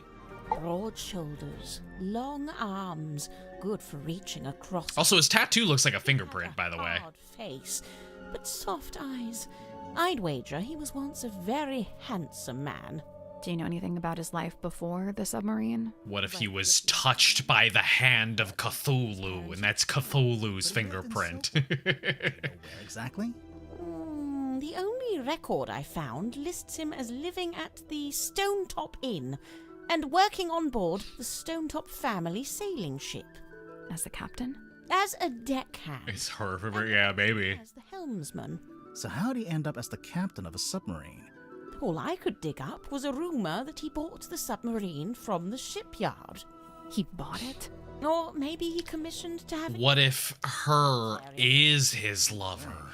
How could Mortuga afford to buy a submarine? My guess is that he didn't pay with money, but made some other kind of trade. That's why he's got the painting. He took the painting from the inn and brought it into his ship and put it up in his ship because it reminds him of her. Cynthia Seafoam, the daughter of Harbour Master Sylvia Seafoam, and the stepdaughter of Donovan Drummond, the shipyard owner. That's a pretty solid nautical heritage. By all accounts, Sylvia Seafoam was an ambitious and outgoing sailor, but I believe they raised Cynthia to be a mechanic. Still, sounds like Cynthia actually does have the expertise to be captain. Who said she doesn't? So, Mariana, where are you from? No fixed address. That's the way it's been for some time. Oh, I see. But you came to Silkworm looking for the Mortuga submarine. How come? I go wherever I please, which usually amounts to wherever has the most interesting rumors. I don't want to be rude, but do you ever have to do work to get money? From time to time. I've taken up work as a tour guide, a historian, a performing storyteller. But how did you wind up getting onto the submarine?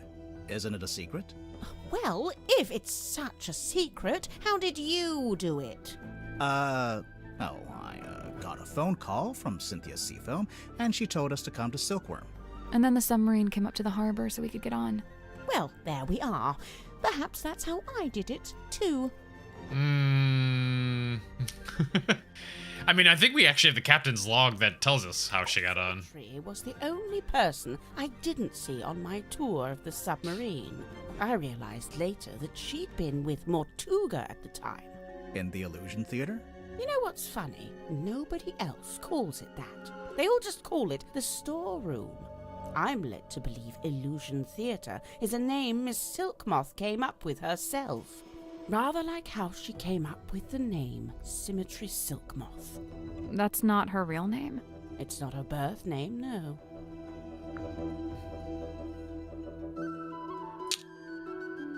Interesting. Oh, I forgot we had so many things to ask about. You've been enjoying my map.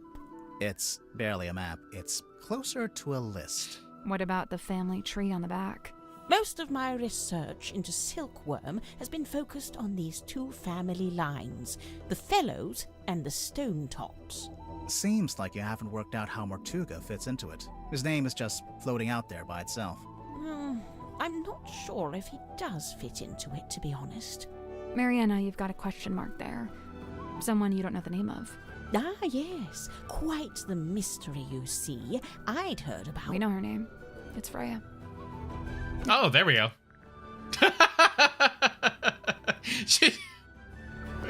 Well. A ZX5. Nice piece of kit. Polycarbonate shell, tactile interface, unusually good battery life. I mean, it's a cell phone. Whose is it? Dirk Danson. I suppose that makes the most sense. After all, Mortuga really didn't seem like the cell phone type. Sorry, Belisha Bonetop. Yeah, that's what she's called in the book, too. Marcus Mordoom's captain/love interest. Flying a little close to the sun with that name, aren't they? Oh, good. I was worried this wasn't going to come up. What? Cynthia and her family? The submarine in the background? Yes and yes. But also no. The best part of this photo is the thing on the left. Oh yeah, the serpent. It's in a glass tank. Do you see it? Barely. Is it a snake? It's the silver snake, also known as the silkworm serpent. Yeah. Oh, you've heard of it? We might have. But what's it doing in the photo? So, that submarine in the background. The silver snake is the reason that was built. Sylvia Seafoam, pictured there in the fancy jacket, she was quite fond of her serpent friend, you see, but the powers that be were demanding she hand it over to be studied. So Sylvia made a plan to go and live in a submarine and take the silver snake with her. That's, quite ambitious. Wait, so the sea serpent would also be living in the submarine? Well, I don't have all the details. It's something I'm still researching. Could maybe what was inside the cauldron be the serpent's baby? Or something like that was being kept there? Because maybe like the real serpent like actually died or something, and then so Felicia, I almost said Felicia. Yeah, no. Well, like her mom put it there, maybe?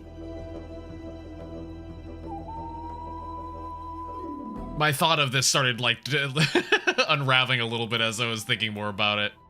I don't know why I said Felicia though, but I'm missing Mr. Grip. So Cynthia's mom. We didn't learn where this cauldron came from, did we? Nobody's mentioned it.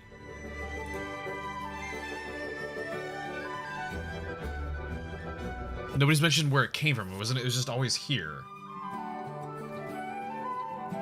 Cynthia and your mom cared for the sea snake. Yeah. Cynthia's mom found it. It was. Do we still have the photo here? I could have sworn there was a photo. Do we not have the?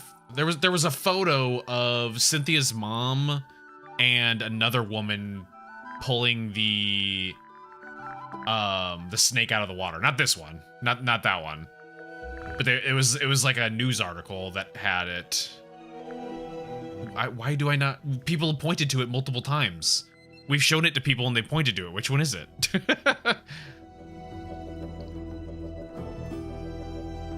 I can't find it now. Well, it has to be a face, but it's not. Is it? Oh, it is a face. Like anyone. When was this taken? That was just a photo of a man. See, so she's probably still. Or a woman. Listen, don't worry about it. Seriously. Interesting. Okay, so I was right when I joked. When I was like, "Oh, did a photo just pass by the window?" Like that was an actual photo that passed by the window. She's the wave, which also means it works out with this, the face here, but it also works with the idea that perhaps he finally saw her outside, and that's why he went all white and stuff like that and started like kind of was acting differently, is because he finally like actually got a glimpse of her.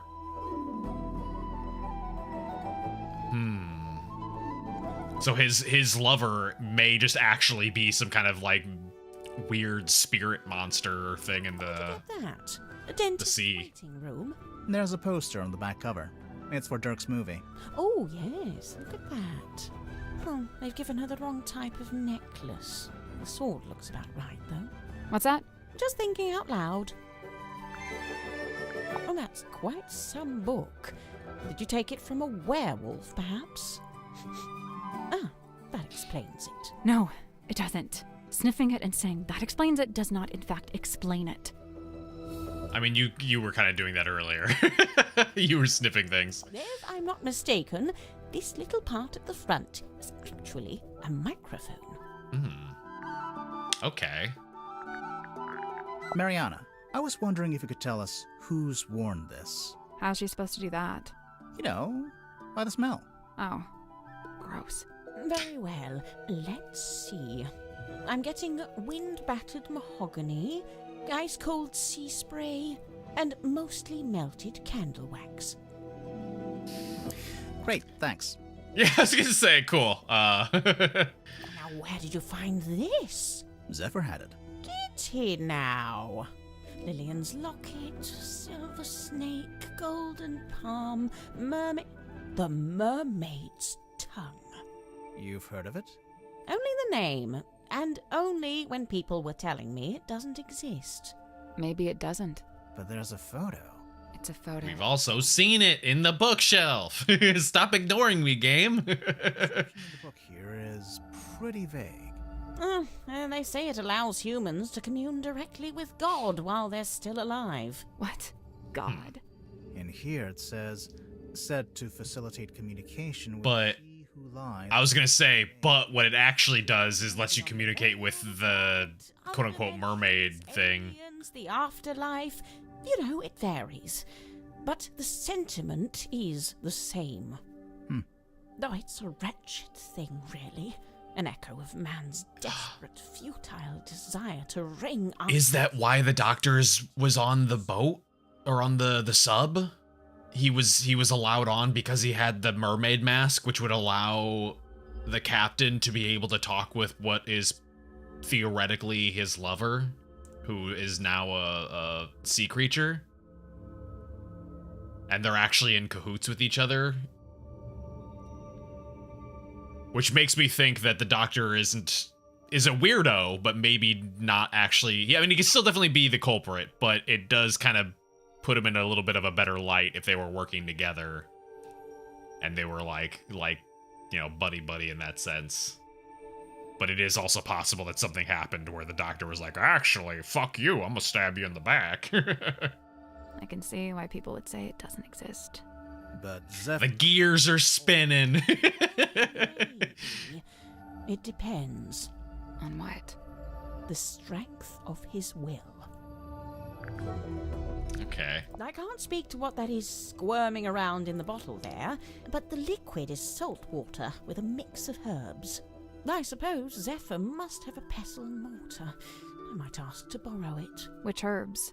Valerian, skullcap, and chamomile. Well, valerian and chamomile would be used for sleep. I don't know about skullcap, but those two are sleep supplements. Looks like gold to me. No way. Real gold? Why not? I thought Symmetry was supposed to be an impoverished orphan. Well, it's not worth anything unless she's willing to sell it. You know, one of the reasons I found it hard to research Mortuga was that there really wasn't much of a paper trail. Well, seems like he changed his ways. Yes, it's rather odd, isn't it? I wonder what compelled him to draw up a contract like this. I can't help but feel like the idea must have come from someone else. Let's see. The thicker wood is mahogany, very old mahogany. The thinner wood, though I don't know, some kind of cheap timber perhaps. Somebody skimped on the repairs, huh? This lady's giving us a lot of a lot of information. Emblazoned with the seafoam S, I see. It's quite an elaborate... Oh, how strange. It's never been worn. Never? Once or twice, at the very most.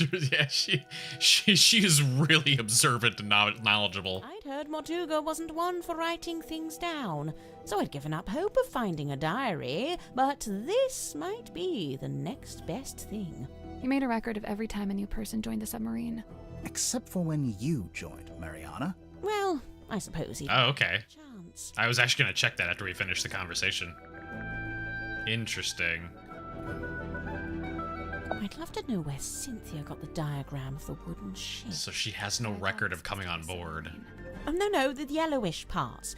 They're from an old drawing of a sailing ship. Looks like it might be from the original, too. I just wonder where she got it. It carries something of the cadaver about it. Might be the smell, rust and stagnant seawater. Perhaps it came from the ocean. Have you asked Madame Tadpole about it? This marks a pivotal moment. There it is. In Silkworm's history, the day the silver snake was discovered. It also shows the two women who found it. Felicia Stonetop, that's her. Felicia Stonetop, okay. Sylvia Seafoam on the right. Hang on, we saw a statue about this in the town square, but on the statue, the serpent was shown being wrestled by a male fisherman. Yes, well, that's history for you. Damn. A little too real. There's only one thing more mysterious than a locked box, and that's an unlocked box that's been emptied of its contents. Did you ever come across the cauldron? Has she gone from like super suspicious to now she's fine. Those scratch marks. Right. Not sure. They don't really look like anything made by an animal. That's a relief. Wait, is it? She's fine. It's a piece of an old sail, roughly cut into a square. Do you recognize this, Mary? Should I? Well, we just figured since there's a moon. A moon? On the label. So because my name is Moon, all moon-related things must belong to me? Yeah. If it's not yours, do you have any That's idea? the way it works. It's a herbal compound of some kind. Valerian, skullcap, chamomile, and... There we go. There we go. Not poison. So it belongs to... I mean, we knew it belonged to the doctor, but it... Anything in particular? Sleep. I suppose it could be a sleep aid. Hey, I know my sleep meds. Oh, that's sad. I don't like that I know that because of my own sleep struggles. Mariana, you visited Silkworm before, didn't you? Was Sim's magic show in the... Yeah, it's kind of... At first I was just like, yeah, I knew it. And it was like, oh no, I knew it. It was up on the walls, but they covered it with a banner that said cancelled. So that must have been after Sim left, but before the theater had booked a new act. Okay. Mariana, can you tell us what these tablets are? It's rather more difficult when it's something synthetic like this. Some kind of vitamin supplement, I believe. All three of them? Yes, the three tablets seem largely to be the same thing. Now we're getting to it. The reason all of us are here, really. How so? The Silver Snake, the Mortuga submarine. Did you ever stop and wonder, why here? Why this particular part of the coast? It all stems from a single truth. There's something hiding in the water. Something big. Now, it wasn't my intent to cause you any lasting unease. Look, we three, we're merely tourists here, passers-by. Take my advice. Keep your distance from all this, so you can still walk away at the end. Interesting. She knows so much more than she's letting on. But also, goddamn, she this woman is revealing so much. Used its light to alert others to the location of the submarine. On the rare occasions when he wished to do such a thing, of course. That's how it happened with us. Although I guess it was Cynthia, not Mortuga. You know, for some time now, I've heard stories of sailors seeing a green light in the ocean at night. Well, I guess you have your explanation. But the problem is, several of the stories predate the Mortuga submarine. I see Cynthia's proudly wielding the Seafoam S in her signature there. Why shouldn't she? Of course, she's well within her rights to do so, but I do think perhaps it, sends a certain message. What message would that be? I claim this submarine in the name of the Seafoam family. Something like that. I mean, kinda is her right to do that as well. It literally was her mom's thing. Pass it here, I'll show you something amusing. See this photograph on the inside cover? It's a picture of Worman, isn't it? If it is, it's a very flattering one. It's not Worman at all. It's his rather more handsome father, Mayor Damien Dusk. Okay. Get out. Really? No word of a lie. Interesting. God, we got so much information from this lady. Surprisingly, no puzzle in this room. Oh wait, we didn't ask her. We didn't get to look at this one yet. Okay. Drag the pieces of paper to the correct positions. What does that mean? What do you mean into the correct positions?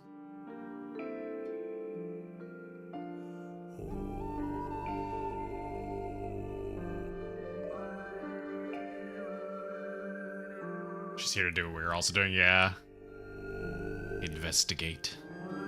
Although to what ends, who knows?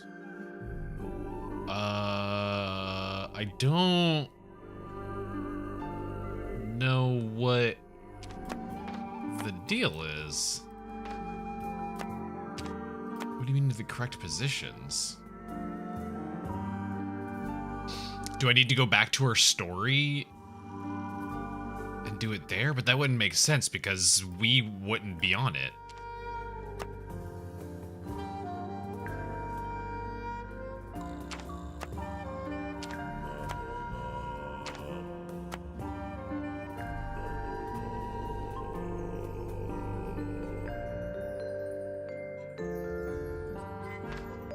Maybe the rooms, maybe. But where would we be?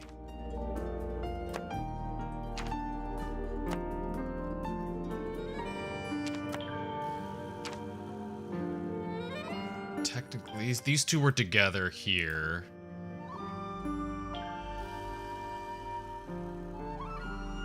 Captain's room was like somewhere over here.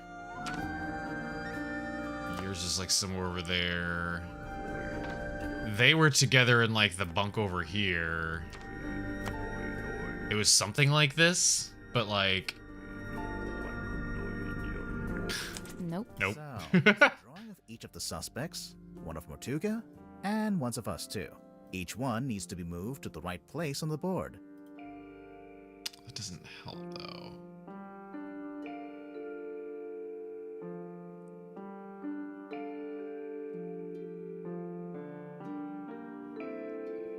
We'll come back later.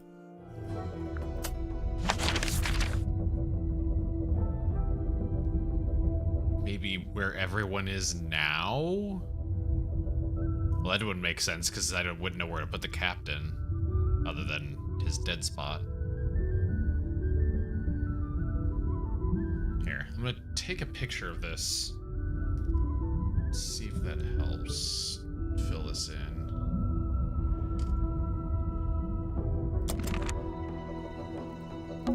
It's a pin board. Okay, so if I go off of that, it would be... She's down here. This is theoretically where he is. We haven't met him yet. These two are here. She's technically here right now. You're here. You're here. You're technically here right now.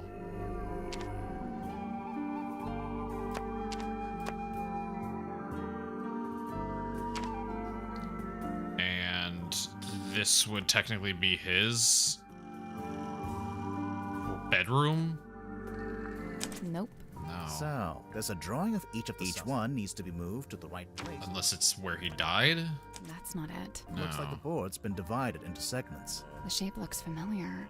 Is it some kind of... Of course. Remember Mariana's diary? Okay, so it is the diary. That's what I was thinking. So I need to bring that back up again. Alright. Well then. I need to bust out the notepad. Because it was this one, I believe. Merciless wind rattles the rotting wood of the old silkworm harbor. The shadow of a vessel lurking low. And it was, what was it? It was like a 3 by something. Stranger steps onto her foredeck. Cloaked in darkness, she slips inside the submarine. It's you. We get it. How much she descends into an ornate parlor. Empty, save for a lone Okay, Captain is here. So, not empty. He turns. His face still. It is Captain. What was he like? Nice guy. Stoic. He tells me to wait in the control. After a little while, What do you mean? the light is gone. He seems sad. He tells me to head down the ladder towards the mess hall. Okay, Captain. Doing so, I encounter 2 gentlemen named Mr. Werman and Mr. Grip. Neither of them look like sailors, so I know they can't be crew. I assume they must be guests like me. Werman and Grip would be here. It transpires that Mr. Werman is a writer. Captain Mortuga. He asks the 2 men to show me around. Then he disappears. It's the last time. Mr. Werman apologizes. Mr. Grip, unable now. Oh, wait, no, that's right. She does this thing. I completely forgot about this. Tortuga submarine. I was even given a tour. We began by visiting a bizarre an early disappointment. We climbed down. First smelled Okay. dust. So you're down Was laying in her bed, poring over an old document. here. She hasted a second bunk room, smelled of aftershave and desperation. The 2 men within, Mr. James Forget about that aftershave and desperation. on the tour of the room at the very end. Perhaps you'll agree with me, dear reader, when Mr. Grip took me down to the cargo hold. Next door, the engine room. Burnished outside, I encountered a Dr. Zacharias Zephyr, the aforementioned keeper of the dream chamber. Surprised to see us, he nearly dropped the empty glass bottle he was carrying. Clearly wishing to, we continued on. I smelled her before I saw her. The unmistakable mix of salt, seaweed, and sequined spandex. Tadpole and I caught up. Okay, well that wasn't everyone though. Yes, I can see there's 1 more room.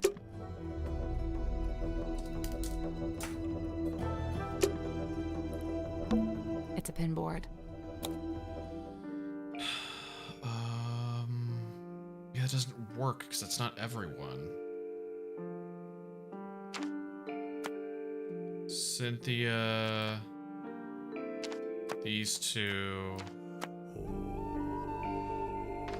He was there, she was there.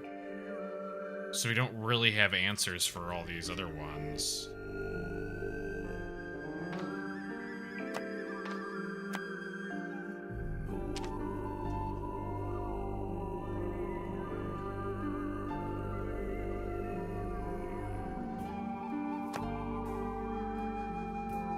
In fact, she doesn't appear at all.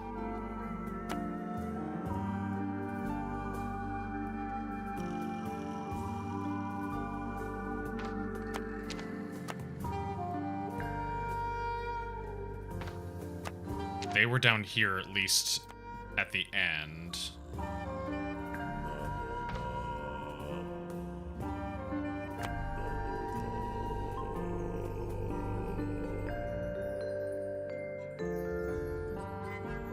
Nope. So, there's a drawing of each of the suspects. Each one needs to be moved to the right place. Huh. Place on Sunday? I don't know. What did I put on the schedule for Sunday?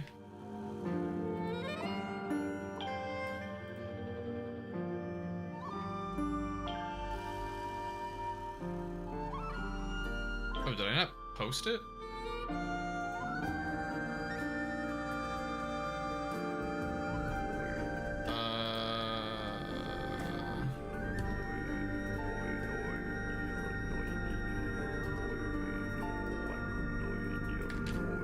There you go, that's what I had. I put it on Blue Sky, I just forgot to put it on the Discord.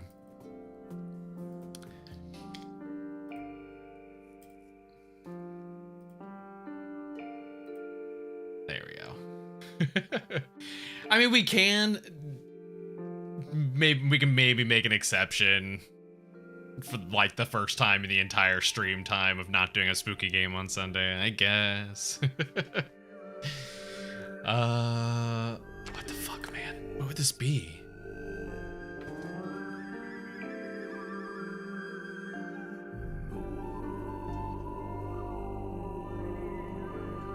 This game is spooky.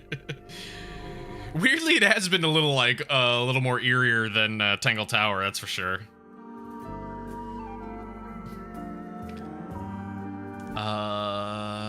Man. Drag the piece of paper to the correct positions.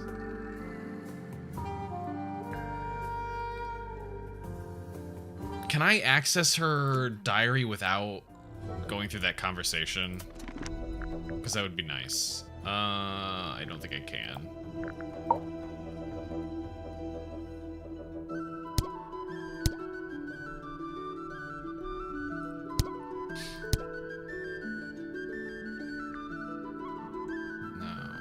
No. What is that?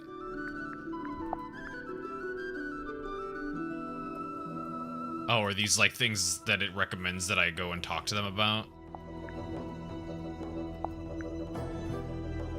What is this? The fuck is this?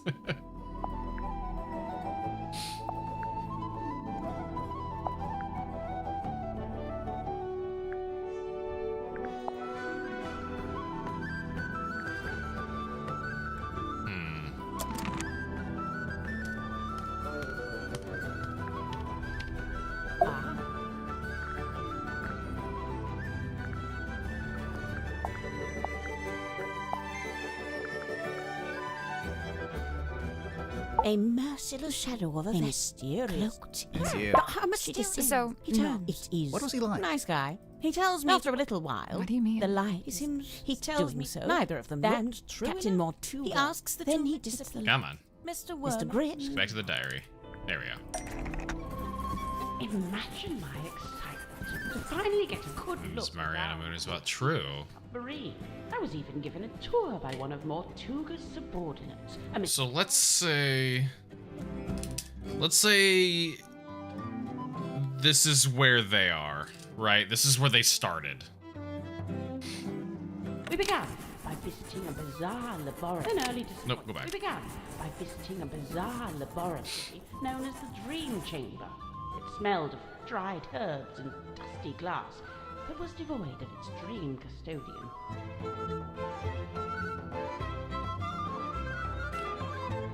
Or maybe I'm putting where their rooms are? Because if that's the case, Doctor would be here. An early disappointment. The captain's cabin was locked. Mr. Grip explained how Captain Mortuga mostly keeps Captain Cabin would be here.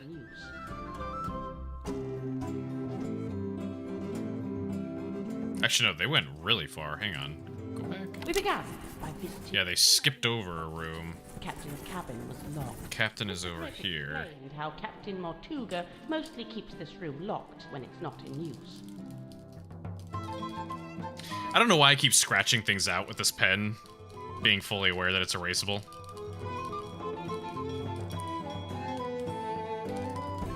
There we go. This makes it way easier to have some legibility.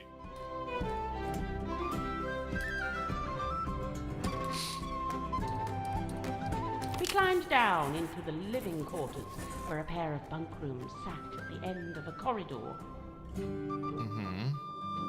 The first smelled of crane dust and unwatered flowers. A young woman was laying in her bed, Cynthia. over an old document. She hastily hid the document away and introduced herself as Miss Cynthia Seaford. The second bunk room smelled of aftershave and desperation. The two men within, Mr. James Werman and Mr. Dirk Dance. Next on the tour, a room inhabited, by the looks of things, by a young child who is also a stage magician. Sadly, this mythical child magician is nowhere to be seen. That would be Sim. The room at the very end of the hallway was sealed with a heavy bulkhead door. Perhaps you'll agree with me, dear. Mr. Grip took me down to the cargo hold. It smells of damp wood and tarred rope. Next door, the engine room, burnished bronze and tea-stained. Goes here. I learned that it's something of a nest for Mr. Grip himself, and thus was currently unoccupied. Grip is down here. Outside, I encountered a Dr. Zacharias Zephyr, the aforementioned keeper. Clearly wishing to remove himself from the situation, the good doctor... We continued on into the next room, which I was amused to discover was some kind of shimmering mermaid grotto. Yeah. I smelled her before I saw her. Tadpole and I caught up, while Mr. Grip skulked in the door. Right, so... Okay. So... It's a pig. It doesn't account for us, still, but I think that was everyone. It would be her, Grip, Tadpole... Technically, it would be both of these living here, but if we go off of individual rooms, it would be here. The two doofuses here. Captain would be here. Doctor would be here. I don't know what to do with us, other than to just shove us off here. Nope. No. There's a drawing of each one needs to be moved to the right place.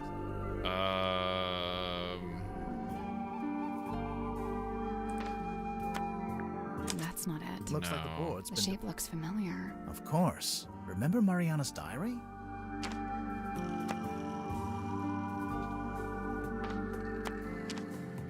We're down here with her? I'd say... Oh, and Mortuga probably shouldn't be in any of the segments. Okay. Well, Nothing. now I need to hear that because I didn't mean to click through it like that. All need to be in the same segment.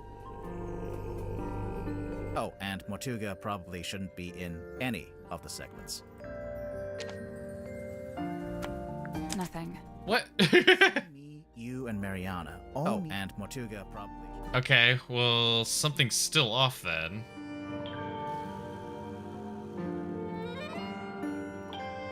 What do I need to change?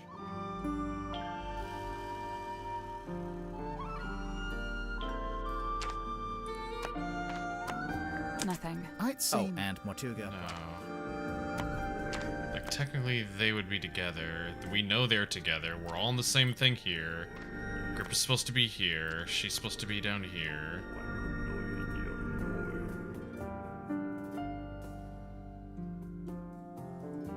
The doctor is supposed to be here.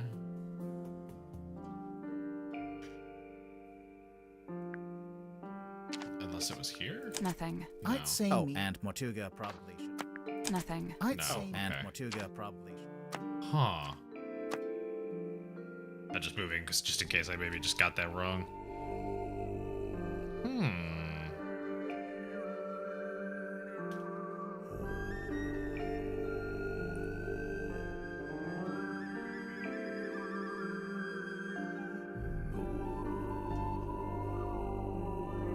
Am I missing? I don't know.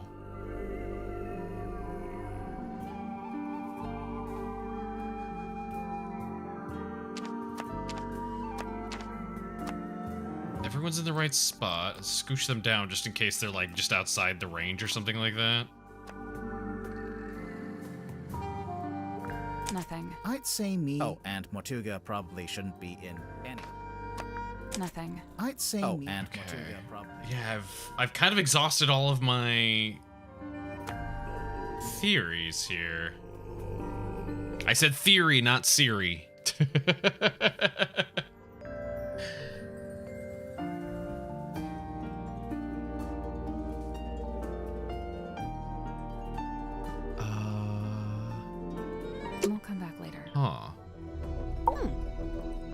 Show me your diary again.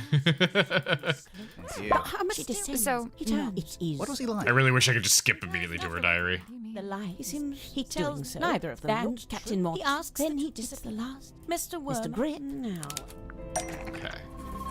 Imagine my We began by visiting a bizarre laboratory known as the Dream Chamber. It smelled of dried herbs and dusty glass, but was devoid of its dream custodian. Like, it has to be where everyone is.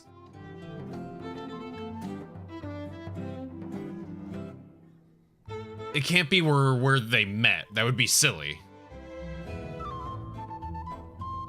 Because again, then Symmetry wouldn't be on this at all. Because she never met Symmetry. So she can't be there. Because this would be the doctor's place, but at least according to the diary, they met down here, or here, one of the two.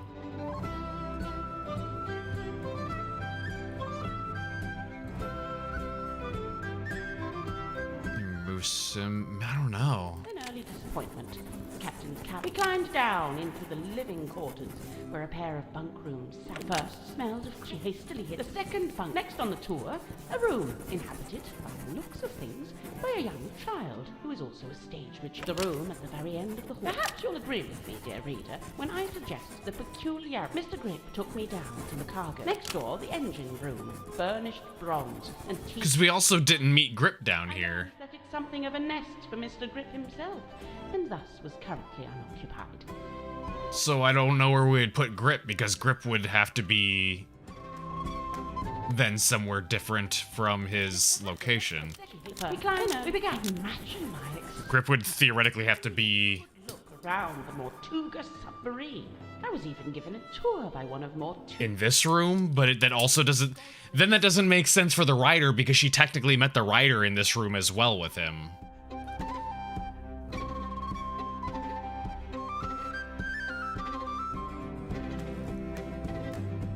I feel like I'm thinking too hard into this. We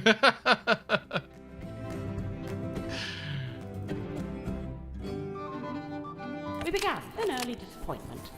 Most of the puzzles have been pretty straightforward. When it's not in use. Like some of them have been a little cheeky, but they've been pretty straightforward without requiring like tons of like really nitty-gritty like in-depth thinking and theorizing.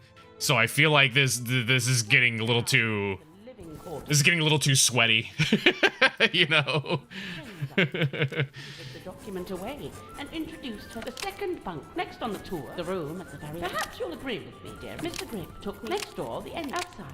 I encountered, clearly wishing to. We continued on into the next room, which I was amused. Clearly wishing to remove himself from outside. So if we go off of meeting, if we just go off of where she marks them on the diary, the doctor's down here. Bottle he was carrying. Right. So let's go with that. Let's pretend the doctor is down here. Clearly wish we continue. Everyone else is basically the same. We don't have Symmetry though. It's a pinboard. So it still doesn't make sense to put down here and him here, because it's not where they met. So again, this is kind of fucking throwing everything off. They met with the doctor again here.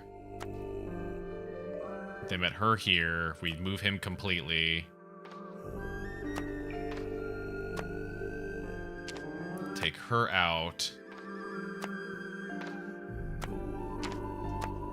Nope. No. There's a drawer. Each one needs to be moved to the right place.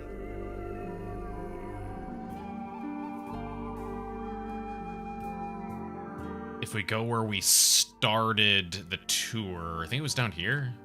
That's not it. No, or was it the one above? Nothing. I'd say me. Oh, and Mortuga probably.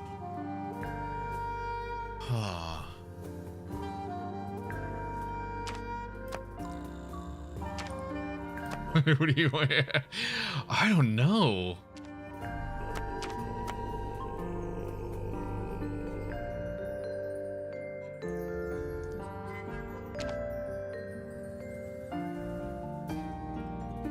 What if you put everybody in their rooms again, but now we just don't have symmetry? Nothing. Nothing. Okay. And Mortuga probably. Fuck. What? I don't know. This one's rough. They've given us multiple hints and everything, and it's still. I'm not sure. Nothing. I'd say me. Oh, and Mortuga probably shouldn't be in. Yeah, that's the same one. Me. No other new hint. I'd say me. Oh, and yeah, he's just giving the same hint. I'd say me. Oh, and Mortuga. Okay.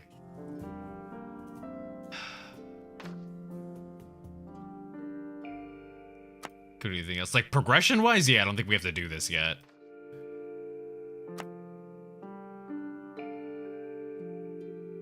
We're at 11:30 though, so I was hoping to try and get this done as like our last thing is on the stream.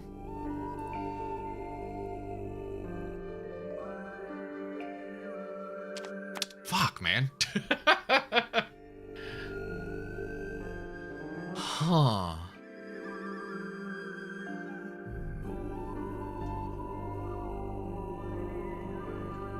This one's gonna keep me up at night. If I can do 3 before the ad. I've used up all of our snoozes trying to do this.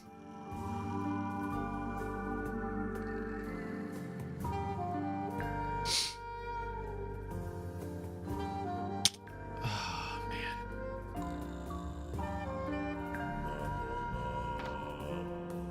Cause yeah, he specifically said they have to be together.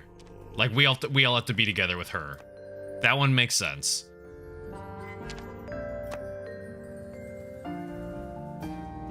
Nothing. I'd say. Oh, and Mortuga probably. Nothing. I'd say. Oh, and Mortuga probably. Nothing. I'd say. Oh, and Mortuga probably. Nothing. I'd say me. Oh, and no. Mortuga probably. Okay.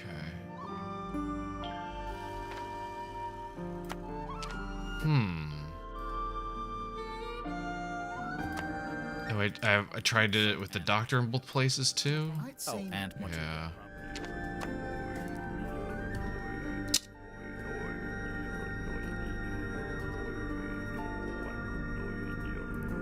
We'll come back later. What was this? It's a big traveler's backpack.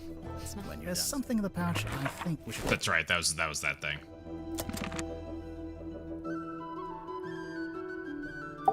Okay. I'm gonna be more careful going through the diary real quick. So he tells What was he like? Nice guy. He tells after a little the lies. He tells neither of them. Captain Moss. He asks, then he does the last. Mr. Grip now. Okay.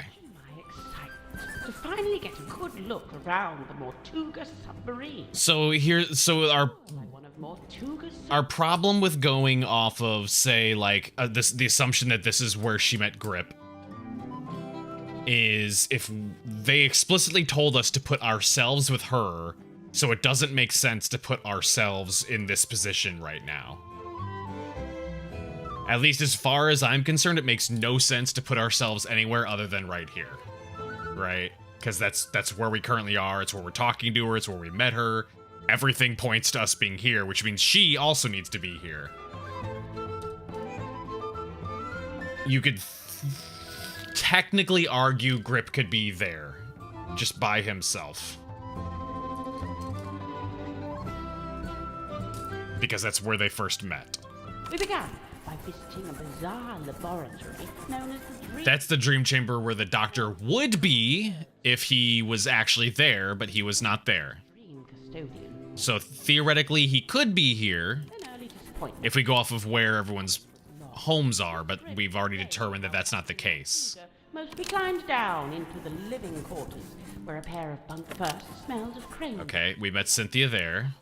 A young woman was laying in her bed. Yeah, I just saw the ad started. And introduced herself as the second bunk room smelled. We met the two bros. The two men within.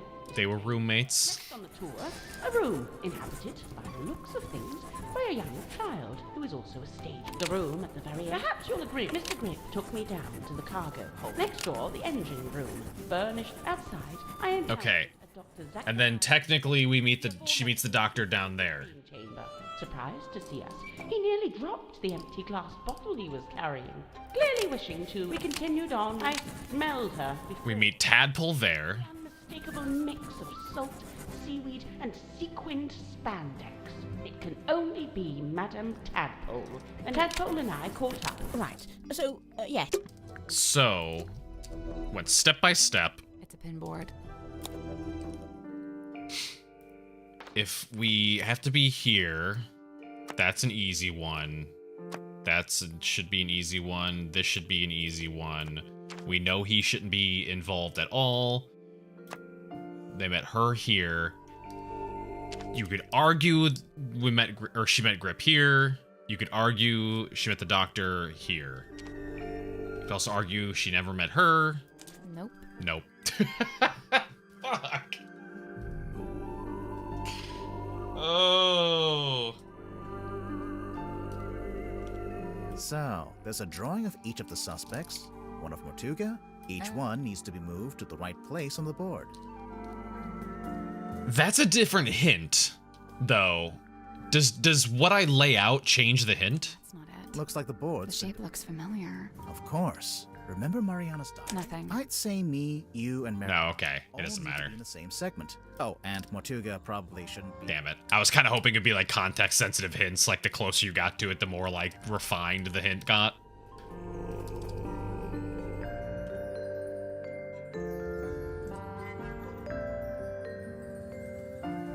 Damn, what the hell is it? This is gonna keep me up.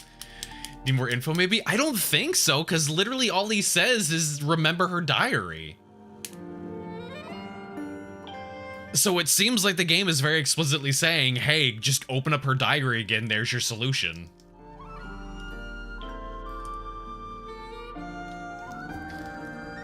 Because, like, the thought is either, okay, you go off the diary based on something to do with the events of the diary, right? Or you just used the diary to understand where this, or like what this means, and you're filling in where the people are. Like, I guess you could argue where people are right this moment would be here, here, here. Was she down here? I thought she was like higher up. You are in here, and you would be down here. Got it. Fuck!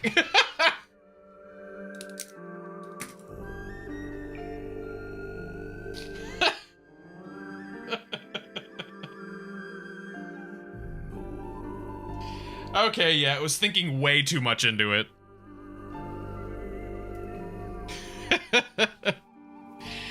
The hint to look at the diary was literally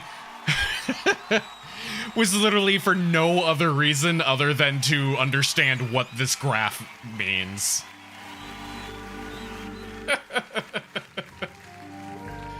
Oh man. I was trying to think way too deeply into that one.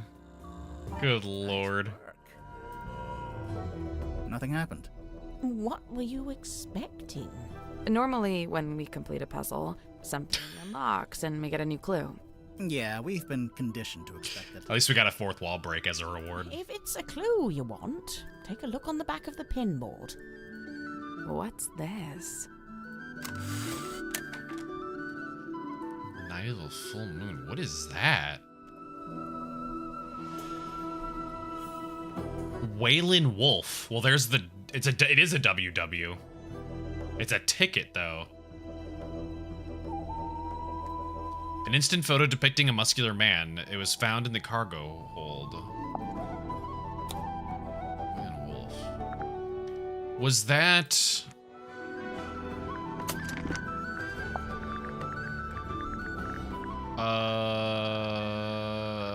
Was it the magazine? No, that says W and W, not WW. So...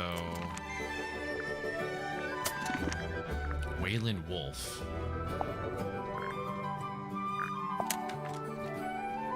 So that's a different thing than... Yeah, the WW in the notebook, yeah, I got that. But I was just trying to see if this was the same WW as, because you had pointed out earlier the WW on this, but it's W and W, so it can't be the same one. It has the only comparison right now is just the book.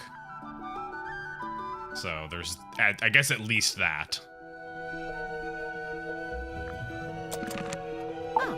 Actually, can we ask her about that? When did you take this photo? Says it right there. On the night of a full moon. How come that guy has glowing red eyes? Perhaps it's because of his demonic essence. Or you used a flash. Perhaps it's because I used a flash. Who's the woman in the ball? Well, that's no woman. That's a mermaid, slumbering in an ethereal bubble. You're not gonna tell us, huh? Well, that didn't help at all. So, okay, I think it's because she went to go see a show, is what that is, and so she took a photo of the show. Okay. At least there's something. It's the cargo. Is there like a... how do I save, by the way? Here. Autosave is on. Okay. Well, we're good then. Just to be safe, I'm gonna move to another room.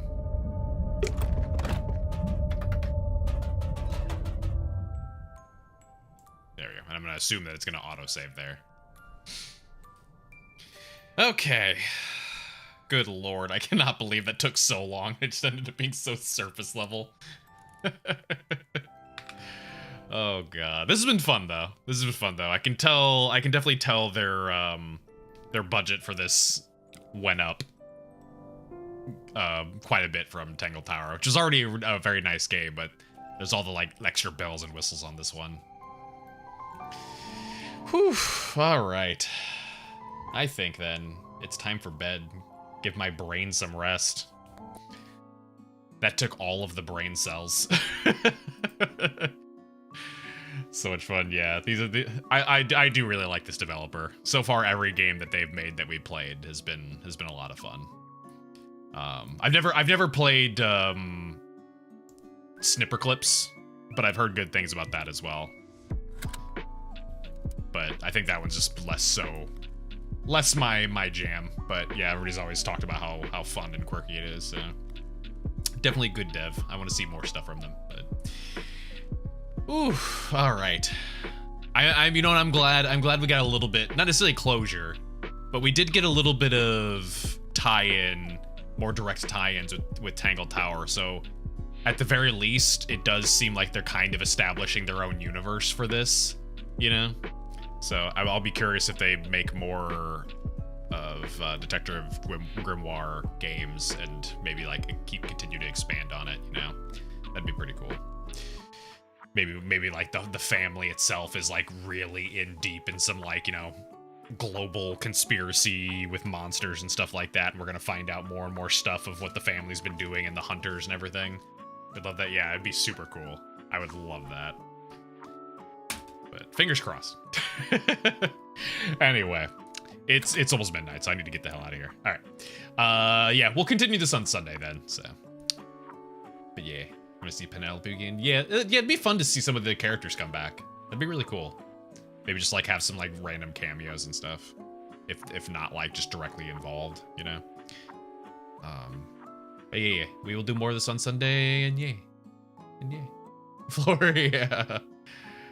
All right, y'all have a good night. Thank you as always for stopping by. If you're already following, consider following stream for Tuesday, Thursday, and Sunday. Sunday is, well, usually guaranteed to be a horror game, but we'll be doing more of this on Sunday. But yeah, y'all have a good night. Good night, good night, good night, goodbye, goodbye, goodbye, good night, goodbye, goodbye, good night, goodbye.